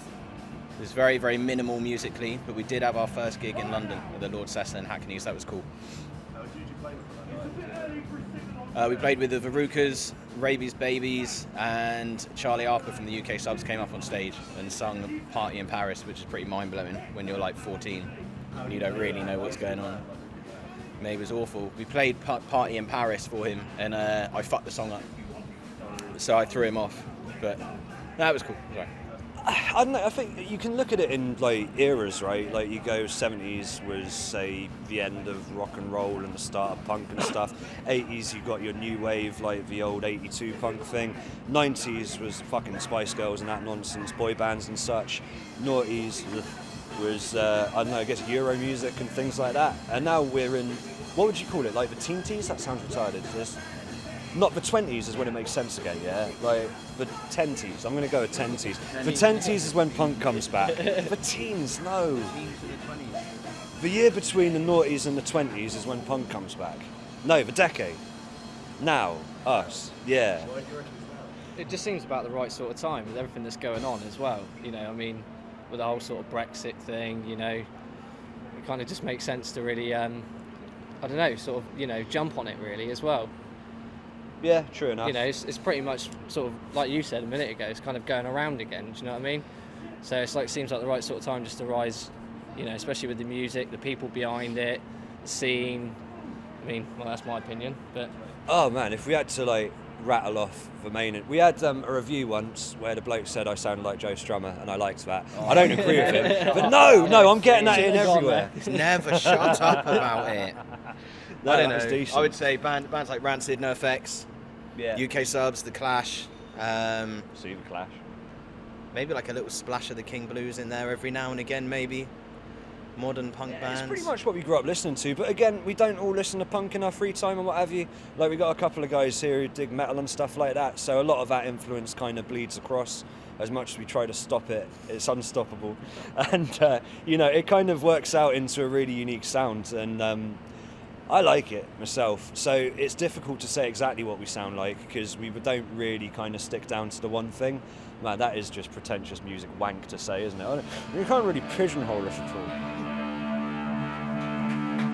This one's for you, falling down the captain cover, proving the bar shutters, no one's turning with their guns, picking up the pieces, obviously we'll find that motion, tell us back to where we began, it's not forever, those legends are refusing, on the title get a travel for my gratitude, and travel sticking it just like it doesn't fit, signals there, moving though I'm no practitioner, I think that even if one thing is full of low, let's just say that this forever.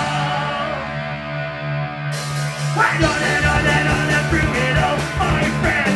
You'll never, ever, ever be alone again.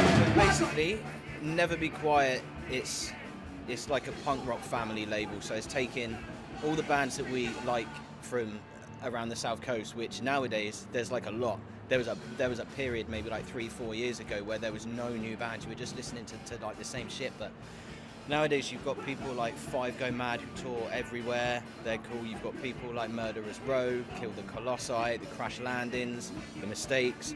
It's just, remember years ago, like the old Epitaph stuff, the Hellcat stuff. I don't know if you guys are into that kind of punk, but you know, it was all those bands kind of just banding together under one label, going out touring together, just having a laugh. So that's what it's about, bringing all the good bands together and getting it out across the country. Yeah. We get to sell more merch, we get to have more fun. Like you say, it's a family, so it's good.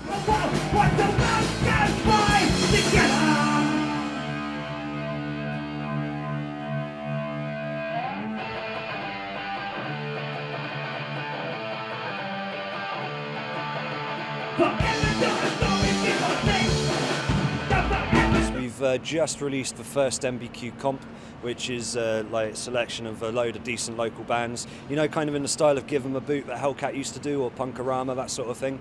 We've got one of those out these days, Volume 1. We're going to keep them rolling, get more bands under it, get more stuff going. First one, we've just gone really simple. It's just 3 bands with a couple of tracks each, kind of like a little demo-y one to jump off with, but we've already got a hell of a lot of interest for the next. So next time's probably going to be a decent like double-length 18-20 track album. Yeah, it'll be a big one. Yeah. Time. And then eventually we'll have such a nice little family down here with MBQ and everything else that every goddamn band on the South Coast is going to be talking and networking and having a nice time, and that will be the future, and it'll be nice.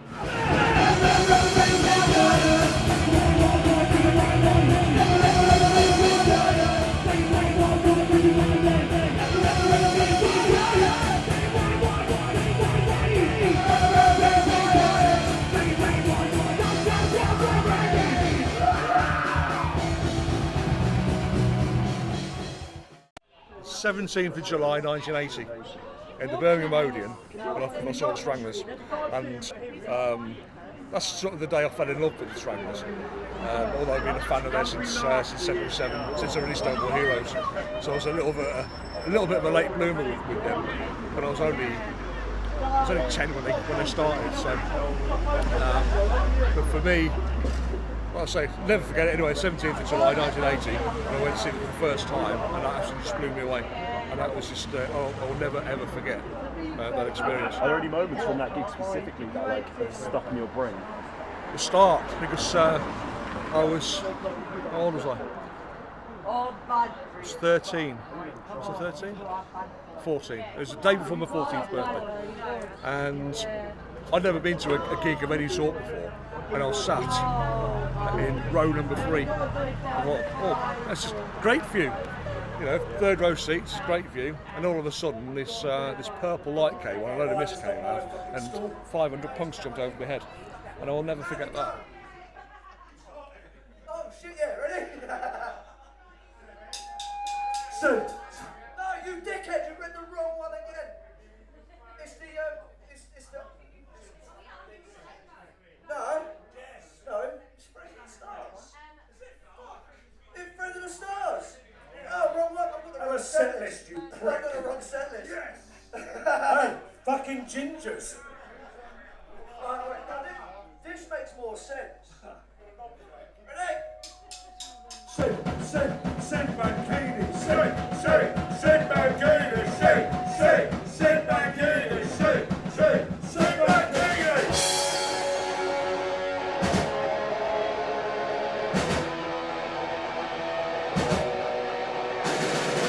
When you ain't know, the generation, we're playing our stuff, the rock and roll nation, and not the fears, so like the bands, and like weekend, the middle lands, all the girls loving, and the king's dreaming. Sing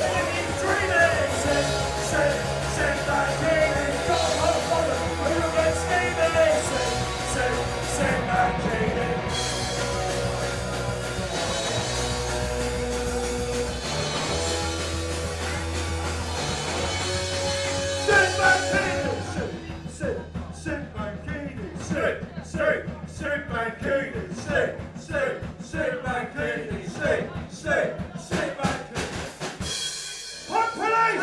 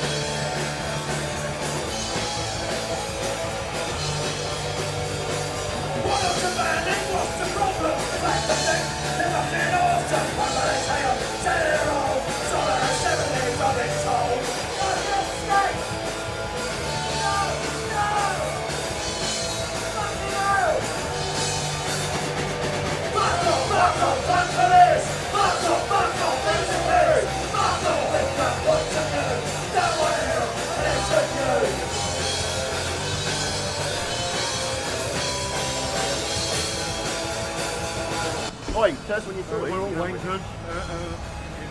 Well, apart from one of us, he's too young. Oh, what the? I'm videotaping. Yeah, it's so festive. I'm allowed in the festival. On telly, mate. This is the new drummer. What? You better go to place him right now. No, we don't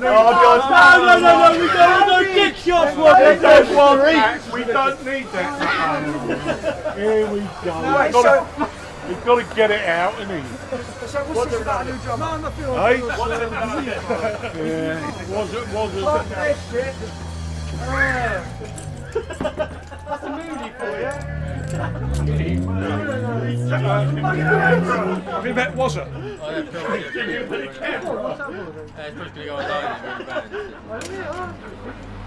The best thing about it is we all have fun. You know, as you can see, we all love each other. This is my lodger, by the way. Yeah, your lodger? Yeah, no, I have broken it. Sid Mancini! Oh shit, what's going on now? What? Fuck! Yeah, Russ, take it off, Russ, take it off, Russ, take it off, Russ. Oh, okay.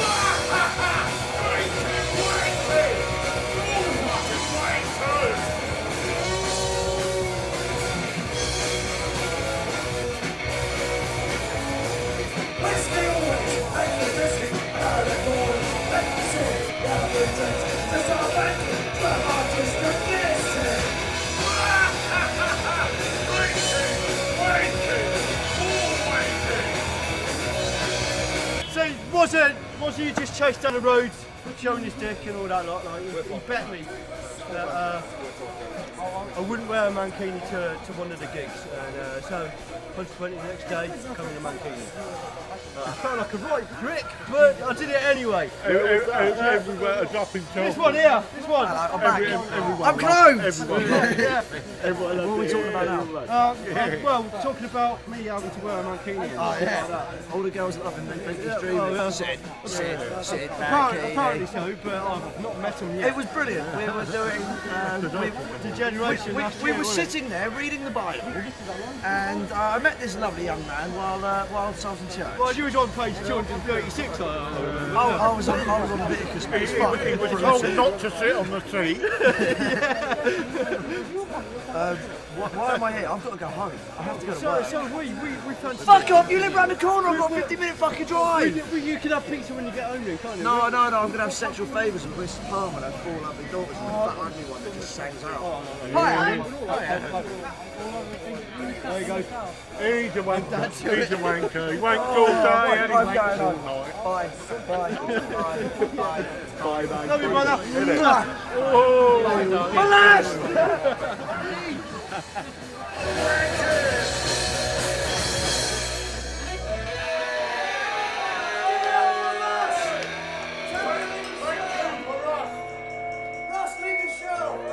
Life goes round it. Give it up for Russ, come on. Give it up for him, he's got Russ. That's my very good. Give it up for Russ. You're still a bunch of cunts. I moved down here from Shropshire to be with these gorgeous lot, and ever since I've been down here, it's been emotional. Can I just say they're a fantastic group? You've got to listen to them. They are top, A1. Yeah. They are good. I'll agree with that. No, they are brilliant. They are brilliant. Quick, give the man a pound. Yeah. I want more than a pound, I want a tenner. No, they are good, you've got to watch them. Thank you, man. Cheers, dude. Yeah. I've got a YouTube Yeah, YouTube channel. You'll be on some tube, I don't know if it's YouTube.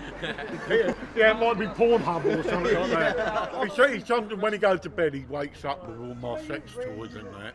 I just chuck them in the bed with him. I think, really, when I've had my sleeping pills, he sneaks in the room. It's quite hard to do because there's only about that smaller gap to get through my door. I wake up with vibrators and shit under my pillow. I really don't need that. I don't need no pink vibrators.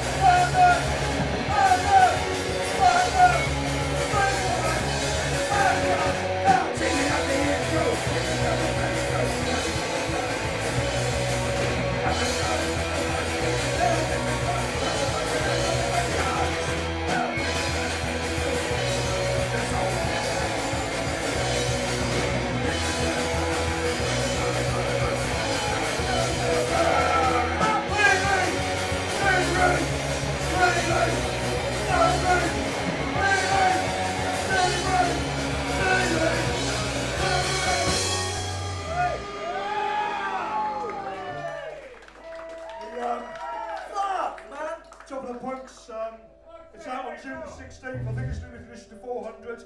Features Simple Fingers, Angelica Stars. How did I get into other people? Nothing else to do. Other people, nothing else to do. Thinking differently, you know, questioning everything. You know, obviously when your parents bring you up, they try and teach you their way of life. Me being me, I questioned everything. I met punks wherever I went, and I just fell in with that kind of crowd. You know, and, you fell in with a bad crowd. Yeah, well, you know, you can say you're bad, but You're only bad when you're hence when you look at me, I've got no teeth. Yeah, I am 50, nearly 55. I the problem was I was a bad boy with all the drugs and that. I must say, he is a bit of a It dick. made all my teeth fall out. You are a bit of a dick, aren't you? Sid, come up here. You know, No. I fucking walk around the stairs most of the time, and all I see is a dirty, great big arse crack, or him pulling his nutsacks up like that. It's emotional, man. It scarred me for life. I never got out to gigs for a really long time. I've seen more down here than I have when I was a teen. You know, obviously, my girlfriends, I didn't like punk. You know, you're going out, man. You gotta supply me with fucking food because I'm a fat cunt. No, not me, my girlfriend, you dickhead.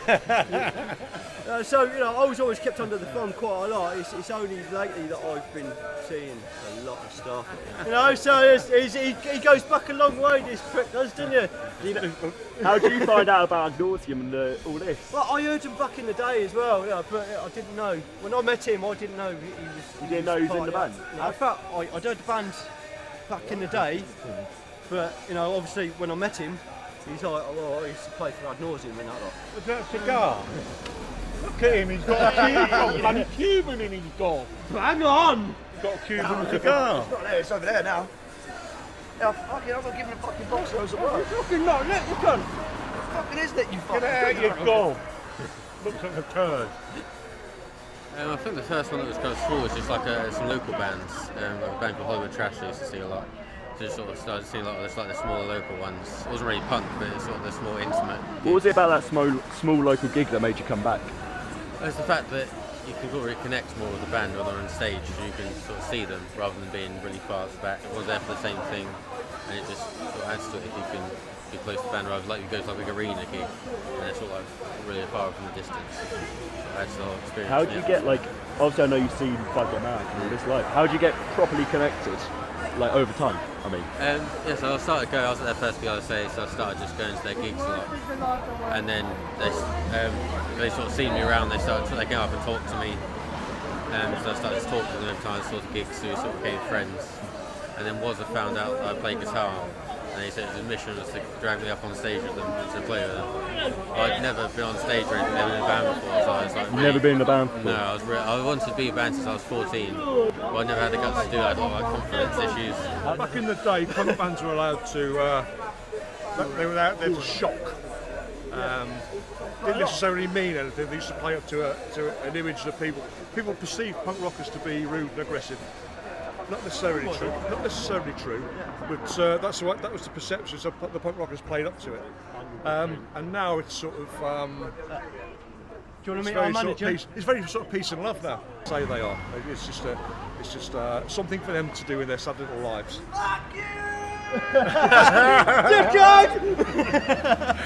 What's your plans for that car? That's shocking, isn't it?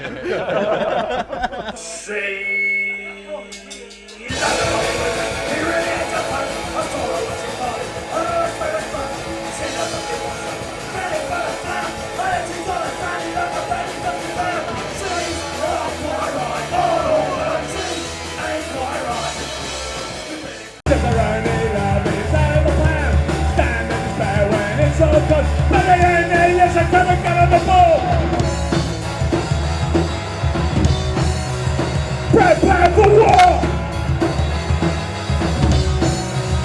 Prepare for war! Prepare for war!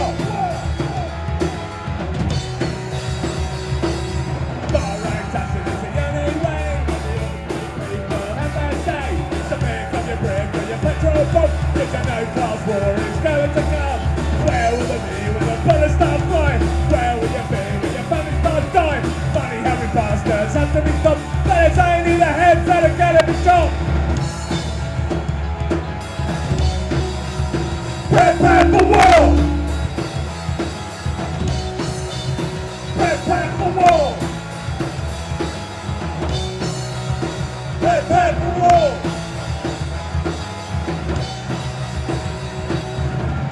Right, I suppose we're sort of anarchic.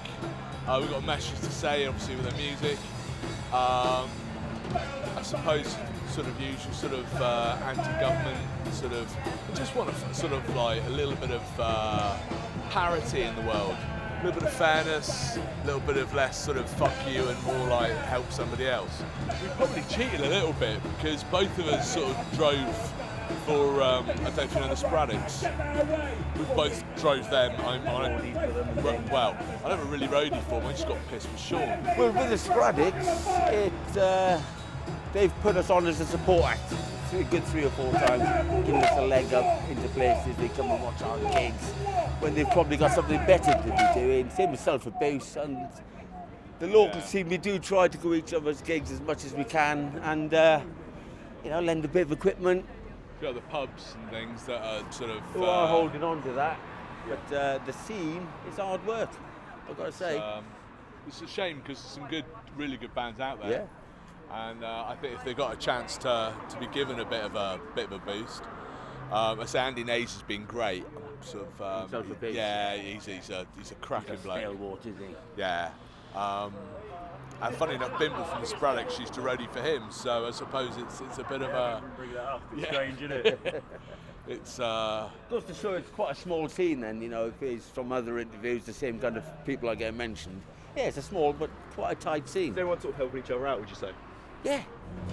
I think the reaction's been quite good. I mean, we played. I don't know. Because just after the referendum, and I made a statement, and it went like same as made a statement tonight. We're all voting on the 8th. Silence. To be fair, in the punk scene, you won't get many conservative or right-wing message. Very, very rare, and if they do, they sort of set off their own genre. There's a big message, it's a big scene, sort of underground punk scene, and very vocal, very vibrant, but unfortunately it's not big enough. I mean, I grew up in the sort of Paul Bournemouth area, and when I was growing up, it really wasn't multicultural at all.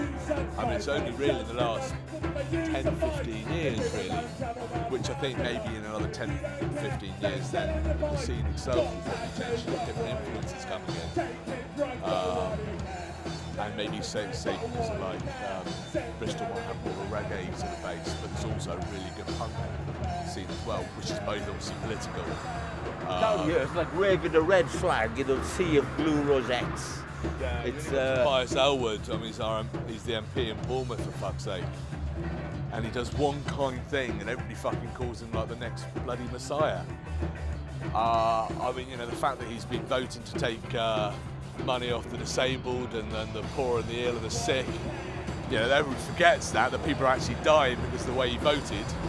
Yeah, that's fine. He actually does one decent act in his entire life, and everybody's lauding him as the next bloody coming. But people should look at his voting record before, and the fact that Tiki Bastard reckons he couldn't afford to survive on, was it £79,000 a year? Must be hard work. Oh, it must be hard work. Yeah. It's it's plus expenses. Sorry, not plus expensive. I mean, how on earth are you supposed to make ends meet on that? I mean, I don't know. I mean, you guys wouldn't get out of bed for that sort of money, surely. I mean, you're like, fuck it, I can't be arsed with this. Up until about 5-6 years ago, politics kind of passed me by. I was aware of it, and I grew up in a South Wales mining town, so I saw all the miners strike. So it's always been there, but I never really vocalised it. And it's just seeing what's happening with government, especially with this Tory government at the minute, and the people I knock around, got to know people like the Sporadics and the local punk scene, then it sort of made me more aware, and I just thought, I've got to say something, yeah? If it's falling on deaf ears, at least I'm saying it. So I hope something's around the corner. Do you hope something's around the corner as well? Yeah, I hope so. I don't know where you could do something on stage, maybe Crucified Theresa May. I mean, it'd be an idea, I suppose. I'd give it a go. That's all been done. Well, not the real one, but effigies No, I was and all talking about the real one, Oh, to be right, fair. yeah. If somebody could supply the I'd be nails. awkward for the second gig, but... Yeah. But yeah, the shock value, I think, Yeah, I'm not Pretty sure much. what you do, really. To be fair. If you look at what's available on like Facebook and like real life sort of, people have been fucking beheaded online and shot on, on Facebook Live and stuff. I mean, people aren't really shocked by it. I don't know. Maybe if we actually just people start being kind, that might be actually a little bit of generosity, a little bit of empathy. Maybe that could bring back the shock value and just be nice to each other for a change and just like not just take all the time, maybe just give. Helping people. No, that is shock value. That shocked me, yeah. So there's something possible. Yeah.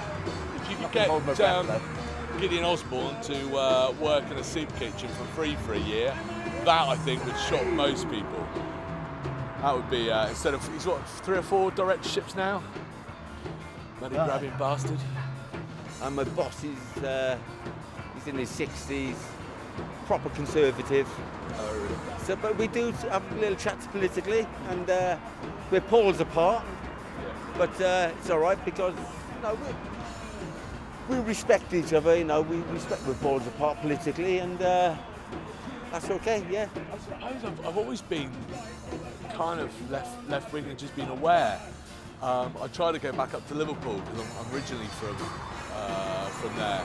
It didn't really work. You can't really go back. I tried to do a roots thing, but it doesn't really sort of pan out for us. And when I was there, I got involved with various groups. I mean, this was in the early 90s, so Militant was still going. There was quite a few sort of fairly strong left-wing organisations that would meet up. So you just go to meetings and just sit in sort of back rooms and pubs and just chat to people and just listen, because there's a lot of going right across the age spectrum as well, and it's just really sort of I suppose empowering seeing like some 70-year-old Scouse woman saying that she's going to raid town hall with her umbrella and kick off. We just think, well, if she can, so can everybody else. I've worked with kids with special needs, just generally troubled kids for the last 10 years now. And I was, funny enough, I was doing door work at the time. I was doing a door in the Triangle, and I went for this job, and they just said to me, "Oh, so what are you doing?" I said, "I'm head door of a club in Bournemouth." And they looked at me and went, "Okay, when can you start?" No experience or anything. I mean, you've got a fairly decent education, but so I've been doing that, and I still work with lads with autism. I've cut lads with Tourette syndrome, and just trying to just do a bit and just help young people that wouldn't necessarily get the help, and then often get scorned through whatever background they've got, because there's quite a lot of poverty in certainly Poole and Bournemouth that you wouldn't really think. I mean, we live in one of the richest parts of the country, and you hear tales of like kids knowing at 13 that if you're going to get food out of a bin, you get it out of Iceland, because they don't put poison or bleach in their bins, so they know that's safe. And you think that's like not that far from houses that are £15 million, and you think, well, something's wrong there. That kids have got to, that's the only chance they've got to get food for the night is by going through a bin. So a lot of them now are very much into grime, which is, it seems to be sort of, I don't know, like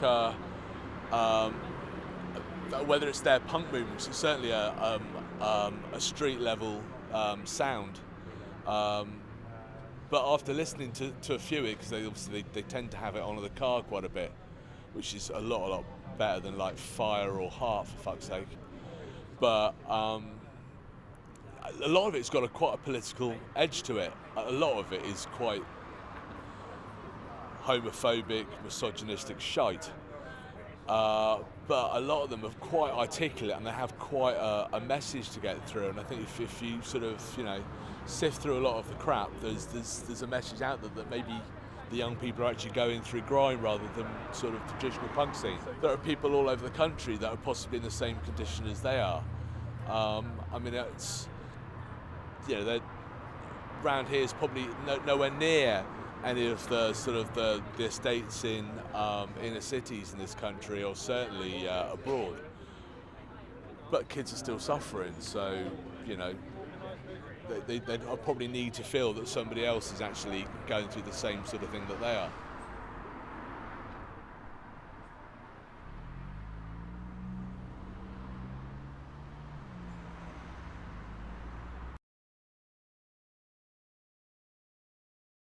Strolled in, fallen down the stairs. Welcome to the cellar bar. Some familiar faces and sounds. Make some noise because they're going to self-abuse. I'm just doing some foods in case anybody tries to mock me. All right, thanks very much, mate. Nice to see somebody's got our backs. Bloody rabble. Radical Change came back in. It was Radical Change that was part of Bank's Records, run by a band called the Disruptors at the time, and they liked us and asked us to do a single, so we did. Didn't want to be a soldier.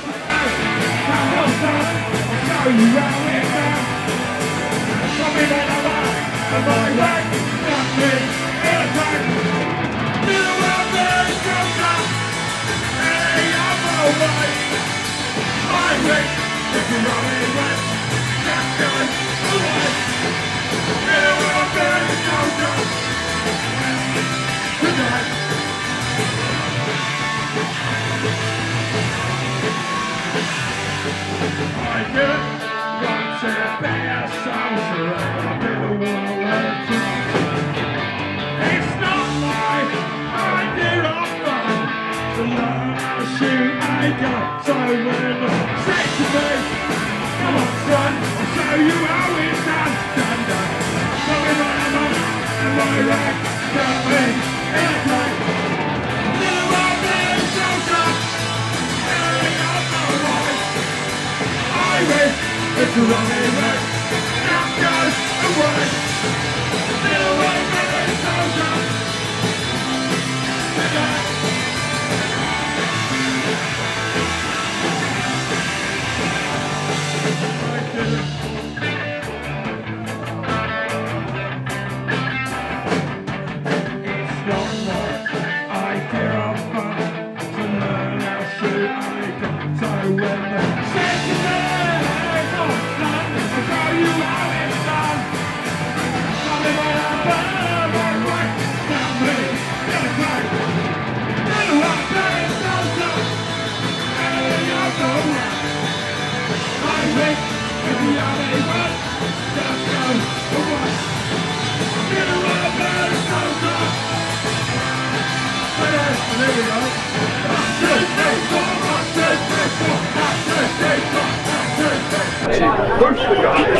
I beg to differ.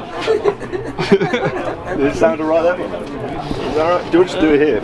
Yeah. Do it by the kill away. Jarvis isn't allowed here because he puts penis in a very bad place.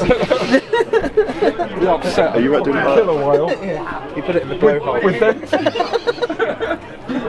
Yeah, it's been blocked up. That's why. Jarvis getting his wicked way. We were in a band called Bad Penny, weren't we? And that came to an end. I think and then we just kind of realised, it was 20 years ago, and we just sort of said... It was external interest. There was suddenly an interest in the band. It was an American label that wanted to put our old stuff out. You know, we were thinking, what do you want to do that for? You know, it was 20 years ago. We were 16, and there was loads of interest. Yeah. And not only that, but around the same time, there was a good, like the youngsters, as it were. There was a good, again, it was the punk. There was a good punk scene in Bournemouth again, and he helped manage the Demonic Upcharts. And there was a good scene, and it just seemed about the right time to come back and do it. And that would have been 2004, wouldn't it? Yeah. The Upcharts were around in what, late 90s, wasn't it? 97, 98 yeah, to that's about when 2010. Yeah, and I was looking after you in the beginning, and lending you kit and getting you rehearsal studios. Yeah. So play again, that's not right. But yeah, but they got bloody good though. It was good. But again, there was a decent scene back then. Much like there probably was in the 80s, like with you guys. I think that was probably like there were rock bands and stuff about. There weren't really like punk bands. And there seemed a massive surge like in the kind of I guess early 2000s and stuff where there was like spit roast, you know, and whatnot, and taxidermists and all that stuff, and it all just kind of excelled. Yeah, back to the whole thing of making your own fun, really. Yeah, absolutely. And it was good. It was a good time, wasn't it? Making around For Bournemouth music, I think, really. But I guess it was punk rock, man. That's kind of what I grew up listening to. Started playing drums from like 14. Just sat in my room like any teenager, just bashing the hell out of a drum kit and trying to learn the drums. And started playing in a band with my brother and his best mate Alex. And we started the Upchucks in 97, 98, whatever it was. I was like 14 at the time. We did our first recording when I was like 15. God, so that's a cute photograph. Yeah. I was no shorter than that. I was probably about the same height, I think, really. I was probably about that height. And yeah, that was great fun. We started off, there was no real scene in Bournemouth. It was kind of, there was a few rock bands and stuff, and it was hard. We just played gigs just in front of no one, really. We just literally booked a pub, got banned from it, got kicked out. Every pub or venue we played at, we kind of got banned from or kicked out of. Like the first gig was at what is the Sound Circus now, like Lion's Head What's the Gardener's Hut? Yeah. We had a load of pig parts, and we started throwing them around everywhere. It was like a load of pig hooves and hearts and stuff, and we started launching them around everywhere. No, we threw them at security. We were just launching them about. I mean, we were like 15, 16, and we thought it was hilarious, but they got really shit. He literally kicked us out the side door with all our gear, and they're like, fuck off, there's your 15 minutes of fame. And we were out there with like a crate of beer and just like loads of bits of drum kit and stuff, and just like, yeah, just got. That's when I came along, wasn't it? Yeah, and then John came along and kind of instilled this kind of like the just regimentation of what was going on, hard work. get it together. That probably wouldn't be the Well, case. he did, I don't know. He managed to whip us into shape, and it was just that kind of like we met up every week, we practiced songs, we practiced them hard, and he kind of, in fairness, like Jarvis really helped. He turned us into a proper band where we were writing songs and actually trying to sound good instead of just it turning didn't take many minutes though, did it? Jarvis was great. He got us a load of good gigs, kind of helped promote things, and just kind of kept everything really buoyant and good locally, really. Yeah. And that kind of Do led some to flyers this, and really. posters and These guys, like, from the first days, remember Jarv like going on about this band he used to play in Self-Abuse, and remember having these really old cassettes and like listening to them going, actually, yeah, you guys were fucking really good, like, why don't you get your band back together? And he was like, oh, no, that'll never happen. And then, yeah, it's just funny how it's kind of turned around to kind of ended up playing with them all, really, in a funny kind of strange way. Really. The next duology. There is I mean, what? I think. We've got a technical. Well, to begin with, there wasn't really any punk people around, so it was just like BMX kids, skaters, and people that looked the part, all sorts of strays and ways. So I used to be there and look after them and make sure there was no mess, like Charlie Caroni's circus. Well, kind of thing, social worker, godfather, whatever you want to call it. But then gradually, as people got the gist of what was going on, and this is different, this is new. Well, it was old, but it was new to them, to that generation, and then they started looking up and sort of looking into history books and things and developed their own take on it, and before you knew where you were, there were like queues of people. And so that when we came back, we had all the old people, or the people back in our day, and this new generation to see me, like chain smoking, could smoke on stage there and being drunk, and they go, look at him, he really could do it. Well, just about before I fell over. They weren't just bluffing, they could actually. Yeah, they're quite good, really. Bloody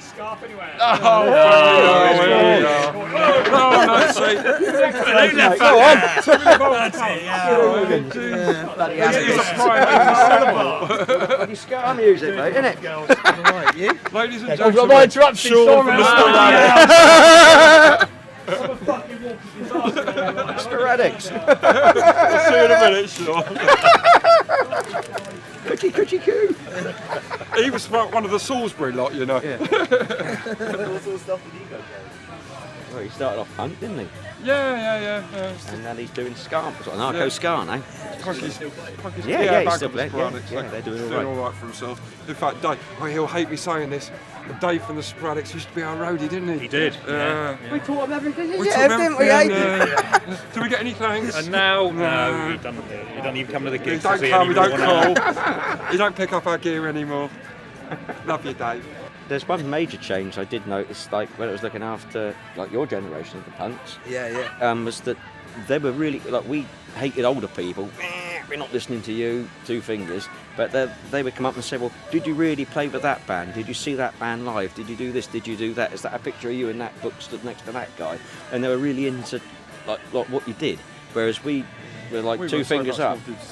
We were very much into that. That's the old generation, nothing to do with them, you know what I mean? Despite the fact that it was lots of very, very good music. And later on, when you get a little bit more, you realise, oh, blimey, you know, I was just being dismissive of stuff for no reason whatsoever, you know what I mean? It's a lot of it's still rebellious music, you know, because it comes from the 60s and, well, in the 50s, isn't it? You know, rock and roll, it is in a funny sort of way, a little bit of, What did they do it our way? Yeah. And that was the difference. But then I think it was perhaps a little bit harder for the modern generation to do it because there were so many distractions. That's the modern world, and we were able to focus a bit more on what we were doing because there was no Xboxes and things and all this modern stuff that didn't exist, you know. So you have people come up to you like outside a gig and shake your hand. My dad's got your records. Wow, is that really a picture of you? That's great. Yeah, I'm old. I think I missed a few notes. Yes, and in the wrong place too. Anybody else mix? I'm Sean. He's gone, he's disappeared. He's shrunken down like some crazy spirit. He's usually so vocal. It was our form of entertainment. Kids have Xboxes and stuff now. We did rock and roll. Like my older brother took me to punk gigs. You know, I was 14 and everything, 13, 14, and you saw the names that like you associate now with punk and everything, and that was brilliant. And I just thought, you know, yeah, all the places, and I just thought that's what I want to do one day when when I'm a bit older. We started a long time ago, didn't we? When we were nippers. We were pretty young. 1982. Yeah, 1982. I've gone the oldest, but I was still pretty young. It took a while to get the gear together and then work out how we were going to play because there weren't a lot of money around then, and there weren't very many jobs. And it took a little while to get it all sorted, and then when we did that, it was all right. You know, it just takes. You know, people don't realise. They think you have an instant band just like that, but you've got to work to get the money. Back in the 80s, we played to punks. Yeah. So they're the only people that came to the gigs. They were just punk rockers, spiky hair and whatever. It was the same sort of crowd. But now it's just anybody and everybody. You know, loads of different generations. Going to those gigs are that much older, 20, 30 years older, but they're still around and they love it. When they always drinking their beer and stuff, God, that sounds like the old days. We love that. And you get older guys that were getting on a bit, even back when we started it. You know, they're like 60s and 70s now, and they'll still come up and go, "Wow, that's all right. That's all right." You know, we're quite surprised. You're better than you were back in the day. Sometimes, if it was a good night. Used to do like day trips and stuff. You were saying like where you'd literally hire a coach, fill it full of everyone. You pick people up on the way through. You start off in Bournemouth, pick up in Port, pick people up in Port. If we were going out to the West Country or something, and then you might pick people up in Dorchester or Weymouth, and then you'd go to the venue, and everybody have a great time and barrel back on the coach at the end of the day. You know, they're all get dropped off at the respective. We used to do minibus trips, like today trips, where you'd have everyone in the minibus, but not like proper coaches. That would have been probably quite dangerous. It's better now because everything's more accessible with the internet. You know, you can do a demo, you put it online. Anybody's got access to it. You know, it's more. I should imagine it's more instant. But I'm sure the scenes are there. There's still plenty of punk gigs going on all over the place. It's easy to link up with people in other towns and stuff. And you can bounce off emails and whatever, MySpace or Facebook or whatever the latest social media thing is to kind of keep in contact. And you know, much like these guys from here, isn't it? You know, like play with them on the Isle of Wight and stuff, and you kind of keep in contact by Facebook or whatever it is, or text or emails or whatever. It's great, Back in the day, it was everything was done by post or telephone. I just think teenage years were coming to an end. I think we probably just felt as if. I think the scene was coming to an end. Yeah, wasn't it? We felt it happening, so we thought we'd kind of like run out of time, and it was time to like finish on a high before you sort of dive bombed and it got too messy. Yeah. It's crazy. How long were you guys? You were around for. I remember like Jarvis back in the day speaking to him. I couldn't believe how what short time originally. Yeah. You were around for. It was like it was around Christmas. Well, it was 3 years. 3 years. Well, probably less than that. Actually. We were in existence for 3 years. 84. Yeah, it was the whole of 82, 83, and we finished Christmas 84, didn't we? We're not the most political band. I think politics exists in everything to a degree. But when we came back, just the title of it, No Change. Here we are. When we're playing back in the day, and it seemed like there seems to be a bit of a will for things to get better. Because you had nukes and and we thought that's sort of the anarcho. A lot's changed. They've got more conflicts and more instability now than they've ever had. It's just the same as the same worse now, hence No Change. And it still resonates, and I think it's a good kicking tune as well. And I'll cut us blowing our own trumpets, but that's probably. But I think it's a couple of the new ones. So we've got another new one called Under Attack, which is again similar sort of theme. It's if we've got a way to get away from the stuff that's going on in the world without having a little bit of a comment about it. It just seems to come out that way that there's still things to go about, and you can't help but reflect it a little bit, I suppose. It's probably been done in a slightly different way, I would say, nowadays. Internet and whatever, and I think it's not less of a punk thing now. If you're going to be really good at doing something, you'd be an excellent hacker, and you try to hack into these bastards or what have you, and cause a kerfuffle that way, rather than the tape scenario that Crass did back in the day. I think people still are really vocal, aren't they? People still write stuff, and it's and it's just as you say, no change or whatever. It's no different now. Like there's still so much to sing about. If you're not singing about Bush, you're singing about Trump, or there's always something to kind of like shout about. Margaret Thatcher, Theresa May. It's kind of there's always something to kind of shout about, isn't there? In politics, a little bit them and us, perfect, which will never and be. you're wrong. Because it's true, the world should be a nice, lovely place, and everybody takes care of each other. There's enough money to go around. Money's bullshit anyway. We can power the old bloody world with solar. Why do we need? It's usual, religion and money. People have kind of gone a little bit what used to be called the clans. You had your punk skins, mods, rockers, hippies, and as it's gone along, it's just gradually sort of gone a little bit more like that. I think it's more alternative thinking against, rather than. I mean, not everybody got into punk rock. Some people just wanted to go down the pub and have a punch up like that, just like some people. It certainly was when we were in the 90s. Like there was a big, all the local skinheads and stuff that had been around since the 70s, 80s in Bournemouth.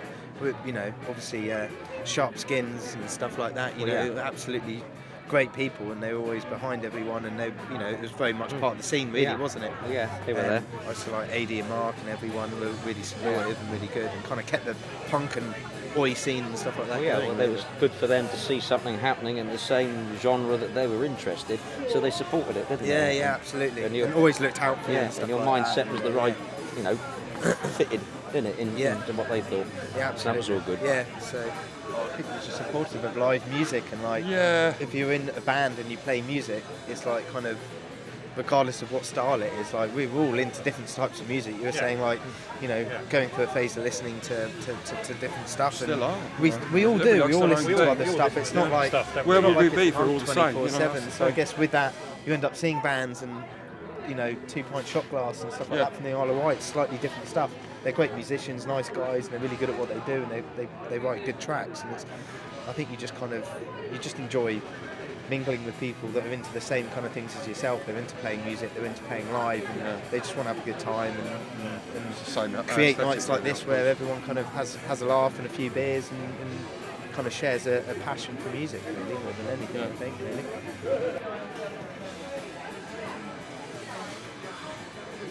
It's become its own style. It like all cult movements, the people doing it grow up, and then it becomes part of the normal culture. It's lost some of its rebellion, but there's always something new to shout about. So it's still there. Punk covers such a wide genre. I mean, it always did. Bands like the Buzzcocks are punk, and Conflict and Crass are punk, and yet the two bands are completely different. Do you feel it's like a genre or more of a state of mind? State of mind. Yeah, I think so. I don't think there is. I think it's very difficult to shock. you still get the shock element. Then you get some rap music and stuff like that, where Eminem or whatever it was. This is going back years now, but that's going back a while. So like today, you're right. There's nothing with that same. And then you had stuff like Slipknot that kind of shook up the metal scene a little bit for being a little bit more different. But there's nothing. Yeah, you're probably right actually. Yeah. It's a funny thing because in the space of time, time's a funny thing. The 50s aren't actually that long ago, and rock and roll up until fairly recently has all happened in a really condensed few years. For somebody who's young nowadays, wants to listen to alternative music or whatever you want to call it, they've got a hell of a lot of wading through that goes back to there. But we've been kind of, we're getting on a bit now, but been quite lucky to have been quite close to it from there and have lived up until here. So it's hardly surprised that you can cast a little bit of a jaundiced eye over it, shall we say. But I think they're really still kind of, there's always that element of, wait, who's going to be the next ones to go, bang, that's fucking, and saying something. And it's all about love and peace, man! That's what it's all about! No money, no religion, no wars. Fuck that shit!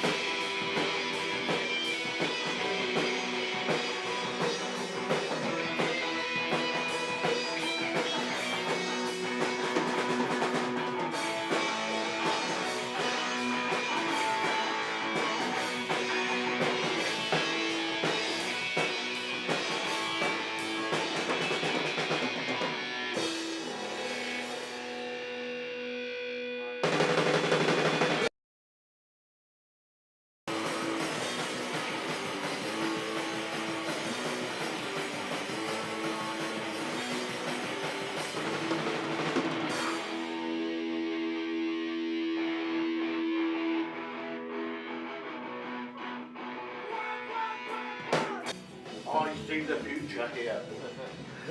The young punk coming up, not with to do what fucking molesting, isn't it?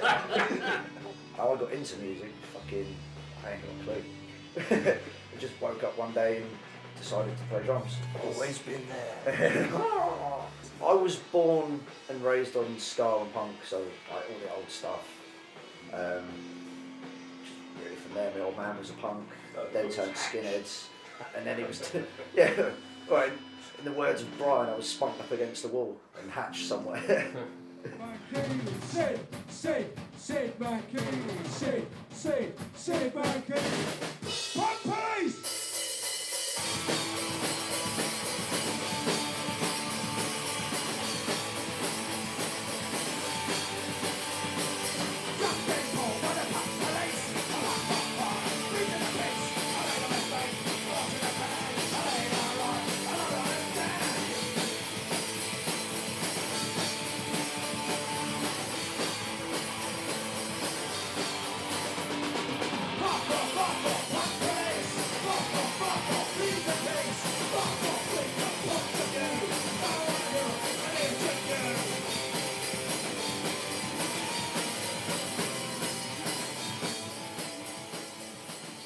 It's a big family.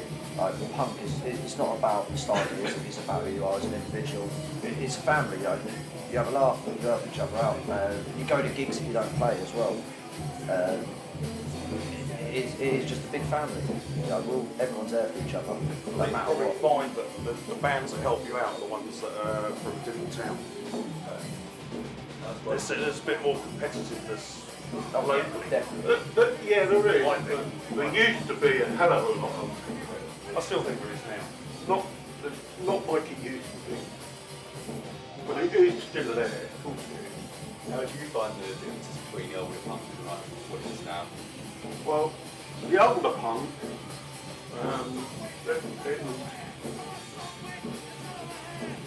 when you're in like the local bands and that, each local band had their own little crew. It was very difficult. You know, just they wouldn't like it, they wouldn't like it. It was all backstabbing and so when I was in my bed, we had to find a way out of town. The only way we could find a way out of town was with that one stent going on. It'd go backwards and forwards, and, you know. But these days, I find it a lot better because everyone wants to talk to you now.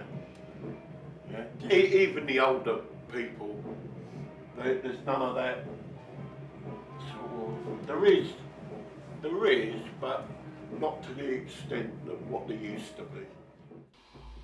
Ginger beer? You can remember it? Is that what we played at the beginning of time, like the last one?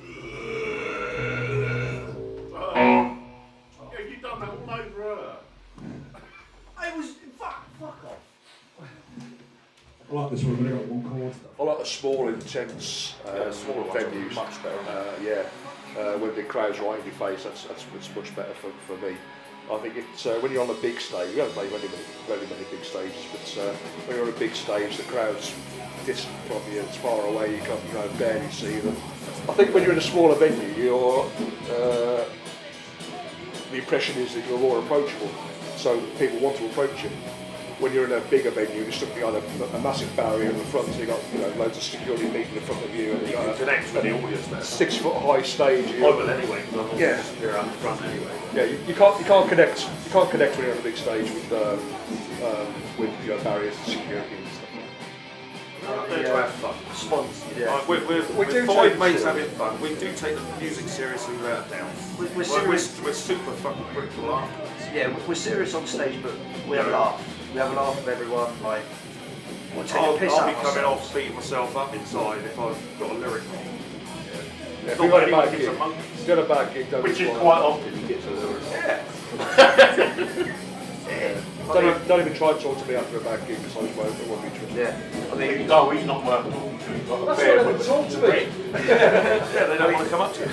Going on the fucking, like, on the good side of it, we take the piss out of ourselves during the set. Like, in between songs, we have a fucking laugh. Like, we'll rip each other, we'll rip bits of the audience, and then it's fucking brilliant. Oh, there is one thing I have to put across pretty clearly.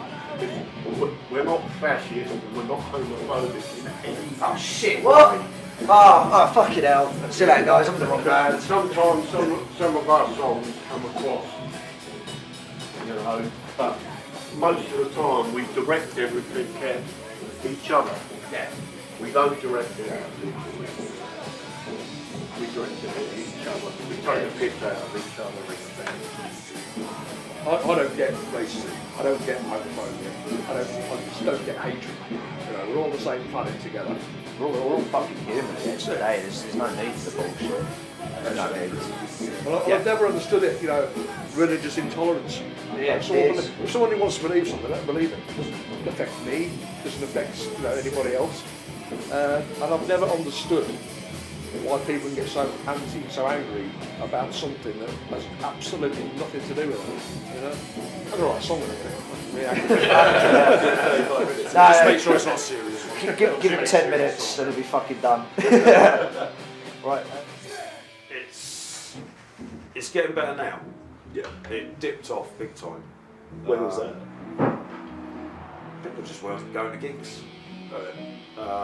People moving out of the area. I mean, I moved out.